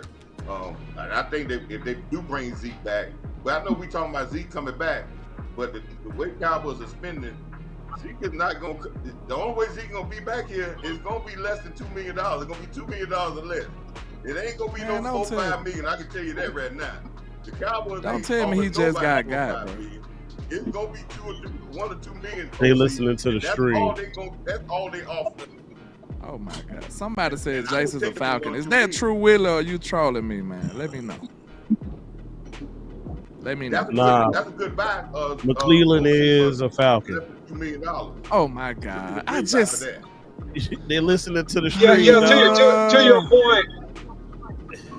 To your point, Coach Marv, I really think that Zeke will be open to come back on a cheap deal, and I think that's what they're talking to. I don't think Zeke is demanding a lot of money. You know what I mean? Or they wouldn't be talking to him. Facts. They already owe him $6 million, OC. They owe him $6 million whether he play for us or not. So that's a start point right there. Don't matter. And that $6 million is not cash money. He already got his guarantee. That's just cap money. That's just a fictitious number on the books. That's just on the books. Yeah, that's an accounting move. That's a dead money. That money's on the books. Like that money has already pinned it and deposited into his account. Yeah, all the guarantee money gone. So now the only backs that's left is it's your guy and my guy. Frank Gore and McKeelan gone. Frank Gore and Blake Watson. I like him too a little bit from Memphis. Don't sleep. That's about it, bro. That's about it. Don't sleep. Why would we wait Dejon this long? Why would we wait this long was- to wait till everybody gone? This is crazy, bro. This 2 years in a row. This is what frustrates me though. This 2 years in a row that we let every running back just fall off the table. 2 years, not one. Maybe this is what it is. Maybe we remember last night we were scratching our head trying to figure out philosophy, right? Maybe within these last 2 years, it's our focus. Our primary focus is going to be the trenches and other parts of the team. And maybe next year you'll see your explosives. What's sad because how many more trenches? How many more trenches are you really gonna need next year? Like next year could be a really super sexy draft. It can be because we need a defensive tackle still. We ain't even addressed that. Interior still. But then that'll be year 3 for Mozzie at that point. He should be completely healthy at that point. Who knows what we'll still do in free agency as far as DT is concerned? Because I think that's what they're gonna turn their attention. I think they would have been something that just warmed my heart though. DT right now. A thought that just warmed my heart, but I know we ain't gonna run. I don't really care, but think about this. Think about this running package right here.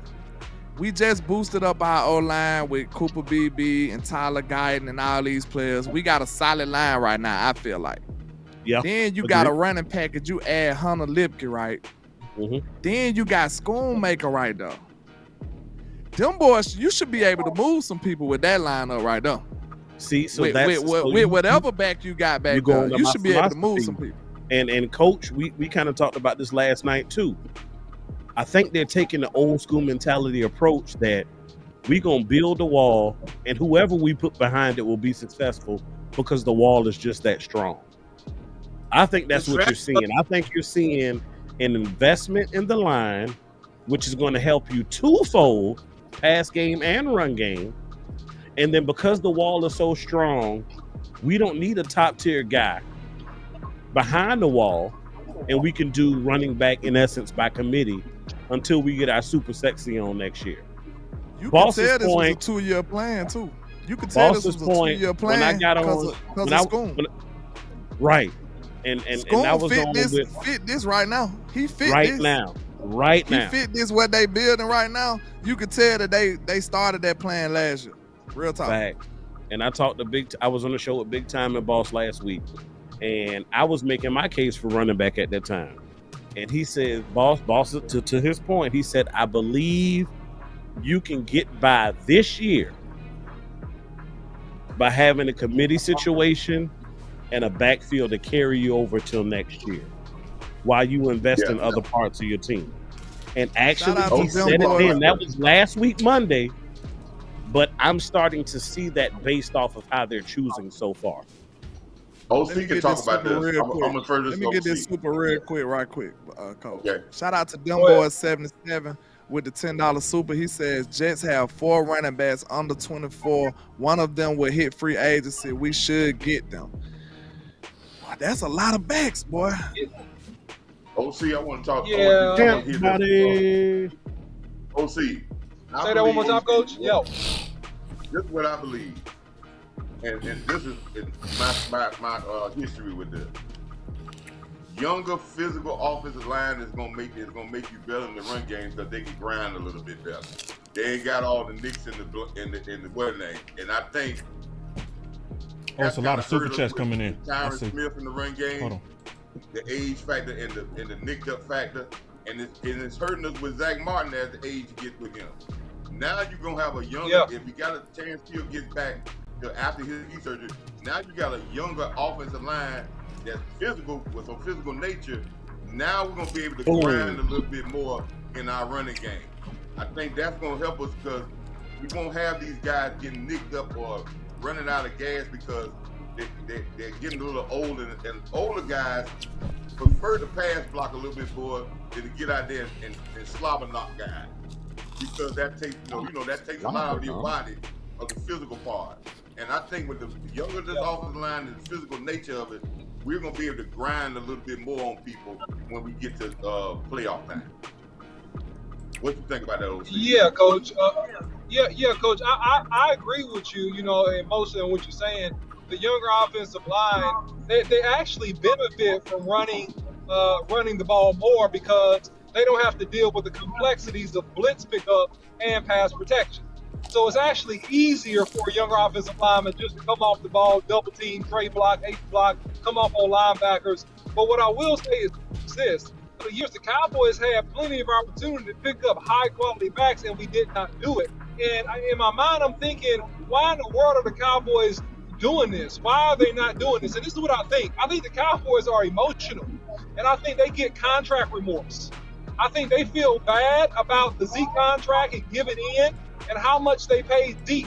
And when they see a quality back, they have some type of post-traumatic trauma and think about, oh man, well, he does real good. We're going to have to pay him. We got to get these low-budget guys so we can keep them around. Because the reality of it is this. In the NFL, you have to have talent.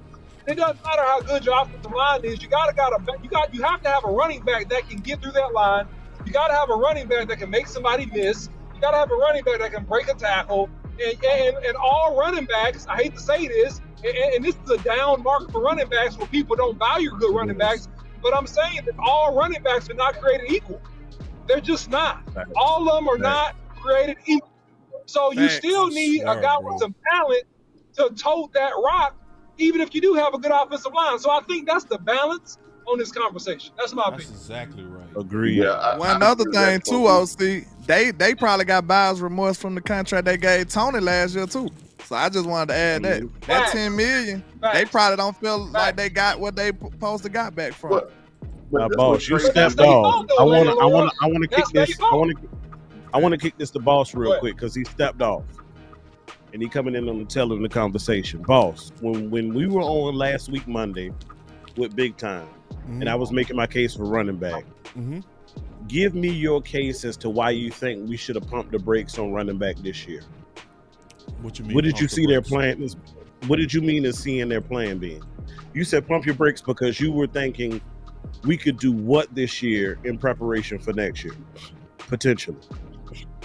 Pump brakes. I'm still trying to understand what you're saying. Being slow, and as far as not going out and reaching to get a running back this year because, and that was before the Zeke news. Okay, I think we listening to the stat nerds. I think the OC said it best, and I know this applies to every position. There's exceptions in super talent at every position: punter, kicker, long snapper, quarterback, right tackle, left tackle. There are certain people that's God made to play guard. There are certain people that's God made to play linebacker. There are certain people that's God made to play corner. And guess what? There's certain people that's God made to play running back. In today's market, people would literally look at a Barry Sanders and say, he's a running back. You never draft him in the first round. Looking at Barry Sanders, you know what I'm saying? It's because it's these people who never played that's putting all their eggs into a philosophy versus eyeballs. You know, damn analytics and analytics, man. And it's certain people that's just talented and gifted at a position. If you get another chance to get Adrian Peterson, you don't overthink it. You don't overthink it. That's a real top 5 guy because God made him to be that way. But and this is the thing that I hate about it the worst, and I'm being all the way honest, man. I'm being all the way honest. The thing that I hate about it the worst is super hypocritical. Because if you look at tight end, you literally got to go back 20 plus years to find even one that had over 1,000 yards in year one as a rookie. Jeremy Shockey. You won't find another tight end that did that afterwards, and most of them flopped to hell. Your great Pitts flopped. Yeah, Mayer, the one that all y'all saying, no miss. That's Grunk too. He was such a flop. You went and doubled down on tight end this year. But you never say with tight end, oh, you never draft those in the first round. Every year you say the same lie. Oh, they're automatic mismatches. Too big for corners, too fast for safeties, and it never pan out. So the real positions that never pan out, you say a word about, but then you suck on CMC balls all last year, calling them MVP. If the position wasn't so valuable, why do you depend on it every year? Exactly. But go ahead and talk about that's when you use it the most in the playoffs too. Man. You turn up with running backs in the playoffs when the going gets tough, when it get big, when the moment get big. And another thing too, man, you gotta realize, like you said, it's a lot of backs that, you know, that shouldn't be there, but it's a lot of backs that deserve it too. Right. And it look like the Cowboys finna just 100% disrespect the position. They probably finna look at UDFAs or either somebody from the UFL or some crazy stuff. Yep. Position, bro. Boy, that's what we ain't finna do. And we just made the greatest line in the world, and they finna put a UDFA back there. It's crazy. You hit great points, but you ain't hit the one I wanted you to. Okay, what I miss? As far as not reaching on somebody this year, being okay with having a placeholder until next year. Oh, that's what I wanted you to talk about. Oh, you were talking about me being cool with band-aiding running back? Band-aiding running back, yeah. I am cool with it. And and I'm glad you laid that up for me, because I'm going to lay this up for the OC and Coach Marv. I want to actually hear from both of them on this and then go around the room if that's okay. Because they came in late and I said this earlier. Yeah.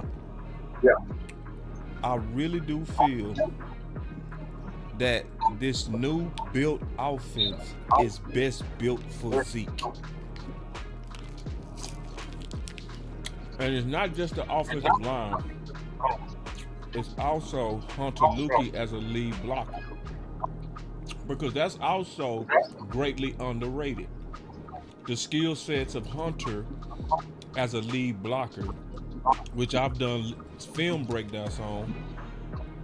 And this team, if they choose to, can be not just physical, extremely physical. I'm going to start with you first, OC. Yeah, man, I think that Hunter Luki... Hold on, I'm sorry, bro. That's why I believe in the Band-Aid and the bridge going into next year. I want to finish my thought. Yeah, and I was going to say, I think that Hunter Luki is slightly underrated. I think that he's a guy that if you let him develop this year, give him some lead blocking opportunities, man, that guy's a good ISO blocker. He's a good isolation lead blocker, man. He runs in there and puts a hat on you. Yep. So he'll create a crease, you know, for a power back like Zeke.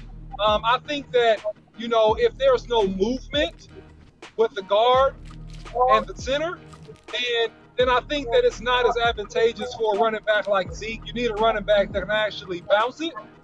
But if there is a seam in between the two guards in the center and you have a lead blocker with those power leads that you will go back and look at film and you'll see that the Patriots ran with some success this year. Those are ideal plays and ideal scenarios for a person. Now he's up on the second level, and now it's problems because now you go hit him, he's going to drag you, he's going to go for another 4 or 5 yards. He may make a cut and give you 15 yards. Then he's going to be very effective. But Hunter Lukey is underrated. Hunter Lukey reminds me of a young Tom Rathman.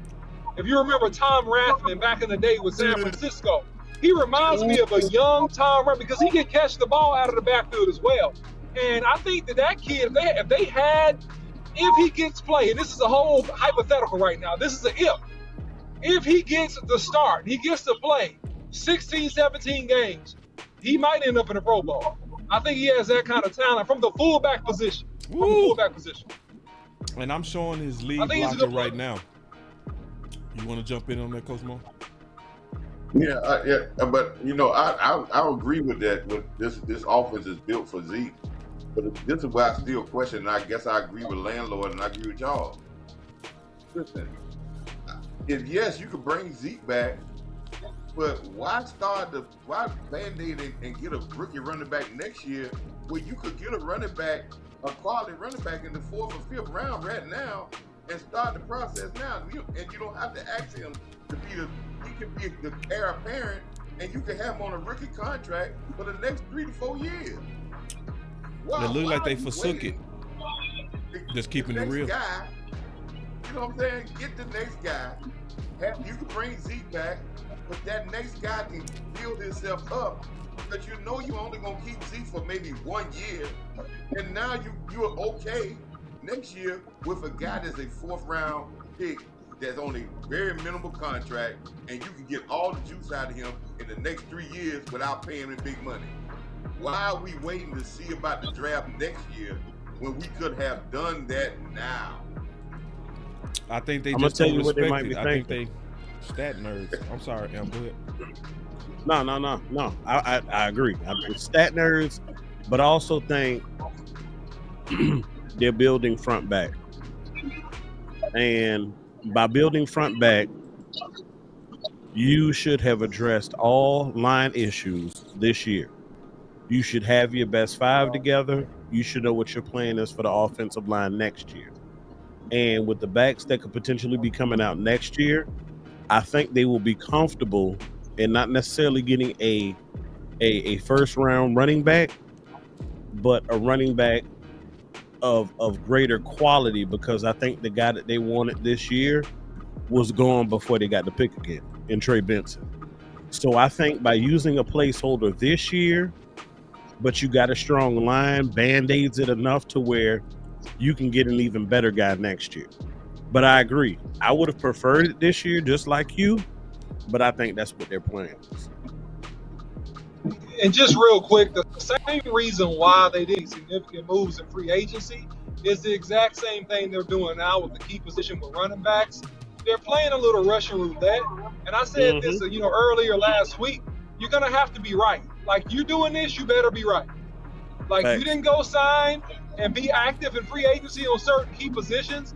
Man, you better be right with with these unrestricted free agents and your NFL draft. You better be right about it. You're not going to draft a running back. We don't know. Maybe they do something here.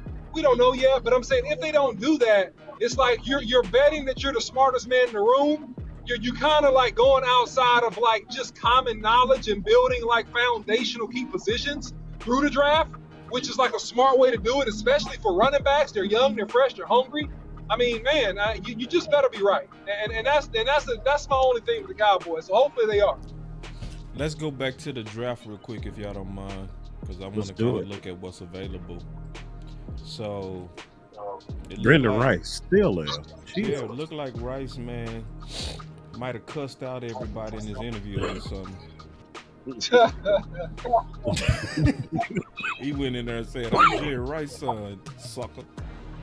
He did something, Lord. Did he get caught with some cocaine? Yeah. So, Keystone, let's get you back up in here, big dog. We need you on these sleepers, man. What you seeing? Because I see some, but You've been in the back. I want to get you back in the front. Yeah. What you got on these sleepers, big brother? Right now, I don't see too many, but I know a lot of people had a lot of hype on Curtis Jacobs out of Penn State. I know he had a buzz. They had some hype of him being a late rounder. Yeah. But I see right now, I don't see but too many. Scroll down a little bit. Yeah, I got you. We all know about Gabriel Murphy. Yeah, he's still sitting there. Yeah. I like Christian Boyd, defensive tackle out of Northern Iowa. I like he got violent hands. I like how he comes off the snap. He comes off pretty quick. Big boy. Yes, I like him. Big James liked him too. Yeah, but the thing about it is he's stiff. Yeah. But he got what it takes with his hands, and off the snap, he can create pressure, and he will be a good 3-tech guy coming in on a sling. I like that dude. Because Northern Iowa's a small school, yeah, but he's definitely. What you feel about the defensive tackle out of Clemson, Tyler Davis? What's his name? I think he can go up, balls, go back up. He's Tyler Davis. Never did no work on him. Never heard of him. What's your thoughts on it, Coach? Clemson usually get their defensive tackles usually paying real well. They're very quick, very aggressive. I think he came in with their defensive tackles usually do well in the NFL. They're very aggressive. I think they're really aggressive. They really play the run real well. And Tyler Davis, Clemson had a very good defensive line, but they apply a lot of pressure. And they usually do well. Their defensive linemen that they got come out usually become very serviceable guys. We're not talking about guys that are all pros, but they usually do well with their defensive tackles coming out of Clemson. Yeah, and I love what HM said here, man. I'm trying to see if I don't see him, but he talking about Dylan Hooker. Did y'all see him? Is he still here? Because if he is, I agree with you, HTM, man. I think he had the best, softest hands, not even out of just tight ends, out of all receivers. That dude, he is available. Yeah, good, yeah, man. Yeah, I feel you on him. He one of my sleepers, man. He a 2-star sleeper for me, Dylan Hooker, man. I like him a whole lot. I definitely agree with you. Anybody got any info on Blake Watson, running back out of Memphis? Yeah, Keith. I got a sleeper wide receiver. He's still on the board. Hold on. Who you got, Coach? And then I go back to that. If Xavier Weaver's still on the board, I got out of Colorado. If he's still on the board. Yeah, he there. Yeah, that's a quality sleeper there. Talk He's to a us. return guy. He got jets. Made very tough catches. I watched him every game when he played with Colorado last year. The kid is a good wide receiver. Can get contested catches. He's he is. Came out. He transferred from over there from a Florida school. The guy is a good wide receiver, Xavier Weaver. I think that might. And if the Cowboys make a pick, if they do want to pick a receiver up late, I'm quite sure that he's gonna get the okay. I'm sure Deion want him to be in Dallas, so they may take a fly on him. But I think he could be a very good sleeper pick if you want to talk about wide receiver. Yeah, and then appreciate that, Coach. One of my sleepers too is Tavion Robinson. You know, he kind of reminded me of CeeDee Lamb. I know y'all laughing to yourself, but I'm serious. But what I mean by that is it's not CeeDee Lamb is really not like a super route runner. It's not just clean. He's shifty. Yeah, he's just a good football player, if that makes sense. Some people just good at football. Player. Yeah. Good. He's a football player. He a route runner. You feel me on that, Coach?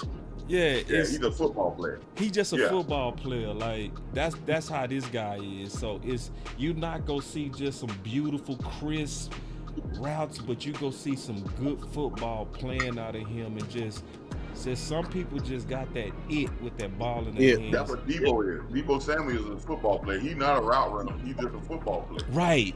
It's hard to explain, but that's they how got it is. They got the feel for it. They got the feel for it. They just go out there and it's just a fish in water. You just can't explain it, but you know it when you see it. You know what I'm saying? And it's so right now those would be kind of like from what Coach. Now I wish Landlord was back because I want to hear his breakdown on Jordan Whittington because I didn't really love him. You know what I'm saying? So when he get back, I'm gonna ask him about that. Before we get there, boss, I brought up Blake Wilson for Watson for a reason from Memphis.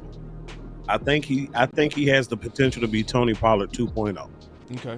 He's quick, he's shifty, and he's the average 45 receptions for 400 yards over the last 2 years. Yeah. Only thing I didn't get was his 40 time, but I think he could potentially be the lightning to our Thunders.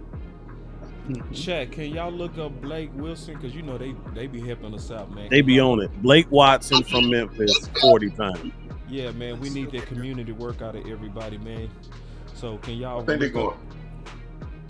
Go ahead. I think the Cowboys going D tackle here on this next pick because they're trying to replace Neville Gallimore, and it ain't. This D you don't have to Christian Boy.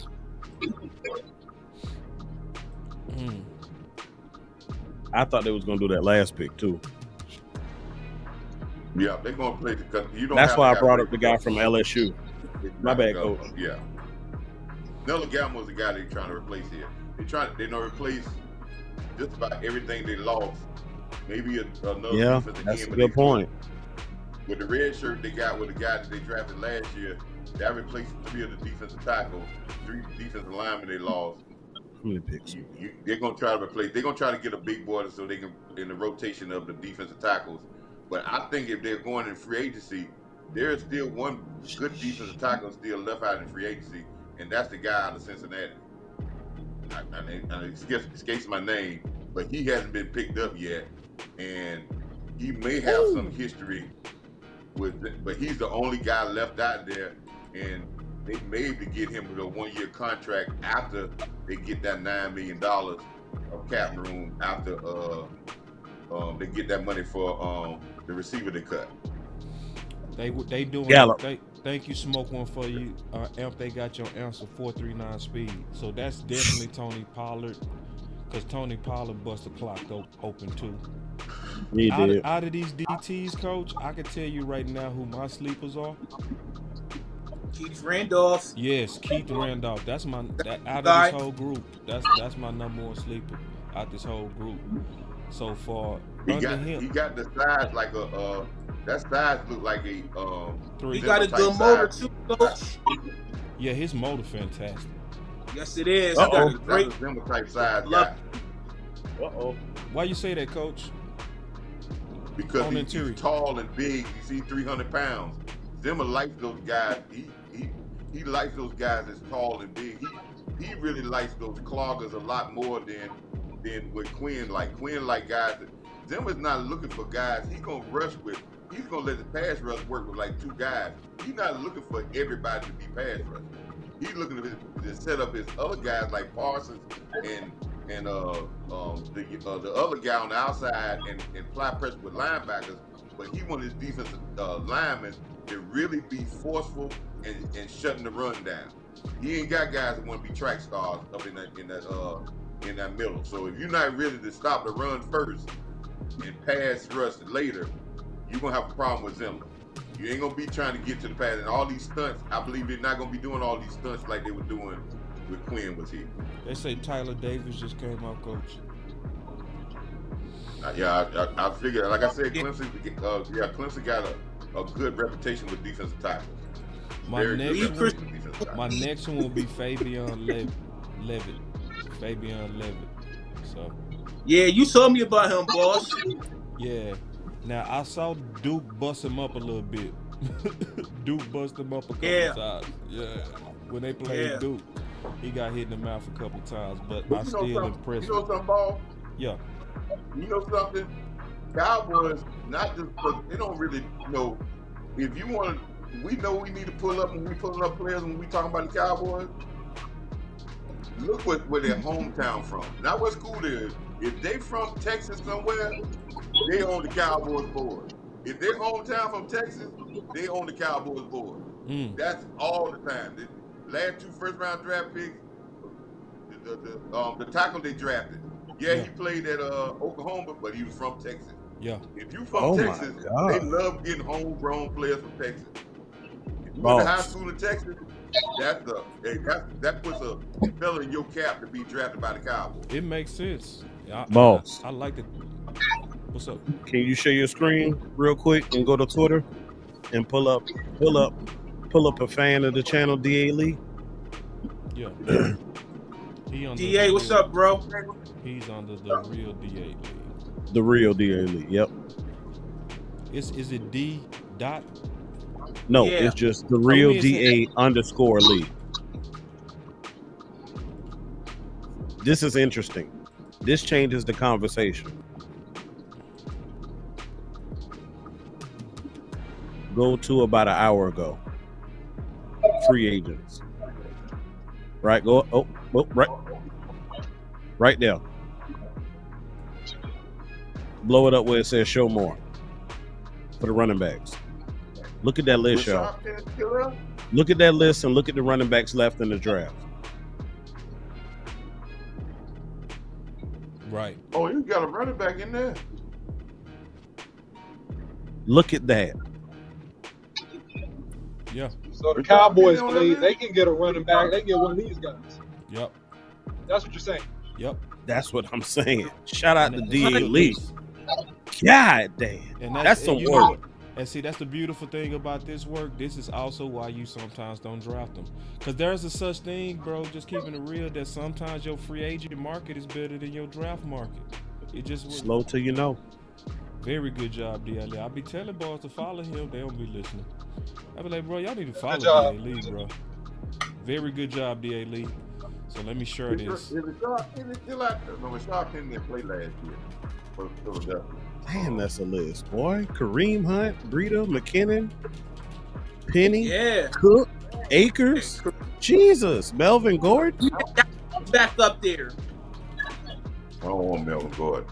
It's a lot on that list, better than what's left right now. Melvin injury prone. He is. But you know, we got the best doctors in the world, bro. Yes, we do. Yes, we do. No lies detected there, brother. But if we had a go-getter type organization, right? Right. We can go get the running back out of Pittsburgh right now. With a trade. The Bama guy. And I would that would be over the top to me. Was your mind Jerry McKinnon? There you go. Why is this not working, man? Oh, there it is. But we don't have the that real type DA Lee. Yeah, there you go. We ain't got that type of good job, Amp. We ain't got that talking type about Najee Harris, coach. What I do? Yes, sir. They want to get rid of Najee right now because they ain't trying to sign Najee. And they like the other running back better than they got. Sure do.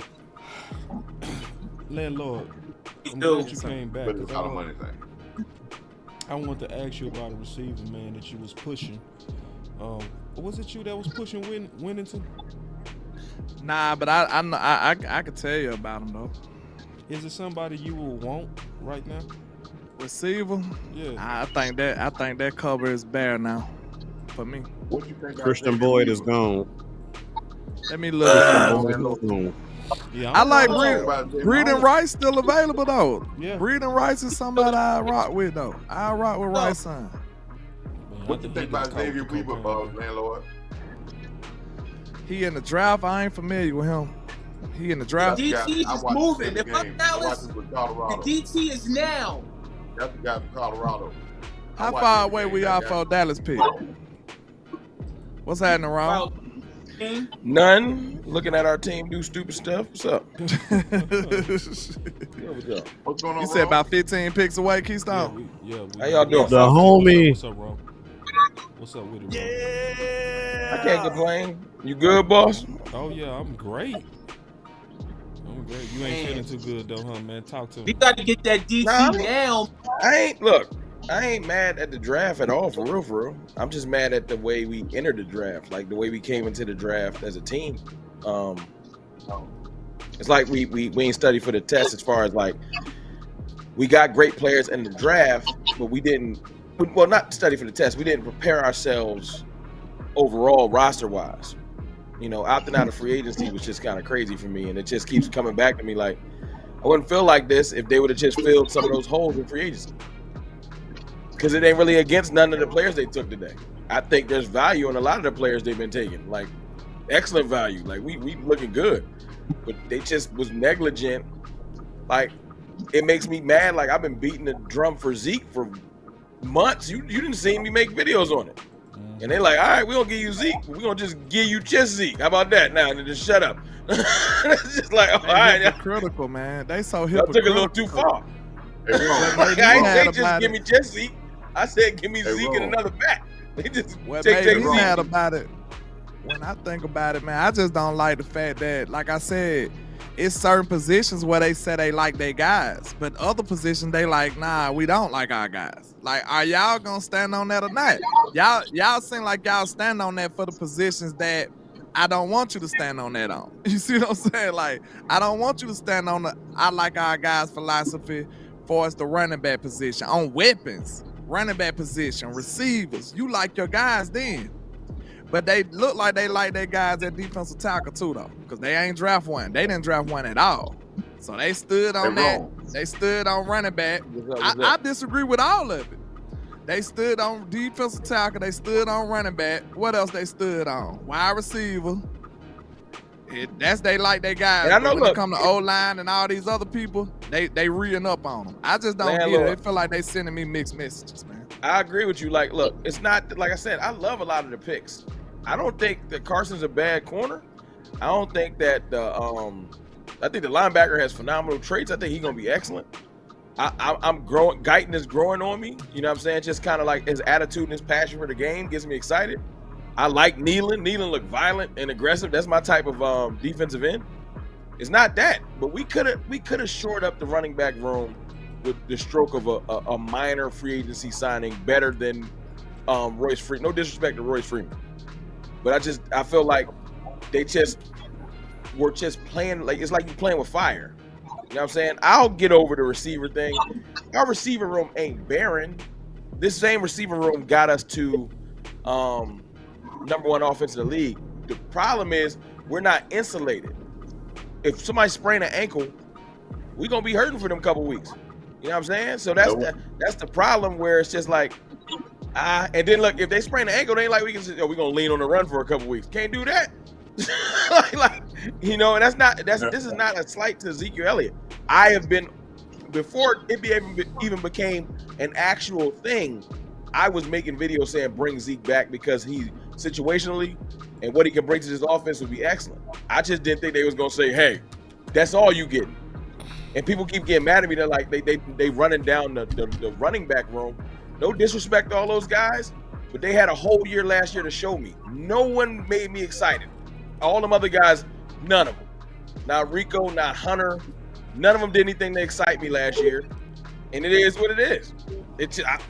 Y'all showed me the film. The 17 weeks went by and a playoff game. None of them dudes that everybody keep pointing to. We got Hunter. We got Rico. I'm sorry. They didn't do nothing. I was like, yo, I can't let that walk out the door. I'm sorry. I know it sounds rough and mean, but I'm not here to sugarcoat nothing for nobody today.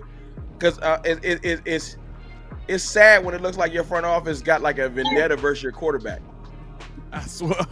If Mike McCarthy can promise me that he gonna use Turpin, I'd be okay. Just use Turpin at receiver a little bit. I got you, Coach. I got you. They just look like they got a vendetta versus him. I don't understand it. It's weird. Like, to not give him like nothing. Nothing. Like They when gave I my said, O-line. They gave my O-line. They gave my no, I O-line. said the other week, I said that the only top weapons Dak Prescott has enjoyed getting drafted in his tenure was Zeke when he got drafted with him. You can use the pick for Amari Cooper. That was 2018. That was 6 years ago. And then you got CeeDee Lamb. That was 4 years ago. Now it's going to be 5 years from the next time for them to be possibly able to draft them a top tier weapon. At some point, it's negligence. He's been in the league for like 9 years. They've drafted him, what, 3 top tier weapons? I see your super chat, Richard. DFT, we've been past negligence. We at sabotage now. It's like I don't like you like that. I just don't like you like that. It is what it is. Hey, fellas, so I'm sorry to come here with all the negativity, y'all. I apologize. No, you good, I bro. understand. No, you good. Wrong. You good, I ain't trying to, because it ain't really got nothing to do. Like, if you ask me about the draft, like I said, I really ain't mad at none of the picks. If they would have just got us some D tackles and a running back in free agency, it ain't even that expensive. Like they could got that stuff. No. I'd have been in here like, yo, we lit. Now I gotta pray for teams to cut people. Like I before I jumped on here, I seen somebody was in the chat said, you know, the Jets probably got to cut a running back. They got so many young running backs, and I was like, Dak, that's where we at. We out here scavenging, hoping somebody cut a player. Like, it's bad. UDFA players. Hey, Coach Like been I trying to said, get in here, man. Y'all been cutting Coach off, man. My apologies, Coach. No problem, man. Hey, listen, My apologies, man. man. I understand y'all frustration. And I'll come sometimes around. people I'll get back out there. Listen, sometimes people can tell you something and you don't think it's believable, but they could actually be telling you the truth. And Jerry and Steven have told y'all on several occasions why they ain't been going to free agency. They have said on many occasions, you right, we can't afford it. You right. They have said they done said it 4 or 5 times. Y'all ain't listening. We don't want to listen. That we can't afford it. So when we thinking about the money that they have offered guys this year, nobody's gotten offered over $3 million, and nobody's gotten a signing bonus over $200,000.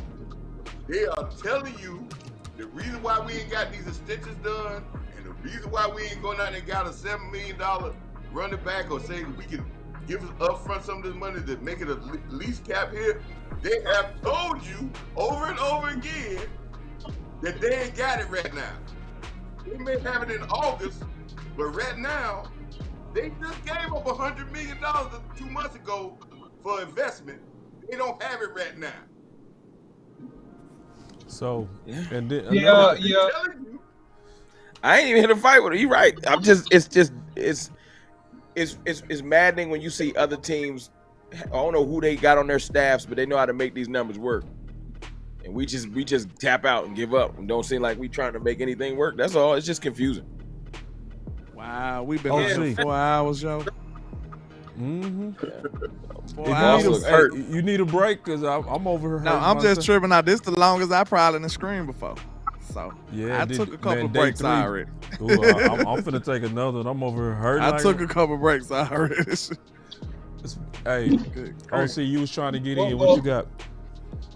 Yeah, man. So all I was going to say is that, look, first of all, I agree with Rome completely, because even after seeing Amp's, great work in putting up DA Lee's remaining top free agent running backs, that still doesn't give me comfort after 5 minutes of thinking about this, because you still haven't made an attempt, or you haven't successfully signed any of these dudes. And you cannot believe that every single one of these dudes are just go give you a league minimum contract after the draft. Now, will their price go down? Probably so. I'm not giving you like a league minimum contract unless they get desperate. Maybe so. But even if they did, let's play that game. Even if they did, they're still veteran NFL running backs with knowledge on their body. Why cheaper you strap for cash? To Coach Marv's point, why don't you draft the cheapest thing you could possibly do? Draft one of these running backs. That's the cheapest thing you could do. And these guys are young. And these guys are fresh. And these guys haven't been beat up in the league yet. Why not do that today? I just don't understand that. And I still think they're playing with fire, even in the midst of seeing this large free agent little available, I still believe that they're not making the right decision. So that's my opinion about it. Hey, real quick, I just want to know. I got a super chat. My boy Richard said, he said Cowboys are paying Zeke $6 million this year regardless if he's on the roster. No, I think he got paid that already. Hey, I don't think it's like actual money. Yeah, that's his cap here. It's against the He cap, got- I believe. Yeah, he got the money already. He ain't getting that money. Yo, if Zeke back out this deal, we gonna be sick. This the thing about it though. Like, why would you Zeke why walk would out you this sit deal, up- we gonna be hurt. Why would you sit up and wait 2 years in a row though? Like that, they on this modern analytical type vibe, bro. Cause they totally disrespecting the running back position. 100%. I want to say something. Landlord, think about this. And I want y'all to think about this. 3 years ago, they were spending a little bit of money. Do y'all know that the punter is making $3 million a year and you sign a slot corner in Jordan Lewis that's going to be your slot corner for $2 million, and you sign an offensive guy that started 6 games for you as offensive tackle, even though we might like Chumadola, for $1 million? That tells you this year they don't have cash. They had cash before, but this year they ain't got it. They signed a punter 3 years ago for $3 million a year. They got way too much money invested in the quarterback room right now. Well, I'll say this. The good thing about them, if your theory is right, Coach, they don't sign their big players into August anyway.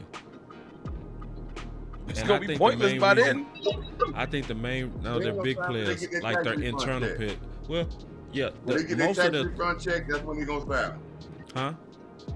When they get their tax refund check, that's when they gonna sign. And that Yeah. don't come into August. But I think they wait till August anyway. I really do. I think they wait till August because they try to go around the ages. That's their game plan. They try to get around the ages, so they try to get them to where they walking around practice and stuff like that, and they start trying to sneak negotiate with them.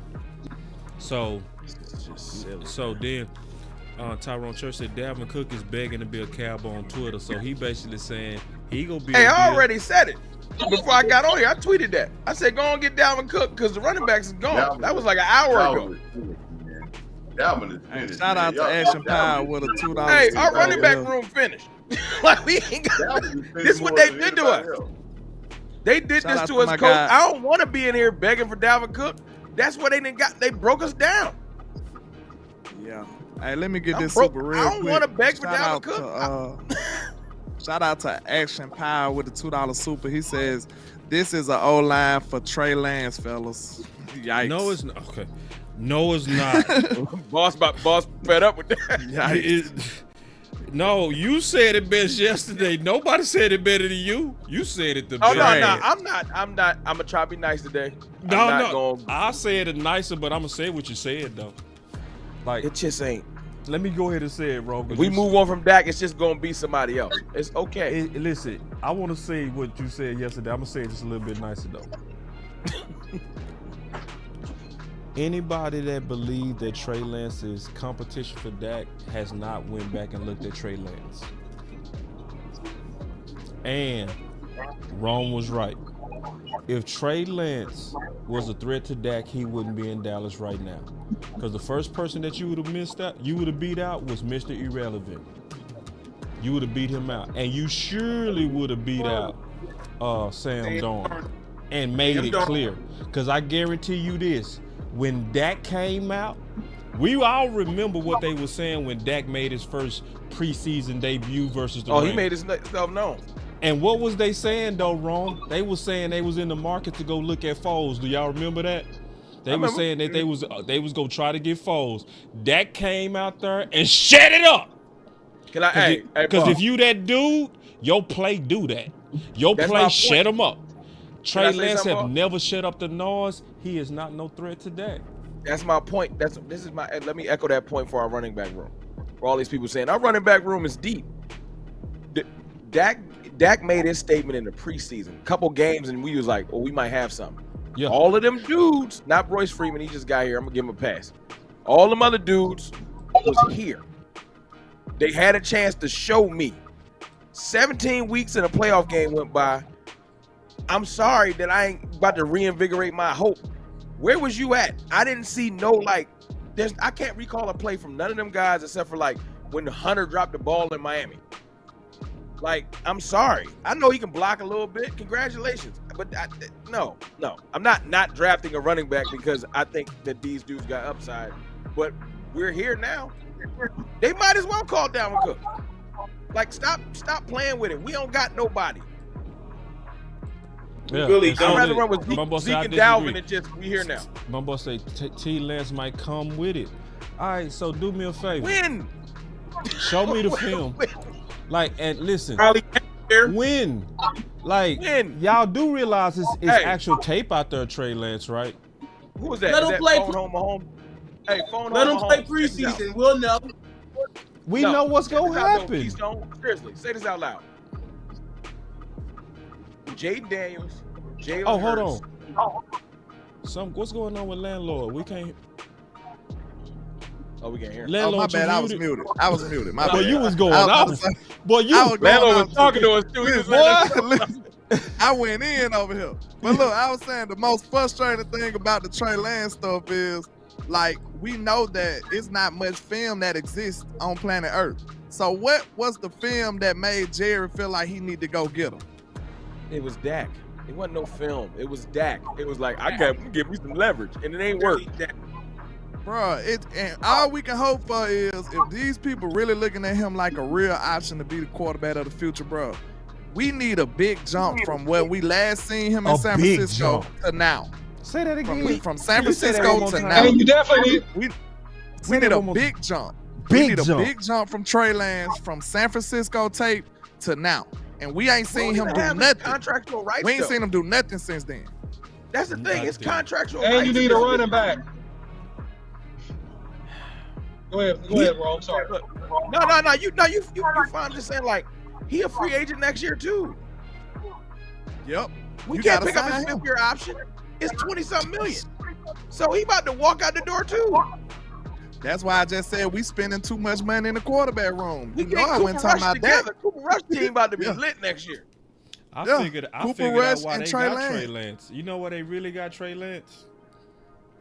So they can sweet talk him into a $3 million deal. Hey man, come on back. Fake leverage and ratings. And they doing is because this is about the Kardashians, man. This is the Kardashian model. They finna manufacture this fake alleged competition that you should not believe.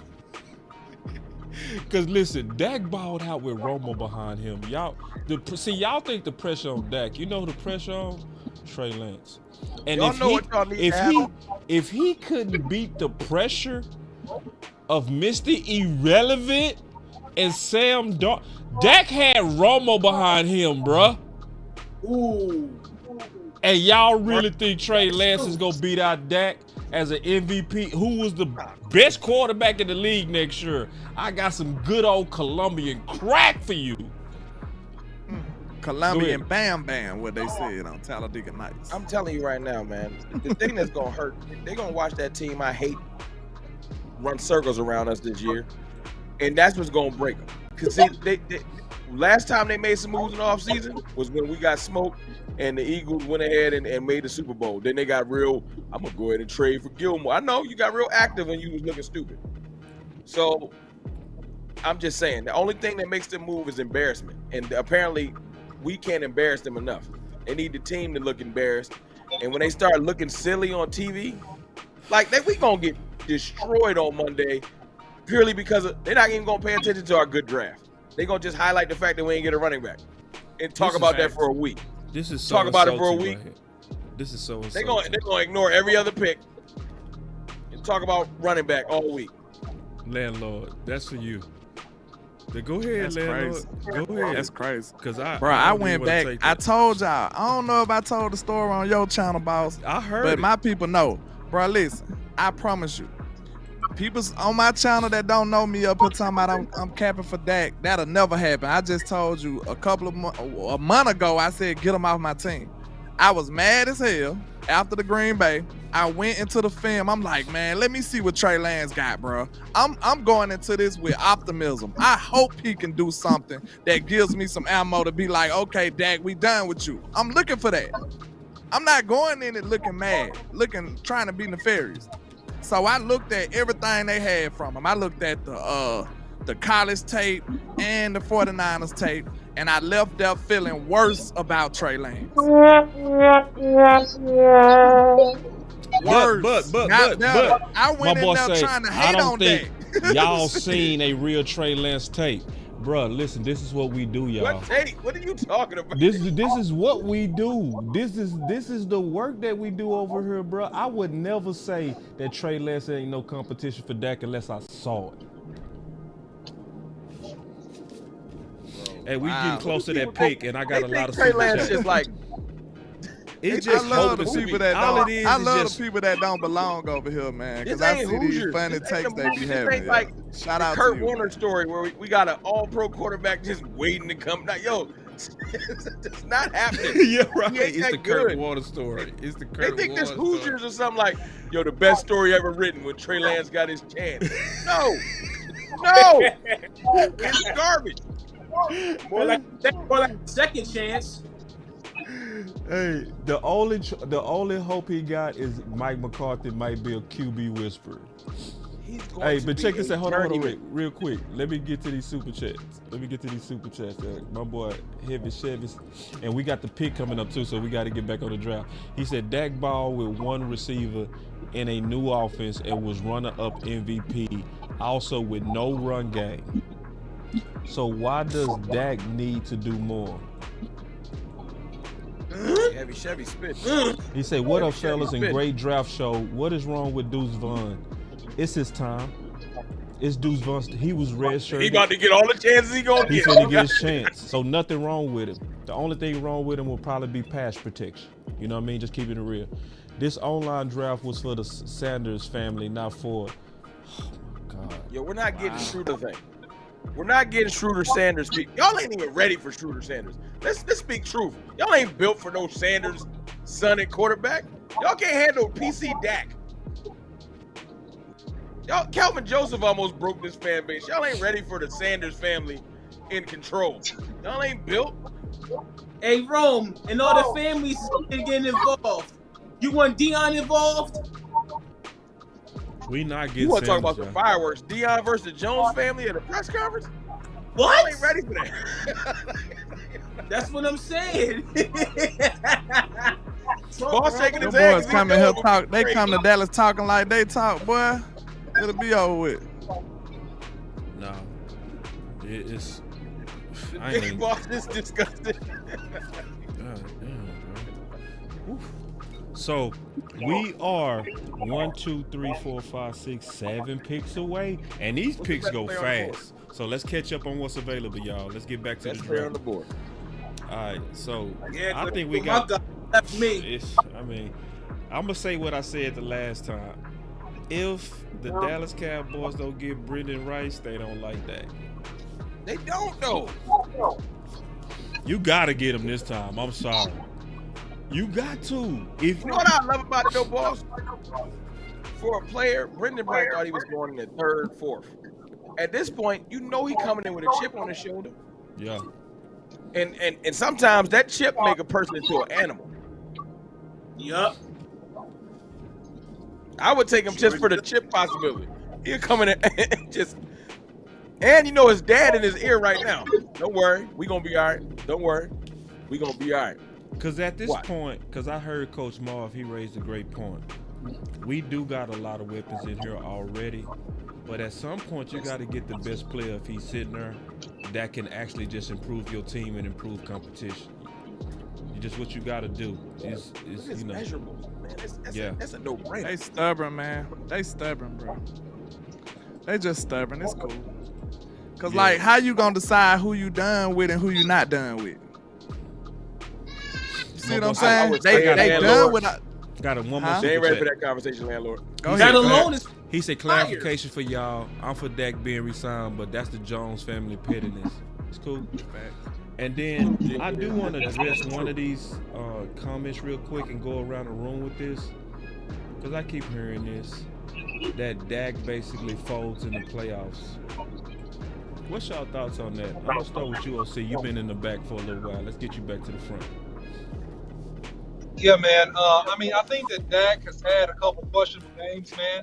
He played bad, man, versus Green Bay. So if you play bad in the playoffs, you leave yourself open for that. And I think that if Dak Prescott, can have the complementary pieces, the number one complementary piece that Dak needs is the ability to be able to run the football in tough situations. And that's what Dak, in my opinion, hasn't had, because Dak is going to need that to help smooth them out in some of the big moments. But yeah, he's had a couple bad playoff games, man. But he also, if you look over the course of his career, he's had a couple good ones too. So that's my take. Coach Marv, you got to fight the OC on that. You got to. He said that he played bad versus Green Bay, so you got to get that fight part 2. Let's go. Well, I think your film study boss. This is your fight. You did a film study on every play on Dak. I'll fight him because he wrong. He wrong. He ain't played bad. Two bad passes. He started bad. He took some time, and he got you 35 points. And probably got you more if we made some extra points. We had to go with some 2-point conversion. But coach, I'm sorry not to cut you off, but this is after you was already getting blown out. I'm saying when the game was in question, when the game was competitive, he wet the bed.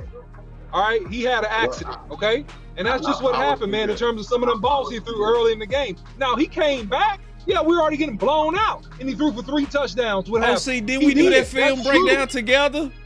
Wasn't it me and you that did that? I don't remember, but I'm saying in the beginning part of the game when it was competitive. In the beginning part of the game when it was competitive. I'm not tripping. I'm saying the truth, boss. I'm being honest. Right, okay. I'm being honest. At the beginning part of the game when it was in question, Dak, you should have been there, OC. You was training for your new job. You wasn't. You know I broke down every throw, right? He played well in the second half. No, I broke down every throw. I'm going to say this. In the first half. Okay, go ahead. And I'm going to say this. I'm going to say in the first half, Dak struggled, but the offense struggled as well because we had a receiver that was pounding. We had a receiver that dropped the pass in the first half. That could have been a big time first down. And then when you had a quarterback to throw a pick 6, but then come right back down to score in 2 minutes in the first half, and then come right back and score 35 points in a game, if we just scored anything, we've seen quarterbacks have bad games all during the playoffs. I watched the guy in San Francisco that had a bad game, but they still was throwing the ball all over the place, but they still held the game. But that's neither here or there. What I'm saying to you is this. We have a disease in Dallas. And what the disease is, we got the whole thing predicated on if the quarterback plays well, where no other team wins Super Bowls that way. That's a fact. Coach, I got to correct you. I got to correct you, Coach. Hold on real quick, OC. It's not even plays well. He has to play perfect because nobody else is asked to play perfect but Dak. Because see, we also Mahomes throw that interception. Ain't nobody say a word. Everybody say Love throw that interception in the key moment of San Fran. Ain't nobody say a word. You know, it's like, but because what I really saw is I saw 2 bad passes from Dak in that Green Bay. Those interceptions. That's what I saw. But what I also saw was some straight up dimes, bro. I'm talking about, and I broke down every throw. And I did it in front of all of Dak critics. And you know what? None of them said a word.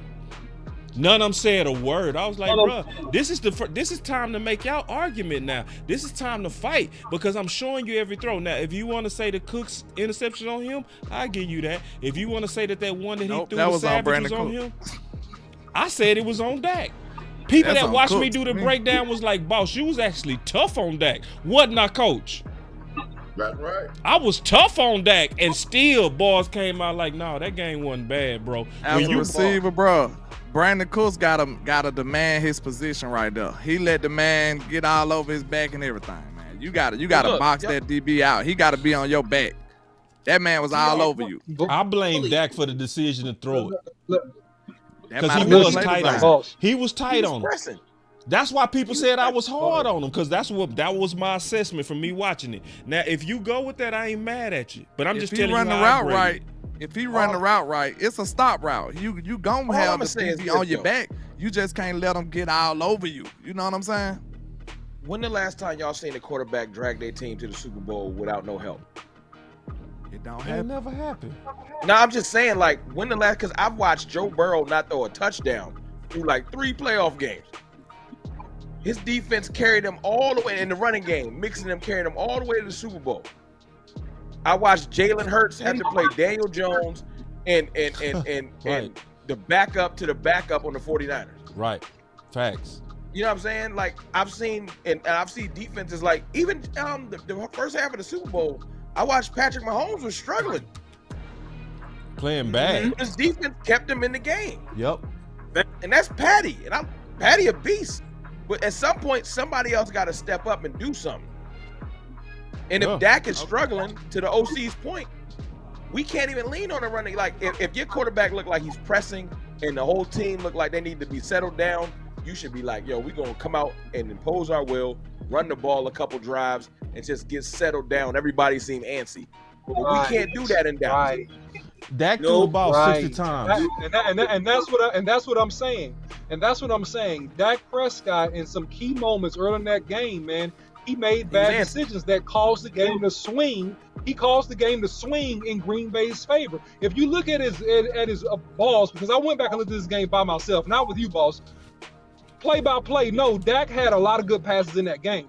But what I'm talking about is that it was key moments early in that game, man, where, man, hey, it was some bad passes, and they took advantage of it. In the playoff game, that's what happens, man. It's a couple big swing plays, and you can lose the game. Now, to my greater point, boss, which is this, is that the Cowboys should do everything they can to make sure that we can run the football, to me and Roman's point, I believe, so that Dak can be able to smooth out if things are not going well in that pass game. You have to be able to run the ball intentionally, forcefully, and consistently in the playoffs in order to win.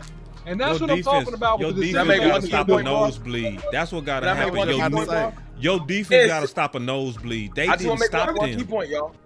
I got to make one key point. I'll be quiet. At both of those games, in the San Francisco game, when they was playing, remember they was playing the Lions, and San Francisco was down by 18 the top of the third, right? Then the Niners defense bowed their back and didn't allow the Lions to score anymore, and they made their comeback. Facts. The Cowboys was down by 18 at the top of the third quarter. We had 10, they had 28. If our defense got a stop, the momentum would have swung. So that's why I be saying Dak was antsy in the middle of the game. He made bad throws, that's fine.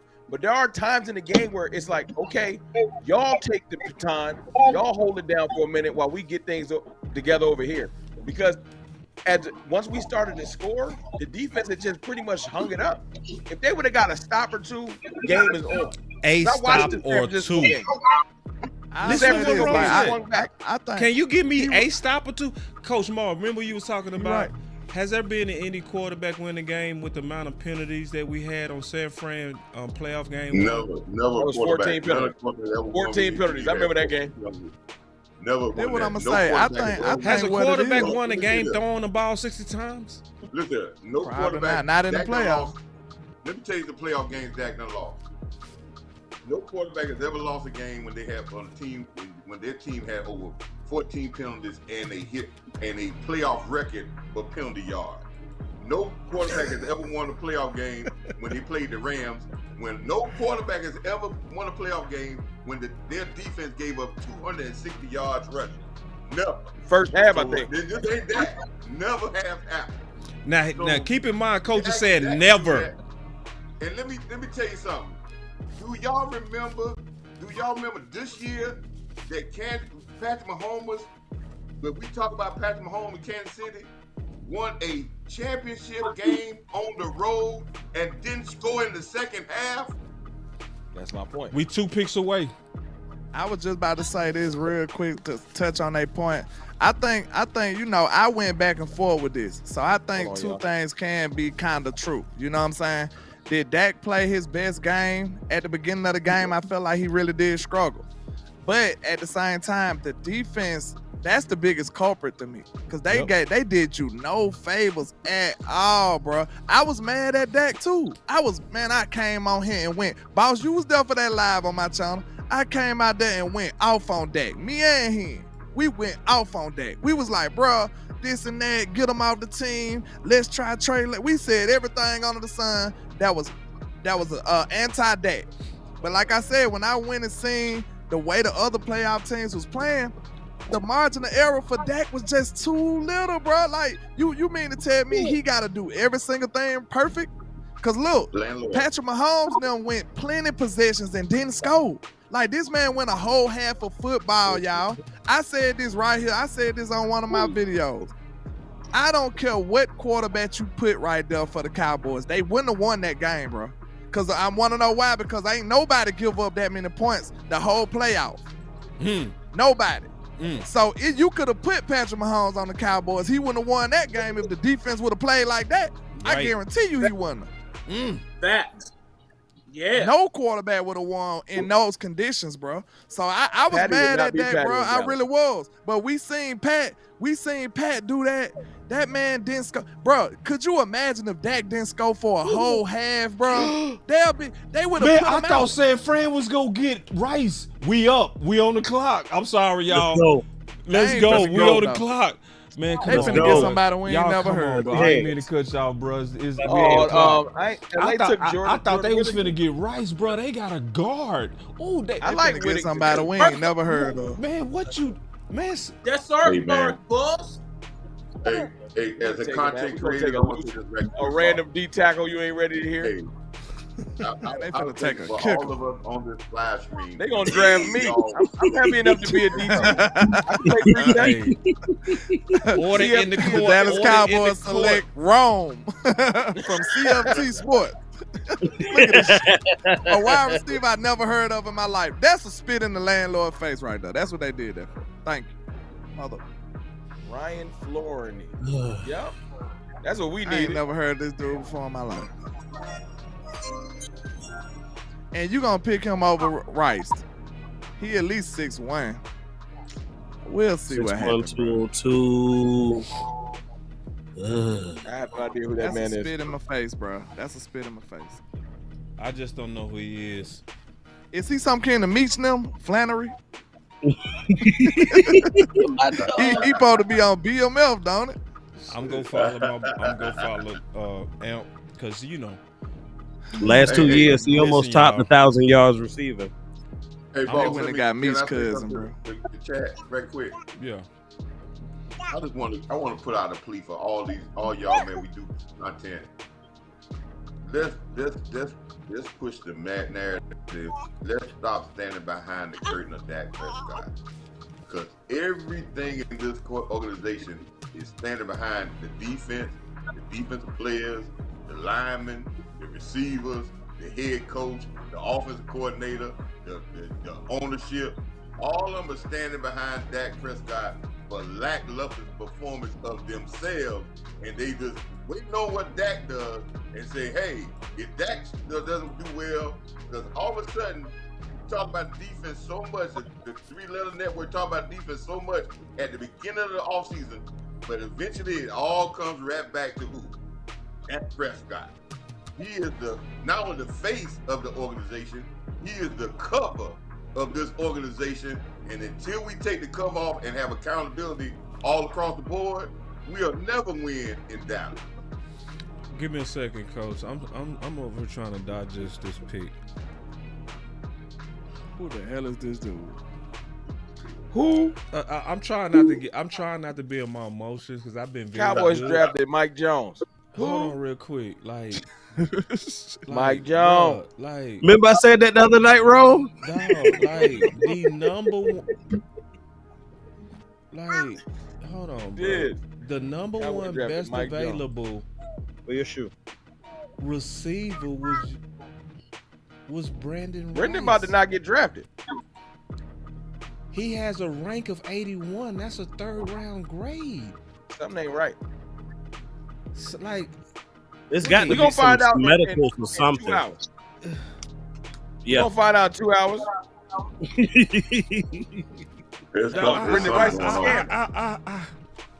There's something going on. It's probably something going on. He got a case pending. We don't know about. We gonna know about 2 hours. It might be. I just don't understand, bro. Like, what are we gonna do with him? That's practice squad vibes, man. Only reason I wanted to receive, I wanted to push somebody. I wanted somebody to elevate. I wanted to elevate the room. They're gonna get a receive in the 7th. He's from SCS. 6'2", 4'4" speed, and he perfectly matches what you've been drafting. He perfectly. You've been drafting all true dogs and mean football players. Hold on, let me get to these super chats. They coming in fast. So this first super chat, God dog, bro. He said, anybody who the hell would Division Southeast Missouri D2 over those D1 receivers? It screams Cowboys ego just to me. drafting measurables at this point. They not even trying. Screams ego to me, bro. That's ego. Tyrone Church Cowboys said, drafting Rathford. Let me catch up these super chats, bro. I promise it ain't gonna take me that long. He said, I don't think Rice don't want to be drafted now. Then my boy Jay Diz said, told y'all sabotage season. Then he said clarification. Okay, I read that one. I'm caught up, y'all. I just don't understand, bro. Like, I don't understand. Cowboys be drafting Rathford. I'm telling you, that's all they be doing. Okay, that might be what it is. That might be the logic right there, wrong. Because that ain't football, man. That ain't football, boss. You know what we stand on. That ain't football, man. But before I panic, I will say we did like Brooks in training camp last year, and he was a late round. You know what I'm saying? I don't know enough about that player to just start busting at him. What I am questioning and what's going on with Rice. That's weird. Hey, all I know we is finna get him in UDFA class. Then look like I ain't giving Will McClay no more passes if these players don't pan out. They better all be. He'll be UDFA. He'll be the UDFA Cowboy team. Don't look like they gonna draft him. I think Brooks had a very productive season to be a 3rd or 4th wide receiver. Yeah, I think we love a good Senior Bowl player. That's where he's from. He's from the senior. We love a good Senior Bowl player. I like his routes though. And wrong. The receiver, the 3rd round. I get so frustrated, bro. I just don't know. Hold on. I just have to. Coach Marv was going. Let me let him. Yeah, go ahead. Sorry, Coach Marv. My fault. I think Brooks had a productive season for a late round pick to have 4 or 5 catches in the season. And I think the 3rd round pick we had 2 years ago had a much more productive season this past year. So I see the projection going up for those players. I think sometimes we get caught and say, man, sometimes it's not an opportunity for a guy to do anything because there are guys in front of them.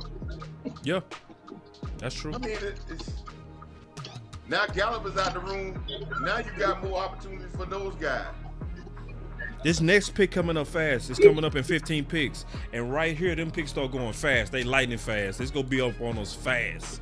So, and the good news is somebody did a breakdown of the receiver we just picked up. He does have good speed, 4.4 speed. So, I'm not going to knock him yet until I see him. Because I do I'm not know knocking him. No, I know you know. I'm just knocking saying. What am I gonna do with him? Like I said, my angst and my frustration has nothing to do with none of the players we drafted. I'm gonna allow those young men to go out there and put in work. I'm a tap in the OTAs. I'm gonna pay attention to everything. It ain't got. It's still the front office. It ain't never. Yo, everybody from Charlotte Jones to their son. I'm tired of all of them. They get on my nerve because they arrogant. That was weird, man. I ain't gonna lie, bro. Like, you got a receiver with a. It's something ain't right, bro. And hey, boss, let me ask you a question. Since we got a little second. Yeah, we got a second. We can keep it on draft too. Yeah. Heading into the draft, the 2 rooms that was the lightest is the rooms that's not addressed. That's the confusing. Yeah. D tackle and running back. The 2 rooms that was the lightest, they just was like, we don't need that. I'm cool on them not getting no DTs though, for a different But reason. I didn't watch your breakdown on why not. Yeah, My point is, but it's still to not get one. Right, and then to preach, we got to stop the run and run the ball. And be like, but we ain't getting none of that. Yeah. What Just tongue in cheek, man. Pull up the list, boss. You missed it. Pull up the list. Because the free agents that are available, Rome, are better than the remaining running backs on this in this draft. Oh no, free agent. Yeah, we gotta just do that. Yeah, no, I'm with you on that. I'm not even gonna fight that battle. But when we had the opportunity to, I feel like we dropped the ball. Who you taking off this list though? Let me get the super chat real quick, y'all. Just real quick. He said Rice didn't get picked in the 4th. I know he done. Go ahead, Ron. No, I'm just saying. I just take Dalvin Cook and just be like Cook and Zeke, Cook Zeke and print some t-shirts. And just cook and eat, whatever you want to do. Chef hat, do eating, whatever. And just move on, because that's where we at. We getting ready to start round 7 where we got 2 picks. So we down to the last pick in round 6. Man, let's clap it up, man, for everybody that been rocking on day 3 real quick. Clap it up, everybody. Man. I appreciate everybody being a part of this. Clap it up for Boss and Landlord. I've been here for 7 hours. I appreciate everybody being a part of this, man. Like I said in the beginning of the show, man, everybody that's rocking at this part, y'all are the fanatics, the true fanatics. Even the content Now, boss, you and Landlord deserve a prize. Y'all been in here holding it down. Yeah. Hey, can I rant real quick? Them boys open up the doors of the church, Ron. Look, this gonna be my end of the. This gonna be the last time I rant about a receiver until the season, cause it's over with. My dream is over with now. Okay. All right. Now we look at this, right? People telling me we don't need receiver, we good. But listen, I just told y'all, other than CeeDee Lamb, other than Amari Cooper, we ain't drafted a receiver higher than the 2nd round. Everything been 3rd round. We have nobody even formidable after that, y'all. And look at the people that's really out here, right? You got people like, look at what Miami did. They went and paid a king's ransom for Tyreek Hill, and they got a 1st rounder in Waddle right there. But Dak only needs CD. Okay, one more time. You got Philadelphia Eagles. They paid a king's ransom for AJ Brown. They spent the 1st on Devontae Smith. Okay, but Dak only needs CD. Hold on, Landlord. They got Peyton Wilson. You got nothing else in receiver. Nothing else. They got Peyton Wilson. Nothing else. They got 2 receivers, and the rest of them are trash. Who? But they trying. Who? They trying. We're officially in round 7, y'all. They got 2 receivers. Name their I'm third saying, rounders. but I'm just talking about how much they paid for their 2nd receiver. This is what my argument is. You're okay, look at San Francisco. They got Debo, but Brandon Ayuk was a 1st round pick. You know what I'm saying? Top 20. I think he went 25. Like, look at the capital they spending. We ain't spent no capital outside of CeeDee Lamb, bro. None. The highest one is a 3rd rounder. That's it. In Tolbert, you mean to tell me that in Tolbert the 3rd round pick, right? Well, he was 4th round. 3rd or 4th. Help, man, Nobody higher than that. These super chats coming in and they good. Oh my God. Coach getting paid $17 million. I gotta catch these. They coming in fast. I mean, Boss having all the fun, man. What my folks at? Y'all super chatted. We go get y'all in here, man. So first of all, folks said, man. Oh, I actually just sent one. Tyrone Church said Cowboys love Martavius Bryant. Oh, now, can I speak to that? No, hold on real quick. Let me get him out because they came in fast. I got 6 of them. He said, and I'm gonna come to that though. He said, this scares me. This one, boss. Notice the grandkids in the war room. We gonna come back to that too. I hate them too. I hate everything. Dog. And then my boy HTM, man, Henry, appreciate it. He said, man, Washington fell. Something happened at USC. My boy Q Dog said Ryan Florno was Dallas visit day. Yeah, that's fair. Stated by Brian Broadus. Okay. He's from Tyler, Texas. We getting them Texas boys. That's what Coach Marv said. Yeah, we getting them Texas boys. So yeah. And then Blocker Yoda. Every player you find out when they go. And then hold on, I got one more. He said Blocker said I need some heat for my feet. I'm caught back up. All right, let's start with what you were saying. Landlord. He said Debo was a second round. Brandon Ayuk was first though. Like, you see what I'm saying? Real quick. Go ahead. They do love Martavis Bryant because earlier I was on Twitter. I don't know if y'all been looking at Twitter. They did the whole number change thing where Jalen Tolbert changed his number and stuff like that. You don't announce a player changing his number unless you like him. They said Martavis Bryant has changed his number. I was like, so? Like, why does that matter? Because they really like him. You got enough. You got enough at They home, announced bro. They announced Clark, Jalen Tolbert, Martavis Bryant, and somebody else changed their number. But why you and look, and they came out on the stage and did a little model, like they was at an event. I was like, oh, he one of the receivers now. I got a slight pushback on that one. Me too. Jalen Smith changed his number. He ain't see the end of the season. I mean, Jalen Smith, his contract was different. Martavis Bryant making 85 cents. They gonna keep him. My pushback. I make more in my 9 to 5 than he make. My pushback is that a he's a bastard. That's it. And I know how we do bastards, but I do like the theory that the number change means they like him. Star said that too. Yeah, they got their eye on him for sure. It makes sense. It's just that, me and the OC say that, Rome, you probably making the same mistake we always make. You think it too logical. Too logical. Is that the common theme of the draft? Where you logical, but they move so different, I ain't even bro. mad at you. But I'm just going to say, I got a few supers over here now. You got some I got a few supers over here now. Let me catch up with them real quick. Shout out to Action Pie with the $2 super. He said it's a reason they held two Martavius fellas. And then then Tyrone Church follow up and say Martavius Bryant is an old dog. And then shout out to them boys 77. He says you cooking, landlord. I appreciate you, man. I just want them to take it serious, y'all. See, I ain't even talking about the players. I'm like, bro, if you're not, what they say, a man, you can tell what he committed to, where he put his money at. You ain't put no money at receiver, bro. Other than CD Lamb. You ain't put no money there. And you told Dak that's enough. You're good enough. Go ahead. Get it done. We got a super chat. He and said, everybody else got all this ammo. Chris 214 said Jerry did say all in on our guys though. And did you was go comment on one of them super chats, wrong? Do I need to go back to it? Nah, it was the Martavis Bryant joint. It was just like, put like this. He was a practice squad player. He ain't touched the field. Why you announcing his number change? Like come on, dog. Like, hey, so now you know the practice squad numbers is moving around. So that's because he about to get highlighted at camp. He gonna get every chance he can. And the reason why the theory about, I know we got the theory that they don't like outside players, but if they down to take whatever money, they'll love you. You gotta just be cheap. Well, let me ask you this question. Let me ask y'all this question. We were so excited about the tight end last year when he hurt his knee. But all of a sudden, forgot about it. No, I like Stevens.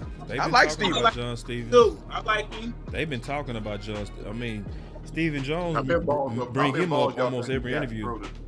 8, 9 guys. I do like this though. I do like that we got the corner, and we might not rush Trey Diggs back out. I like that we can let Trey Diggs come back slowly. Oh, yeah, we got a linebacker, let Overshown come back slowly, stuff like that. My fault, Coach. I'm sorry, Coach. We should. I mean, I understand what y'all talking about, but I mean, I can understand what we're saying, and I understand a lot of people want the excitement, but you'll be excited in losing football game. So you want to be exciting or you want to win championships. Well, you're right. You can be exciting. If Kansas City wanted to be exciting, they would have kept Tariq Hill. And the only team that Coach, we got can to say get off the KC receivers, won, Coach. You be fighting receivers, man. Look. The only thing about KC though, Coach the only thing about KC, he be like, man, Coach will see Randy Moss. He'll be like, listen, you want to win a championship? Look, he right though, but at the same time, look, KC defense didn't allow over 20 points almost the whole year. Snead allowed a touchdown in the last game in the playoff game. That was his only touchdown he allowed. Do you think? Look at the difference. Do we have a defense like that? No. Answer me that. Do we have a defense like that, bro? Oh, hell no. We do not. We found that out the Seattle game. Them boys absolutely ripped us apart, man. Do y'all need another fight? Y'all need to fight again? We don't have. Man, I want to fight everybody because I'm sad right now. That RAS score floating around. I know, right? Rome, you need to. Rome. Hold on, Coach. I mean that. Sorry. Hey, landlord. When I go back to what I said earlier, and I know you heard me. It's gonna go as far as this defense is gonna take us. And if we think we're gonna get a whole bunch of receivers, a bunch of weapons win, then you're gonna be sad for another 30 years. Hey, I give you that. But look, at the same time, our defense ain't formidable enough though. Did they do something to fix the defense? You see what I'm saying? Look. When coach, you're a coach, so I know you done built a team before. When you building a team, of course, if you want to stand on the defense and the running game, right, some stuff is not going to be as strong. We don't have a strong defense or a strong run game. So you might need to strengthen your strength. You might need to have some strengths over here. You see what I'm saying? We can't live off of that.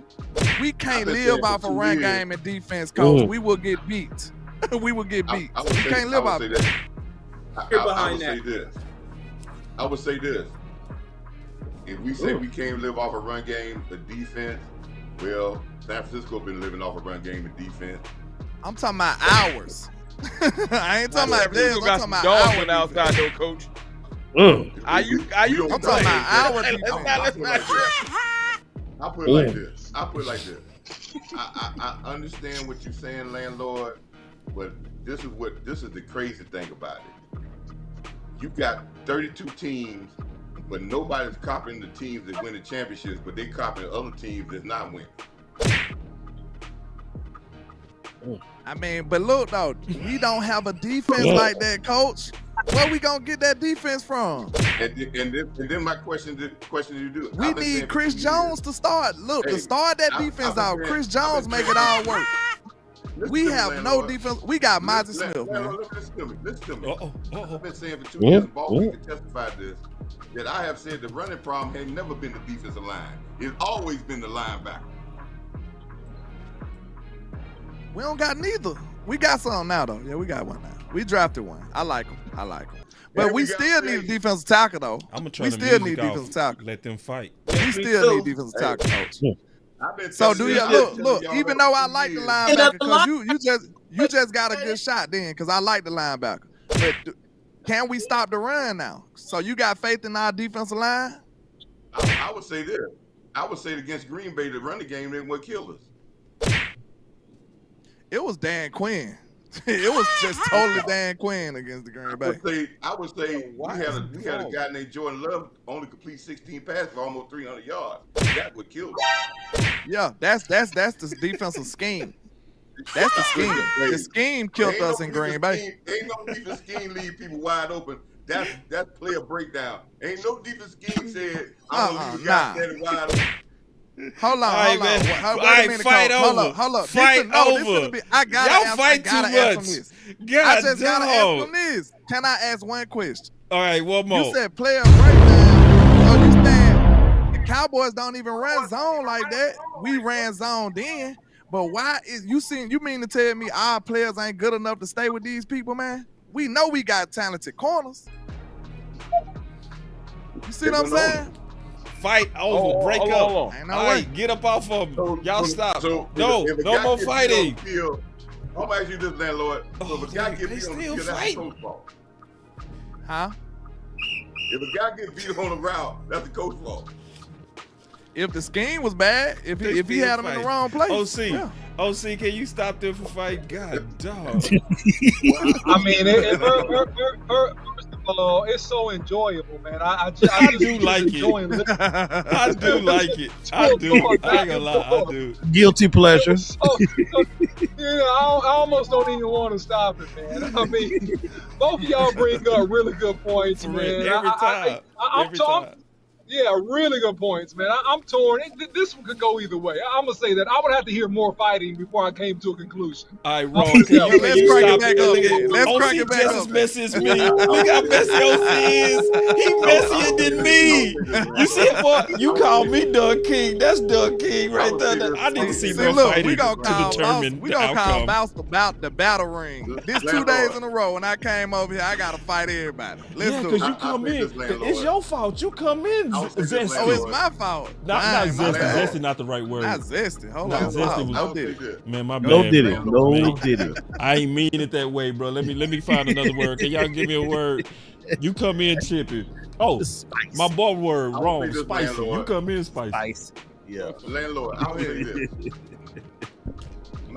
When Green Bay came up, my observation with Green Bay is man-to-man is Brandon not Rice the gone. you play against Green Bay. And they finally played got drafted. a lot of zone. Hold up now. Good. Dallas played a lot of zone against Miami, which slowed Miami defense down and offense down.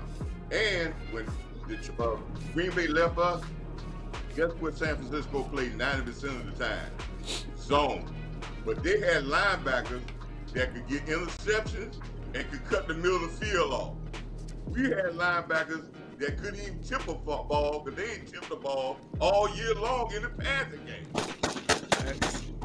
You right about that. Our linebackers was terrible. Yeah.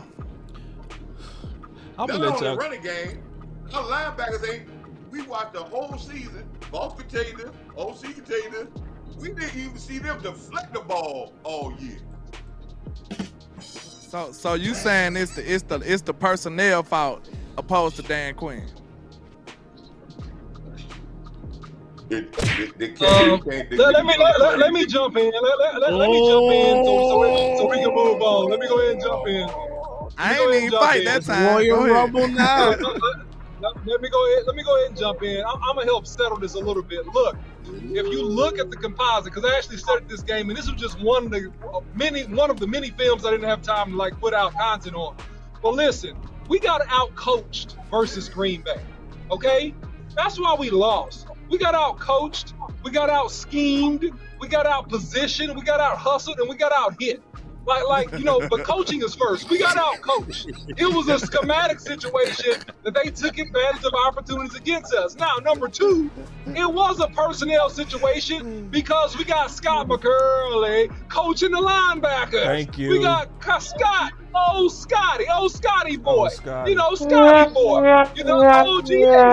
He's coaching the linebackers, and these linebackers you might don't know the need to say his name one more time, because you might need to call him out one more time, because he be hidden in the shadows and the sewers and stuff. Like, get at him, call him out. Look, when you got linebackers taking 2 steps back when they're running ISO at you, that's a problem. You shouldn't be taking 2 steps back. This is fundamental errors in terms of football. So this was coaching, this was scheme, and I personally think that film that Dan Quinn had on. That's what I think. That's why we lost. I can't say it's personnel when you got 2 of the best corners in the league, man. Gilly played good ball. He just was hurt that Green Bay game. He didn't play that great that game. You heard what Gilly said, though. Landlord, this is speaker your boy Big Mike. If I tell you I know for Look a at fact that Dan Quinn wanted Ken Norton in Dallas as a linebacker coach. Jesus. But do you know who McCurley is? Know who hired McCurley? Mike You know McCall. who's still standing behind McCurley? Mike McCall. You know for Big Mike? But That's his homeboy. That's his homeboy. If you Oh, watch so- my show, Coach, Ooh. I gave Big Mike some smoke about that. I said, Hey. Mike, I promise you, I came out, I said, Mike, hey, you know you my dog, but hey, you gotta sacrifice McCurley. I put responsibility on Mike for that. That was a good punch but on we Landlord. seen Mike Hey, do that before. Coach, We seen Coach, Mike do it before though. You landed right? that punch. He got rid of Mike Nolan like that. No, He got rid of Mike Nolan. He landed that punch on you, Landlord. I ain't gonna even lie, bro. I mean, yeah, you got to get him back for that. I said this before. You gotta get him back. But like I said, we've seen Mike McCarthy fire his friend. Mike Nolan was his homeboy. He got rid of him ASAP. Why did he fire Scott McCurley? He must be on some foolish time with that. I can't. Hey, I said this on my channel. Hey, but that's one aspect though. That's one aspect. He still done did a lot of stuff for you, man. You know what I'm saying? It ain't many coaches who got a better resume than him right now. It just ain't. And I like what he did in Dallas so far. That's all I'm saying. You can't really argue what he did in Dallas right now. Landlord. Then he almost got Dak an MVP too. He almost got Dak an MVP last year. The draft is lightning I think fast he probably now. was Our pick is desperate coming for up. an ally. Our pick is coming up. We need to switch in just a second. We need to switch to what's available. Somebody say Coach Marv TKO. Oh, yeah, he got me on that one. But like I said, I can't fight against myself because I said the same thing. You know what I'm saying? Yeah. I said the same thing. Oh, see, Coach Marv Benson, he jumped back into that old fight and did just what he did is he tapped you out on that one. He did. Hey, no, I said the same what thing. happened is wisdom went for the low hanging fruit. That's what happened. And Michael Thompson did great for Dak Prescott. Yeah, he almost got him an MVP. Now, y'all in the being first nice year. now. Y'all, I don't like this. See, now y'all being nice, giving each other credit. I like the fight to the death. Truth. I go to the truth, man. Look, he told the truth what I did. You right. You right. I go for the truth. Yeah, you got to do that. I just like to see fights. The truth. Say hold on real quick, man. You got to hit that button one more time. We say tell the truth. You tell it. That's what I be on, man. You know what I'm saying? I gotta tell the truth. 2021, Dak had the exact same numbers that he had this year in 21 under Kellen Moore. So y'all. Is it Mike McCarthy or Dak is just a dog? Man, it's Mike McCarthy, Coach. I gotta fight y'all now. When you tripping, Coach? No, I ain't gonna let you do that. I love you too, Coach. No, I gotta jump in on this fight. Everybody been waiting on me to fight. I'm finna fight y'all that, cause no, it is not just this guy. No, it is not just that West Coast helped Dak out tremendously, especially on the 2.3. The 2.3 was the key, for real. And unlock that. Yeah, because that's why he using his legs on that 2.3, man. When that play break down, Dak know exactly what to do. That is exactly because of Mike McCarthy. He did that against the Chargers.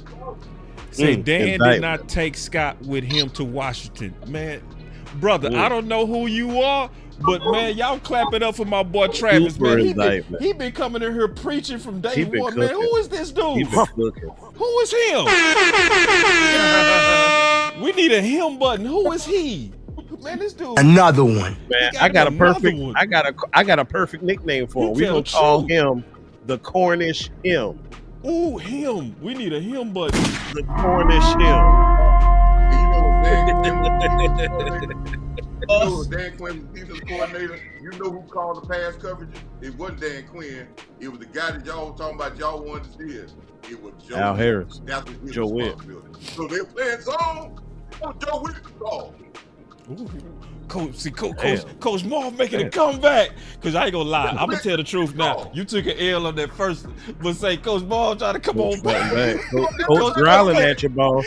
Hey, he growling at me. He growling at Landlord. That's who he getting these licks on right still now. On me. Yeah, he getting these licks on you. Look at that smile. Look at that smile. He know he coming back. Coach Marv making a comeback. Still look like shit. Look, I'm going on my 5th hour. Coach came in here fresh and caught me slipping, so hey, I'm going on my 5th hour, man. He let it. Let's get back to the draft, man. I'm sick of y'all fighting, man. Y'all getting on my nerves. All right, let's start looking at what's the best available, man. Let's try to see if we can put it together. Look heavy defense, honestly. You thinking defense and special teams? Yep. Brendan Rice went to the Chargers. Yeah, he gone. They needed it desperately. They already drafted the receiver, then. They still needed it. Right now, for the garbage quarterback. Gabriel. We got running back. We talked about from Blake. Mississippi. Yeah, Blake. Gore. Is Gore still there? Oh, is Gore? Let me check, Coach. Give me a second. I think Gore is still there. That might be the steal of the draft, y'all. They gonna take Watson over Gore. And Blake ain't Watson nothing still there. With Tony Pollard light. And Dejon still there. Dylan Johnson. Rome, did you hear me when I said that earlier? Who? about Watson being TP Tony Pollard 2.0. light? Yes. Well, yeah, now we've been talking about that for a couple weeks though on my group chat. That's Tony And Pollard. I ain't like even me. in your group chat. They so messy. That's Y'all crazy. Messy. They messy like me. Look at this. Don't give up, landlord. He done tapped out. Yeah, we get back to the draft. I'm on hour 5, man. We back to the draft, man. We back to the draft. All right, so y'all thinking Frank Gore? No. All right, so let me see. Who we got? Isn't that the running back from Washington? Dylan Johnson, the one that number 1 for Washington. I like that's one of my guys too. Yeah. Talk through it, Coach. Give us your breakdown on him. Dylan Johnson he is a definitely 20 carry guy, but he got hurt in the championship game. He was the guy that had the ankle injury, but they kept playing him. But he had a great year for Washington. This is a tough running back, man. He runs with power. This guy, and a lot of guys from Washington get drafted, but this guy was key. And I think if he didn't get hurt, they could have had a better chance in the championship game. But he was at Washington for 4 years. I think he was a 4-year guy at Washington, but he is a guy that carried the ball a lot because even though Washington passed the ball a lot, they leaned on him because they did have a physical opponent to their run game, to their team. And he beat Oregon. What kind of ankle injury did he have, Coach? He hurt his ankle. He had a high ankle sprain. So he'll be good in the championship game. Yeah, that wasn't. Yeah, he was still trying to play through it, but he was limping a lot on the field. But he didn't have no major injury. So we still y'all still thinking running back? I think we need to look at best player available. Boss, he could be. Dylan Johnson could be the next best thing to the Wisconsin running back you wanted. It's some D tackles. Yeah, really? Frame wide too. Really? He almost got the frame. He could be. Yeah, frame with the style of running and his power, he could be paired with this line. He could be like your boy from Wisconsin. Wow. I like the DTs left. I'm taking 2 of them. Jones. And he's used to a pass type offense where he's gonna get his carries. And he's not one of those people that offense was a pro style offense they had in Washington. So Coach, I don't mean to interrupt you. I'm sorry, Coach, because I just want to get to these DTs real quick. I didn't mean to cut you off. Rome, who are your DTs? That I'm taking? Yeah, now did you see that you like here? I like Randolph. I also like Miles Murphy. Yeah. Now I don't know anything about Miles Murphy, man. You gonna have to catch me up on him. What? Tell me what you like about his game from what you saw. He was just somebody I used to pick up in the late rounds in my mock drafts. I ain't about to hit you with no super in-depth analysis. I just think he's a solid rotational D tackle. We don't got nobody. We got Carl Davis. So I still want to pick up some of free agency. But we need somebody. Asking, what did you like about his game? Was he able to take on doubles, or was he able to penetrate? Did he just kind of hold well? He's an athletic DT. This guy gets up the field. He's not one of those Miles. He's not one of those. He's an athletic guy. He's a guy that wants to get up the field. He is not one of those guys that's like run first guy. He's a pass first. So he's more in the pass game. Yeah, but he's not. He needs to start thinking more run. But he don't have a bunch of pass moves. But he's one of those guys where I say play half body. He's a half body player. He's not a guy that plays full body like a 2 gap guy. He's a 1 gap type of guy that try to get on the one side of the body, hits the gap. He got a little quickness, but not a real strong guy on double teams and handling double teams. I watched him a couple of times in North Carolina, and they had a problem sometimes stopping the run because they had guys doing that type of stuff. All right, so we 3 picks away, y'all. We 3 picks away. Curtis Jacobs still there. It's gonna happen fast. Yeah. Y'all. And we got another pick, so don't go nowhere. We got 2 picks in the 7th. So Curtis Jacobs. Yeah, go ahead. Do anybody know about Curtis Jacobs? I've been hearing about Curtis Jacobs. Who got the skinny on Curtis Jacobs? I'll say this. I trust the Penn State linebacker pedigree. I'll tell you that much. He can be explosive. Got explosiveness. Good size on him too. 6'1", 241. My guy would be. I like that. Right now, that would be my our guy right there, boss. Yeah, that without question. And he could. That alone 16 tackles for a loss last year. Yeah, he go crazy, Jesus. bro. You talking That's about a downhill. supreme run stopper right there. Coach, you know how you always talking about them downhill guys? Yeah, he downhill. Yeah. He go hit you in your mouth. First. Like, I think he's a perfect fit for Zimmer. Perfect. I would like for him to play the strong side. You know what I like about it? That pickup would be a super. We talked about this last year, boss. It's just a different angle. That'll piss your boy Michael Parsons off. I'll tell y'all right now. Your second edge player in this draft. So now he got comp. Ain't no comp. I'm just looking at. Okay, I'm gonna just tell you the players that I say just right now that I just love. Period. Dalen Hooker, even though we don't need tight end, you talking about some of the best hands, bro. This dude is a natural catcher. Don't Look at this tight end. But the tight ends might be the best thing left, though, Coach. For real talk, because I called this. I'm not gonna piss everybody off. That's gonna piss everybody off. They drafting tight end. I know they're gonna piss up, but that's a Mike McCarthy thing. He loves tight ends. I'm telling you, man. And this dude is the best. This is Mike McCarthy's type, hands down. I call this dude Baby Jermichael Finley. For real. Huh? Hey, you really trying to big us up on a position that you said they need to do away with altogether? What? Oh, tight end? No. Come on, dog. No. Come on, dog. I know you want to fight me, bro, but I'm ready for this one. This one right here, dog, I was on him last year. You know what I mean? As a perfect Mike McCarthy fit. Like, and at this point, I'm trying to get the best player, bro. I'm not on needs. Needs can just kiss all over me. Because what we doing is we making a 4-year decision for a 1-year need.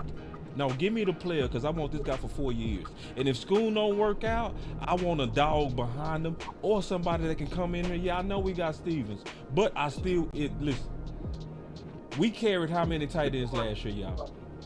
4. Right. So I want the best 4. Period.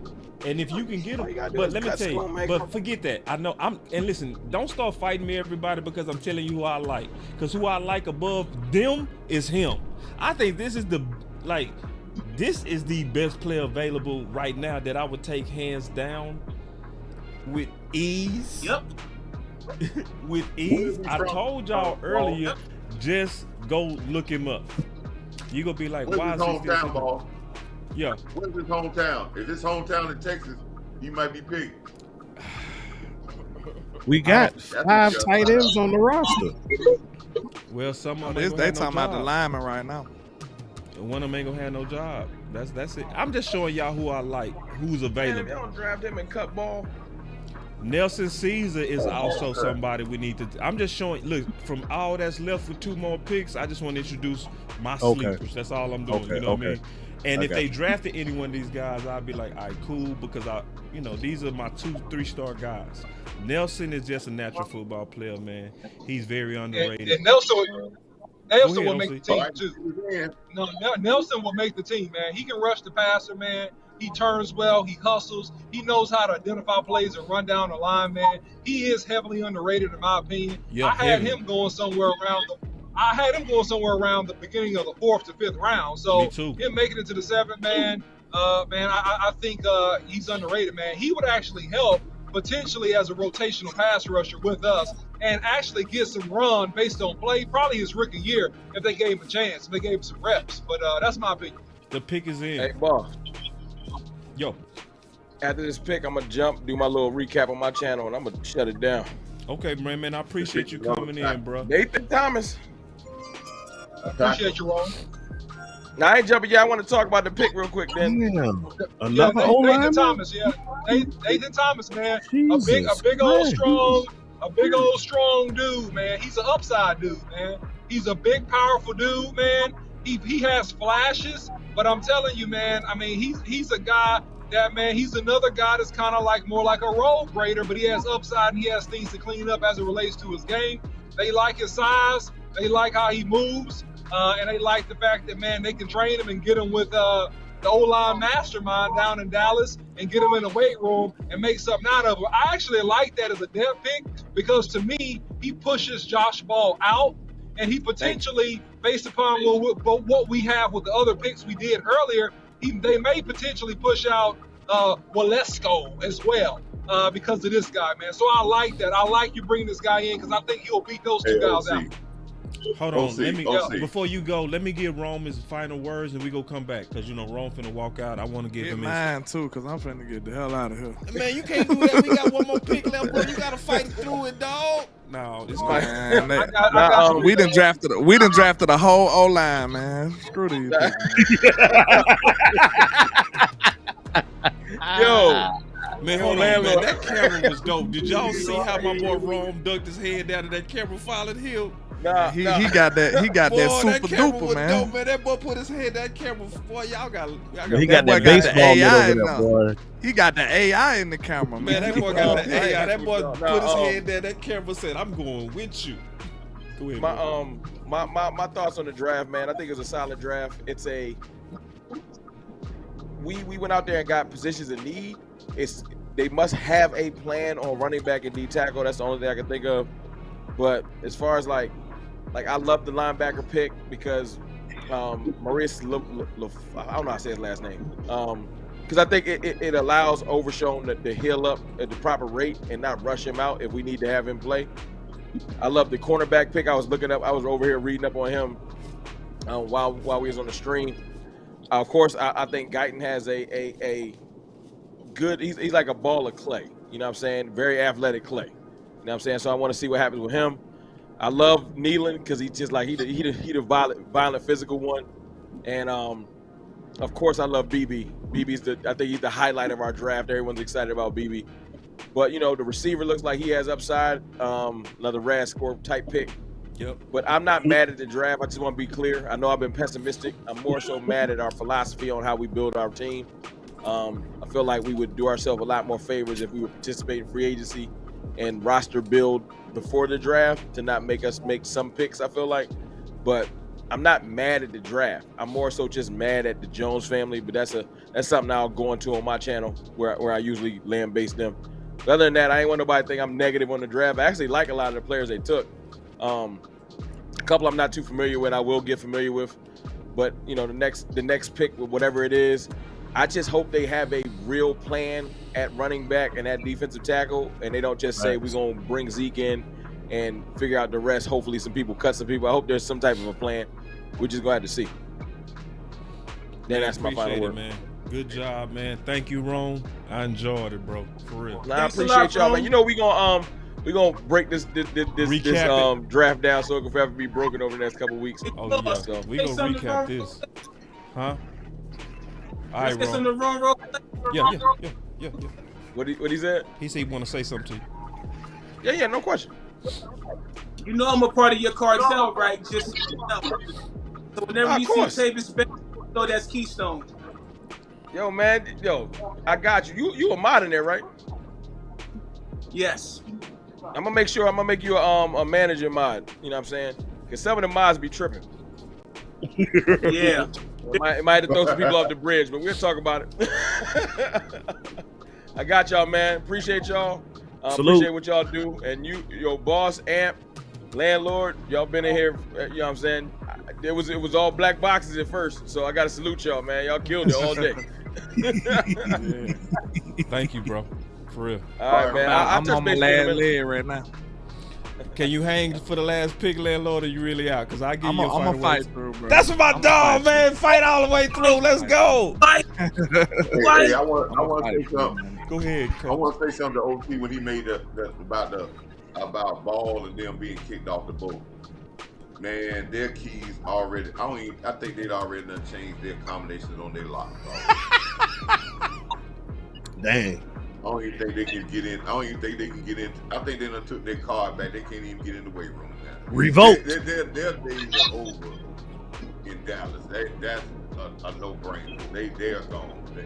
They done replaced those guys. Those guys, there's not enough room in the room for them at all. That they already gone.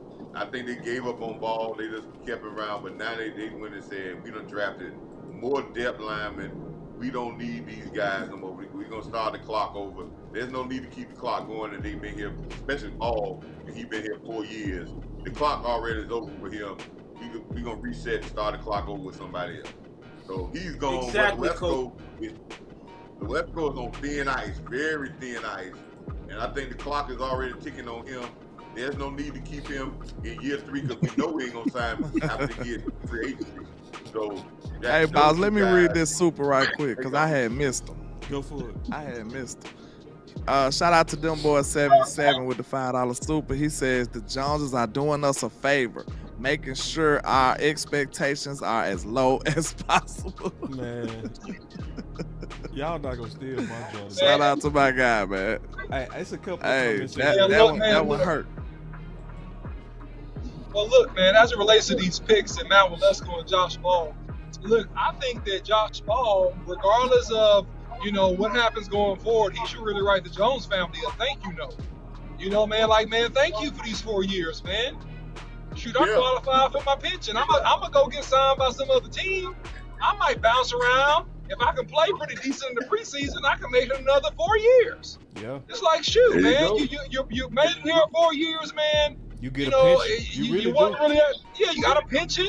You wasn't that successful. You really ain't did much. But you know what, bro? We held on to you. We gave you every possible opportunity. And I told you that Josh Ball was the man with 9 lives. Yeah. Well, when this training camp starts, and some of these big nasties, see, they just drafted another big nasty. And as soon as this training camp starts, they start putting on these pads and hitting, and you see the power and the push on these other guys, then, man, these other guys are not going to make it, man. And that's just how it goes, man. But Matt Waletzko, they're going to try to give him a chance because of his length, because he's had some injury stuff. And I want to give him another look, man. But I have a feeling, man, it's just like one of those things coming from a smaller school. He had some good core stuff, but he didn't pick up fast enough. The footwork is not quick enough, and he doesn't play with enough power. And if you put him against a Tyler Guyton, Tyler Guyton today beats him out. Like take off his suit that he got drafted in, and then come out to the field, he'll beat him out today. So it's one of those things, man, that this is good for depth, but it's not good in terms of weapons. But the Cowboys are trying to shore up that offensive line, so at least salute to them on that. Man, hey, can I say this real quick? I promise this one comment and I'm done. All right, look, out of centers, tackles, and guards, I just looked at the roster. We got 14 of them things, bro. I'm done. We got 9 tackles on the roster. So nobody better not be mad at me for wanting Chris Jones, because everybody like, Chris Jones? Like, yeah, if he the best, stash him. Who? Chris Jones. I was just saying, hey, it was a couple of comments, though, that I want to recognize. This one is messy, so I got to start with it. My boy Trey said, and I like this about my boy Trey. He said, boss, we need another coach landlord fight. They tied. I do agree with that too. I do agree. They gotta break the tie. We ain't gonna force no fights. But we I'm keeping score. They off tied right now. Like landlord. He won the first one. Then Coach Marv got messy and came on back with the Scott McCurley. He put him in the chokehold. Tapped my boy out. All right, here we go. This one, though, this is actually good news. We gonna talk football on this one. He say free agency like Boss called. What he talking about is DT. I was saying no draft one. Force us to solve the DT problem with a vet. I was saying starve out defensive tackle. That was my position to begin with, too. Well, I'm thinking even, Coach, we might need to make a trade. Well, there is a defensive tackle. I don't know if he's still out there. Out of Cincinnati, that's one of the top defensive tackles, but he hadn't been signed. I don't know if I can't remember that, but he's still out there. I know Cincinnati ain't gonna sign him because they got guys ready to be traded because ain't nobody getting no contract because the money is messed up. Cincinnati always been, hey, that's how they. What about Cleveland, boss? You said they did. what we got to look at is Cleveland picks. Because if we look at Cleveland picks, that's going to tell us if they drafted some DTs, then that means they're going to likely release some or one. And that'll be an opportunity for us, you know? And go ahead, Coach. DT. But if you give me Kendrick over their first pick was a DT. Hold up. You give me Kendrick, Overshawn, and Michael Parsons as linebackers, I'll work with the defensive line I got right now and shut the run down. You ain't got none, Coach. You talking about what, Olsen? I'll work with the defensive line we got right now, and Olsen? You won't be able to run the ball against those three linebackers at linebacker. I can tell you that right now. We ain't got no nose. Michael Parsons he'll have about 16 sacks because he will beat the living snot out of any guard or center that try to block him on a pass rush, because you ain't gonna be able to double team him in that spot. I like the 3. I don't like us at the 1, Coach. We still need to get a 1. I don't know why we let Hankins out the door for $2 billion. I swear to God. So to me, that's the most egregious move of the offseason as far as who we let go. Little Bird told me I gave that an came down to signing bonus, and the Seattle gave him $300,000 signing bonus, and that was the kicker that got him out of Dallas. That's crazy. So, boss, to your point, Cleveland's first pick, second round, 22nd pick, they picked Michael Hall Jr. Oh yeah, they releasing they DT. Yeah, you DT right. From Ohio State. That's yeah. Look for Cleveland and let something go, bro. Look for it. Count it. Yeah, that's for sure. Because I'm gonna show y'all SCD. Good job, Al. First pick. Jesus. Let me look up Cleveland. Hold on. Oh, I got you. No, I'm gonna show it. Oh, okay, I got you. I'm gonna show their depth chart. That's what I'm showing.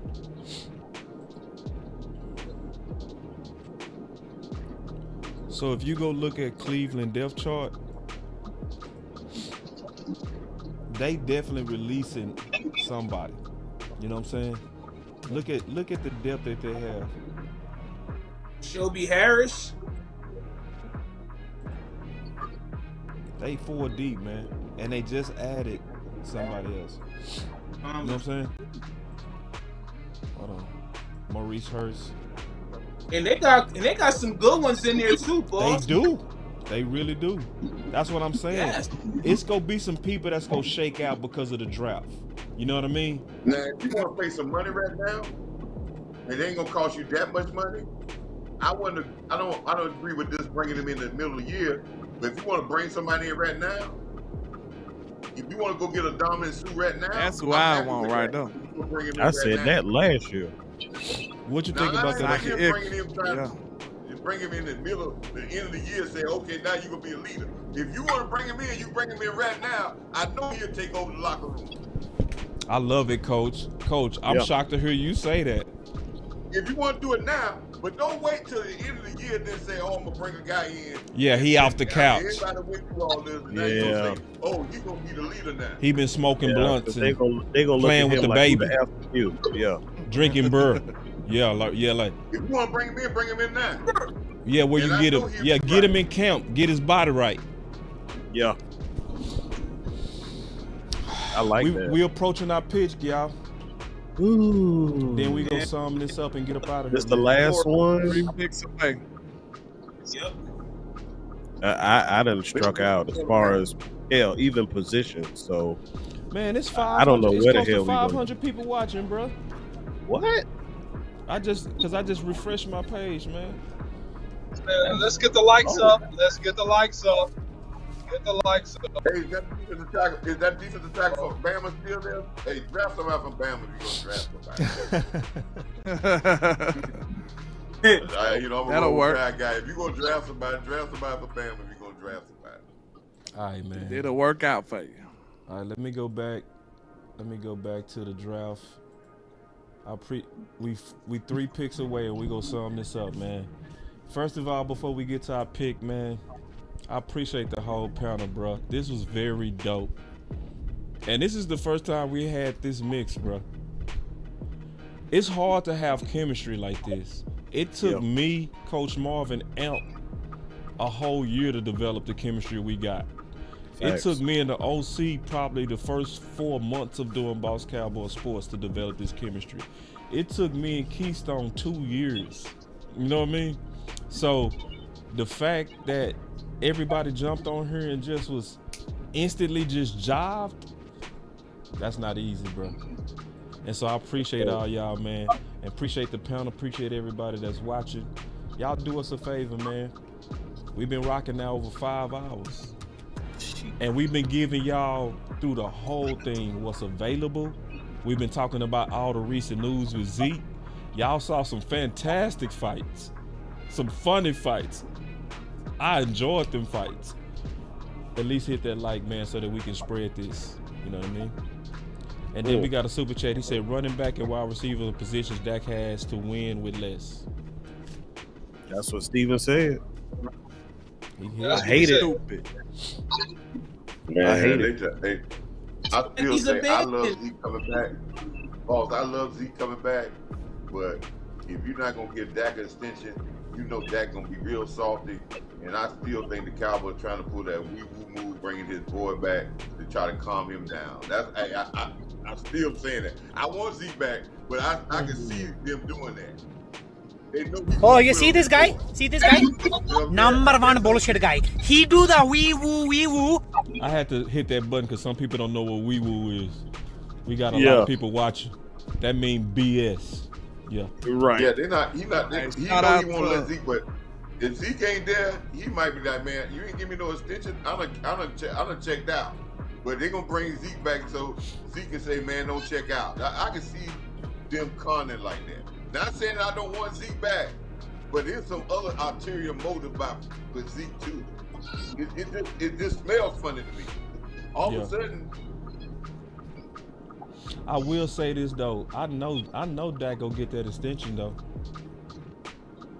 Because if they let Dak play out the season, they getting a 3rd round come pick at best. I know we believe Jerry and Steven sometimes are crazy. It's no. They're not that crazy. It's no way you that crazy. They go. I think what they gonna do is they gonna have this manufactured competition in August. It's gonna be manufactured. You know what I mean? This is about selling Trey Lance versus Dak, and at the end of August they gonna pay Dak. Hey, boss, let me get this super before our pick come up. Shout out to them boys 77 with the $10 super. He says we talk ish, but we ride for our boys. Over 500 strong, says a lot. Content creators, big ups. Please show love, man. Shout out to you, man, for holding me down, man. I appreciate you. Man, appreciate it, man. Landlord, you hanging tough. We 2 picks away, dog. Hang in there, bro. Hang in there, man. Y'all clapping up for Landlord, bro. He built for this. Built for this. My boy stayed for the whole marathon, bro. It's a first for me. Yeah, I've been through this a couple of times. It's tough. It's tough. That day 3 ain't no. Yeah. Day 3 tough. Day 3 tough. It is. You get used to it, bro. Like the first 2 years I did this, bro, I needed 3 days of a nap. I'm gonna be able to go party tonight. I'm used to it now. You used to it now, Keystone, huh? It take a while. You used to watch it with y'all. No. Let's take that back. 6 hours now. It's 6 hours? Yeah, 6 dog. hours. Yes. Boss, You drop in the bucket. First year on day 3, and then became a breeze after that. Yeah. You gonna get used to it, bro. Next year you ain't gonna even feel it. And then Prasham said with a super chat, he said, I'm cool with Kareem Hunt. Go get him. He's available. Yeah, I'm going to say something real quick just about what Stephen Jones said, because I think that it's relevant because we have not picked it back. Stephen Jones laid out a narrative about us winning with less and that they put a good team around that, his first several years. And, now he's going to have to do more with less and win with less. That's a bunch of malarkey. They didn't put the best team around Dak Prescott. They tried to go wide receiver by committee, and it didn't work. And they were losing fans and losing money, and they went out and got Amari Cooper. Right? So they did not do what they said. And furthermore, they could have made acquisitions to strengthen the roster around Dak multiple different years, which they didn't do. So I just like to clear up that fallacy Something I haven't had a chance to talk about, and something that's really just not true. Regardless, y'all watch before the 4th of the year, regardless of what. But it is what it is. What? OC, let me ask you this question, OC. They talking about they put good players around them. Why they ain't never put the best coaching staff around them? Because they had friendships. Eyes have it. That's the problem. They wanted Boy Wonder to take over. We already talked about this. They wanted Kellen Moore to come out and be great and eventually be the Boy Wonder and take over the Cowboys and lead them to the promised land. That's what they really wanted. So that's why he was the Trojan horse, as I said a couple years ago, that was left over when they brought in Mike McCarthy. That's what happened. And so what happens is that they realize they're not the smartest man in the room, but the issue is that they have to get their butt whooped before they realize they're not the smartest people in the room. And so that's why this whole narrative, I hope and pray that it works out to a degree, because if not, it's going to look ugly on some degrees, man, with the team, man. And I'm being honest. Dak's going to do great, but I'm talking about the W's, man. I mean, hey, man, they're still very, very risky stuff they're doing, man, in my opinion. Dak is going to sign a contract, y'all. His contract is going to be, if he signs an extension in Dallas, it's going to be 3 years with 2 voidable years. It's going to be up $165 million. It's going to bring him at $55 million a year, and he's probably going to get guaranteed $120. The $45 he got that's going to be on dead money next year, and they're going to add another $70 million. That's going to be the contract he signed if he signs one. It is time. The pick is in. The pick is in. We on the clock. Yep. They coming out to announce it now. Oh. Defensive tackle now. Danny from Dirty Auburn. I'm done. All right, they're trying to get a big boy in here. They're trying to get a big boy. Nose tackle. tackle. Yeah, he's a one tech. He's a one tech. They're trying to get some depth, trying to go cheap and get a one tech and put the pressure on the rookie. That's gonna be hard for you, Justin. I think that you need some time to cook, bro. He needs some time to cook. He's a big, heavy one tech man that did some good things at Auburn, man. But man, overall, man, he's not ready to come in here, man, and be fighting in the trenches with them grown men. It's like you going cheap. You're trying to be cheap, and you need to sign a veteran nose guard to shore this up, because he's not going to be enough his rookie year. No offense to him, I think that he has potential, but he's not going to be enough his rookie year. You're going to have to rank him out too, man. Is it the shoes? Y'all know what you gotta rank him out. You gotta rank that Auburn out for him too before he come over here, man. Bro, gotta make sure you rank that Auburn out. All right, so now let's close out, bro. We've been here all day, man. Give it to Landlord. I'll lead y'all so I can get out, man. I gotta get out. Let me lead y'all right quick. It's quick. It's gonna be quick. Hey, man. I like this coming on this draft thing, man. I think that y'all did a great job, man. In the 3 days y'all was working with the draft, I love the first day that y'all was down at the draft party. I think y'all put on a great presentation. I think a lot of the people got a lot of great insight. I just wanted to chat to people out there to know that we are passionate. We have all different opinions about certain things, but we all have one major goal that we want. We want to hear we are the champions at the end of this in next February. The champions of the world. We want to hear that song played, and we can toast our glasses in the air saying we won the championship. So there's a lot of negativity go out, but I'll say the draft is over. The next part of free agency is coming up. But I will say the only way we're gonna win a championship is those who sweat more in peace, bleed less in war. If the training camp is the exact same way it's been for the last 4 or 5 years, it's gonna be womp womp whoop whoop. They gotta change it to being a grind, physical, hard. They gotta work harder than anybody else because you got a lot more distractions here. But I think we may have enough talent to win, but we just gotta put it together and really grind and earn the right to be champions. We are not champions. We have to earn that right. Thank you, fellas, man. Thank you, boss. Thank you, OC, landlord, my man, Roll Tide. Thank you, Am. Roll Tide. What's your grade of the draft, Coach? What's your I draft? grade this draft a B. Now I ain't gonna say an A. It's a B draft for me. I just think we went big. We just got a bunch of big guys, but it could have been an A if we got a quality running back. But I just give it a B because we didn't attack that part, and I don't understand. Like OC said, what are we waiting for? We can get a cheap running back in the 3rd round and go ahead and get the running back now. Then we'll be waiting on next year or some retread in free agency.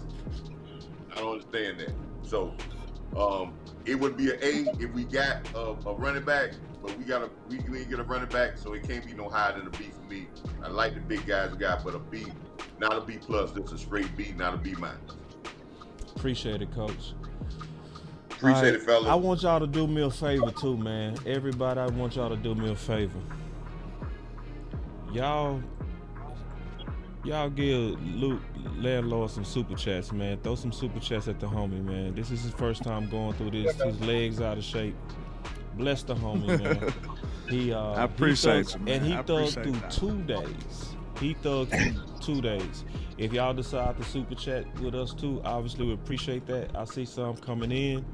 But I just, they always reward us at the end of the draft. I see a lot of people love to give. What's your cash app too, bro? Landlord 723. Yes, sir. Keystone, what's your cash app? $ Tavis Banks. Y'all make sure y'all break off my boy Keystone as well as Amp. Amp, what's your cash app? $AMPDSPORTZ. So y'all put in a lot of work, man, and I just really want to, because people do, they go drop stuff in your cash app, man. So just one more time, Landlord, your cash app, just so the people can. $ Landlord 723. And Keystone, I appreciate y'all. What's yours? $ Tavis Banks. And then one more time, Amp. $AMPDSPORTZ. All right, so we gonna give our final words real quick, and then this is a super chat that came. He said, "I can't believe we made it through the whole draft. Y'all are the best. Y'all made it day 3 interesting. That ain't easy." Yeah. Yeah, and it didn't ever feel like work, especially when the room filled 6 up. hours. That's dope. And then my boy you said, know I gotta put that country on now. My boy said, Landlord said, "Ranch." You gotta rank that boy out. You gotta rank the ranch. That's what grandma say. You gotta rank him out. It is. You took the words out of my mouth. So go ahead and get your thoughts on the draft and final words, Landlord. Okay, first I want to shout out to the people that came through after you told them to look out for your boy, man. Shout out to PJ with the $3 super. Shout out to Mr. Patrick Norman for becoming a member. I appreciate you. Shout out to Chris214 with the $2 super. He said, "Can y'all stay on and break down film?" Just kidding. I was about to say, Chris, you asking for too much. I was about to say, you got some rabbit ass. Shout out to Metris Adams for for saying, I believe you came a member again, say for 2 months. I appreciate you. And shout out to salute to Coach Marv coming through with the $20 super at the end, man. I appreciate you, man. Salute to you too, sir. But man, when it comes to this draft, man, let me take a look at him real quick. Tyler Guyton, super athletic upside guy. But like I said, he's a now guy. He gonna have to be a now guy, even though I feel like he's a ceiling guy. I like him though. I like the upside. You can't argue with the upside. Marshawn Nealon, I feel like he's DeMarcus Lawrence clone, like a younger version. He gonna set the edge. He gonna be one of those type people that do the dirty work. He's not gonna flash. People complain about his sacks, but he's not a flash guy. He's a substance guy. So you'll see him setting the edge. You'll see him being a demon with the hand work. He got violent hands already as a rookie. So I feel like he'll do a lot of good for us. Cooper Beebe, he's a dog. He's a mauler. He's probably gonna be your center. I feel a whole lot better about this O-line after this draft. Now that's one positive I can say, even though I don't agree with the method they chose. We all gotta feel much better about this O-line. Especially Cooper Beebe was a great pick at that moment. Maurice Lafua, I can't think of how you pronounce it, but this dude right here impressed me a lot on film, man. I love him. I absolutely love him. I gotta look at the cornerback. I didn't scout him. I didn't scout the wide receiver or none of the other guys, but you know what I'm saying? I have to get a grasp of them once I get done. You know, I'm going deep in the lab. I'm looking at everybody. I'm looking at everything they got to offer, and then I'll assess what I think. But like surface level, I say, you know, not to be too critical, I have to say like a C+ C draft, because the reason I be a little lower than other people is because you got everybody on 1-year deals, and it feels urgent that you're not moving with a sense of urgency for right now. This is a great future draft, but future wasn't what we was concerned about. We was concerned about tomorrow. Tomorrow, we still don't have a running back. Tomorrow, we still don't have a defensive tackle. You see what I'm saying? So it's a lot of stuff that we still got question marks there. And I would have preferred you to be a little more urgent in filling those voids for right now, opposed to the future. But that's my final word, man. Salute to y'all too, man. This was not even that hard. I had to look up and realize we've been here for all these hours. So this is something we enjoy. We appreciate it, man. We appreciate for y'all rocking with us too, man. So salute to everybody on the panel. It was a pleasure doing work with y'all. And salute to it's still people showing love. I ain't even looking, man. Shout out to Freight Train. They always do. Freight Train with the $10 super, man. He says keep grinding. Salute. Shout out to Patrick Norman with the $20 super, man. Really appreciate y'all. He says y'all boys fire, I guess, man. I appreciate y'all, man. Salute. And y'all can give me some super chats too, and the OC. Y'all ain't gotta just give it to Landlord. I appreciate y'all, man. Let me give mine too. I'm gonna just be quick. I feel better, especially after the Green Bay, and I feel like, to be honest, I felt like Cowboy Nation needed a good draft. I think we got one. I think we got us a good draft.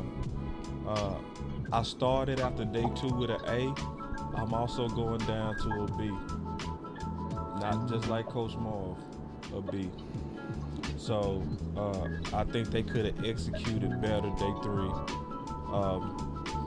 But I still like the draft overall. And I think the OC summed it up best. I mean, the best yesterday.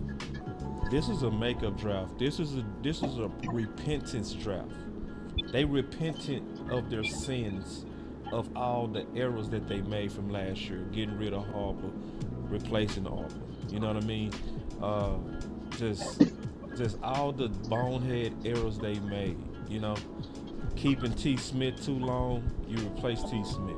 You know, so I see it exactly like the OC, but I also see, more importantly, that this was a draft of character. This was them saying, because Coach Marv was right. They said before, we went for tough guys, but it didn't match what I was looking at the film. But this time, the tough guys was what I saw on film. Was like, no, these are tough guys. These go be. Fuster King said something. He said, boss, when was the last time we saw a hard hit? You go see it this year.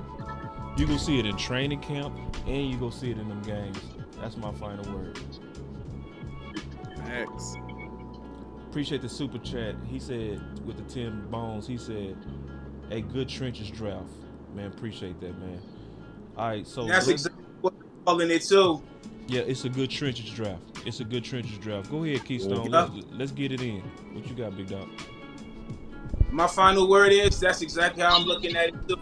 It was a trenches draft, and we needed to go back to the trenches, knowing that lost pieces in the trenches, and the ones that we had a year or two before wasn't coming in producing to bring in roles that could help the team due to injuries. So that's why they went and got pieces now. It would be the right thing for them to do. We always talk about bringing competition coming into camp and into the team. So that's what we're doing right now with this draft. And I want to give special thanks to everybody out there that took their time to kick it with us. All y'all. I'm just grateful. Salute. Keystone signing out. Keystone in the building, and good job, Keystone. Great job again on your sleepers, bro. Masterful. Y'all, Keystone cold too, man. Y'all sleep on Keystone. Keystone cold, man. You dope with it, man. Very articulate, man. Handle yourself well. I don't even know if you consider yourself a content creator, but you did your thing, bro. Salute to you. Definitely is. I had to throw the jersey on today. I had to. Yeah, you did your thing, bro. Oh. And where can they find you, Keystone? Oh, y'all can find me at Keystone Cowboy on Twitter, and y'all can also find me at Keystone Cowboy on Facebook. Landlord, where can they find you? Landlord from Alabama with the same handle on all social media, man. Tap in for the win. Appreciate y'all, man. Real talk. Hey, they could have been anywhere in the world watching stuff, bro. And they was here with us this whole time, man. Right. So salute to the people for supporting, man. Right. That's dope, bro. Right. They was here for the whole 5 and 6 hours, bro. So you can Roll tell out. they rocking with the boys. Day man. 3 real. Appreciate that. Yeah, you got to be a G to handle day 3. I'm serious. You got to be a G to handle day 3. For real. Woo! So, and I ain't talking about doing the content. I'm talking about watching the content. Yeah. That's different. These are the real ones. These are the foundation for the supporters. I'm gonna start off with a question, man, and this is for the panel. Like, y'all ever been on a and I know you have, it's rhetorical, but y'all ever been on a guys trip before?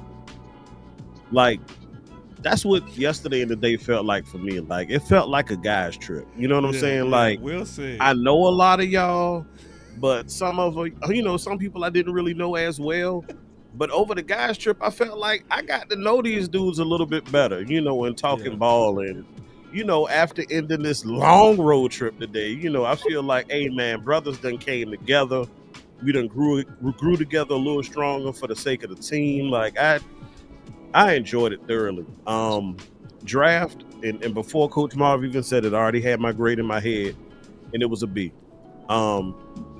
I was feeling A-ish yesterday, and I thought we would have taken advantage of some different positions today where you still had quality.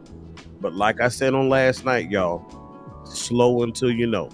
Because one thing we do know about the Dallas Cowboys and the management staff, you've heard them say it 100 million times. Player acquisition is a 365 day a year task, right? And so what we know is, yes, the draft might be coming to conclusion and all our picks are in, but them boys are rolling their sleeves up. They're looking at these undrafted free agents. Yep. They're looking at Blake Watson that's still available. They're looking at Dejon Edwards that's still available. They're looking at Dylan Johnson from Washington that's still available. Like, it's not over with. You know what I'm saying? So we got another draft. We may have felt like it hadn't been the most sexiest draft. The Guess best what, part y'all? is coming. Just like medicine, it don't taste good, but it's good for you. And even though some of these picks didn't have a great taste to it, it might be still the best thing for us at this moment in time. So, again, slow until you know.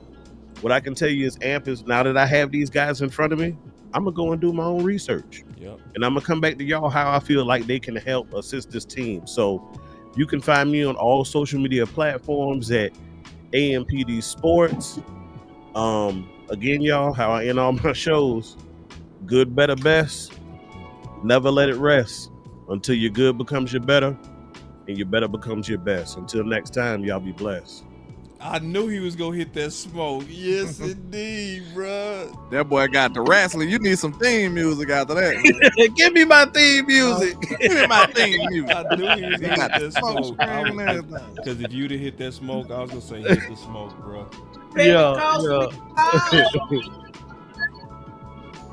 Yeah, I feel like that this draft overall is, at this point, I'm going to go with a B. And until I do some more review, I'll do some more work on these guys. I'll also kind of look at the roster, and then I may come back with something different in the next couple of days. But right now, it's a beat. And the Cowboys were just fundamentally sound, right? The fundamentals of a football team are the offensive line, the defensive line, and the linebacker position. And outside of cornerback, I mean, that's pretty much what the Cowboys did in this draft. You know, I will give the Cowboys credit for something that I hadn't mentioned earlier. A couple of years ago, when Dan Quinn came into the building, we had an overrun of defensive players. We had a deep defensive line. Basically, it was survival of the fittest. It was competition. It was heavy competition. Well, now with this draft, we have the same thing in the offensive line room, which is great. Which is great. It has created competition. It's put everybody on notice, and anybody's playing time, just about, except for the handful of starters that we have, is up for grabs. Even DJ Bass, even Hoffman. These guys got to come in and compete. These guys got to prove that they are that guy, because they could get beat out by a rookie now, and they could be sitting on that bench. So, you know, in that respect, creating competition in the trench positions, I love it. I think the Cowboys did leave some meat on the bone. Could have got value with a couple of things, the BPAs, running back in particular, even receiver, in my opinion. But we didn't choose to go that way. But hey, excuse me. Overall, you know, my eyeballs, you know, it's. Say that last part again, man. Wi-Fi, the devil Wi-Fi got you. I think, from my eyeballs, hey, with further review, I may change. So, but right now, I think it's solid. Let's do a video on it, bro. That was the draft. I got you, man. No worries, man. It's all good. Yeah, just do a video, man. We out. That was day 3 of the draft, man. We out. Salute.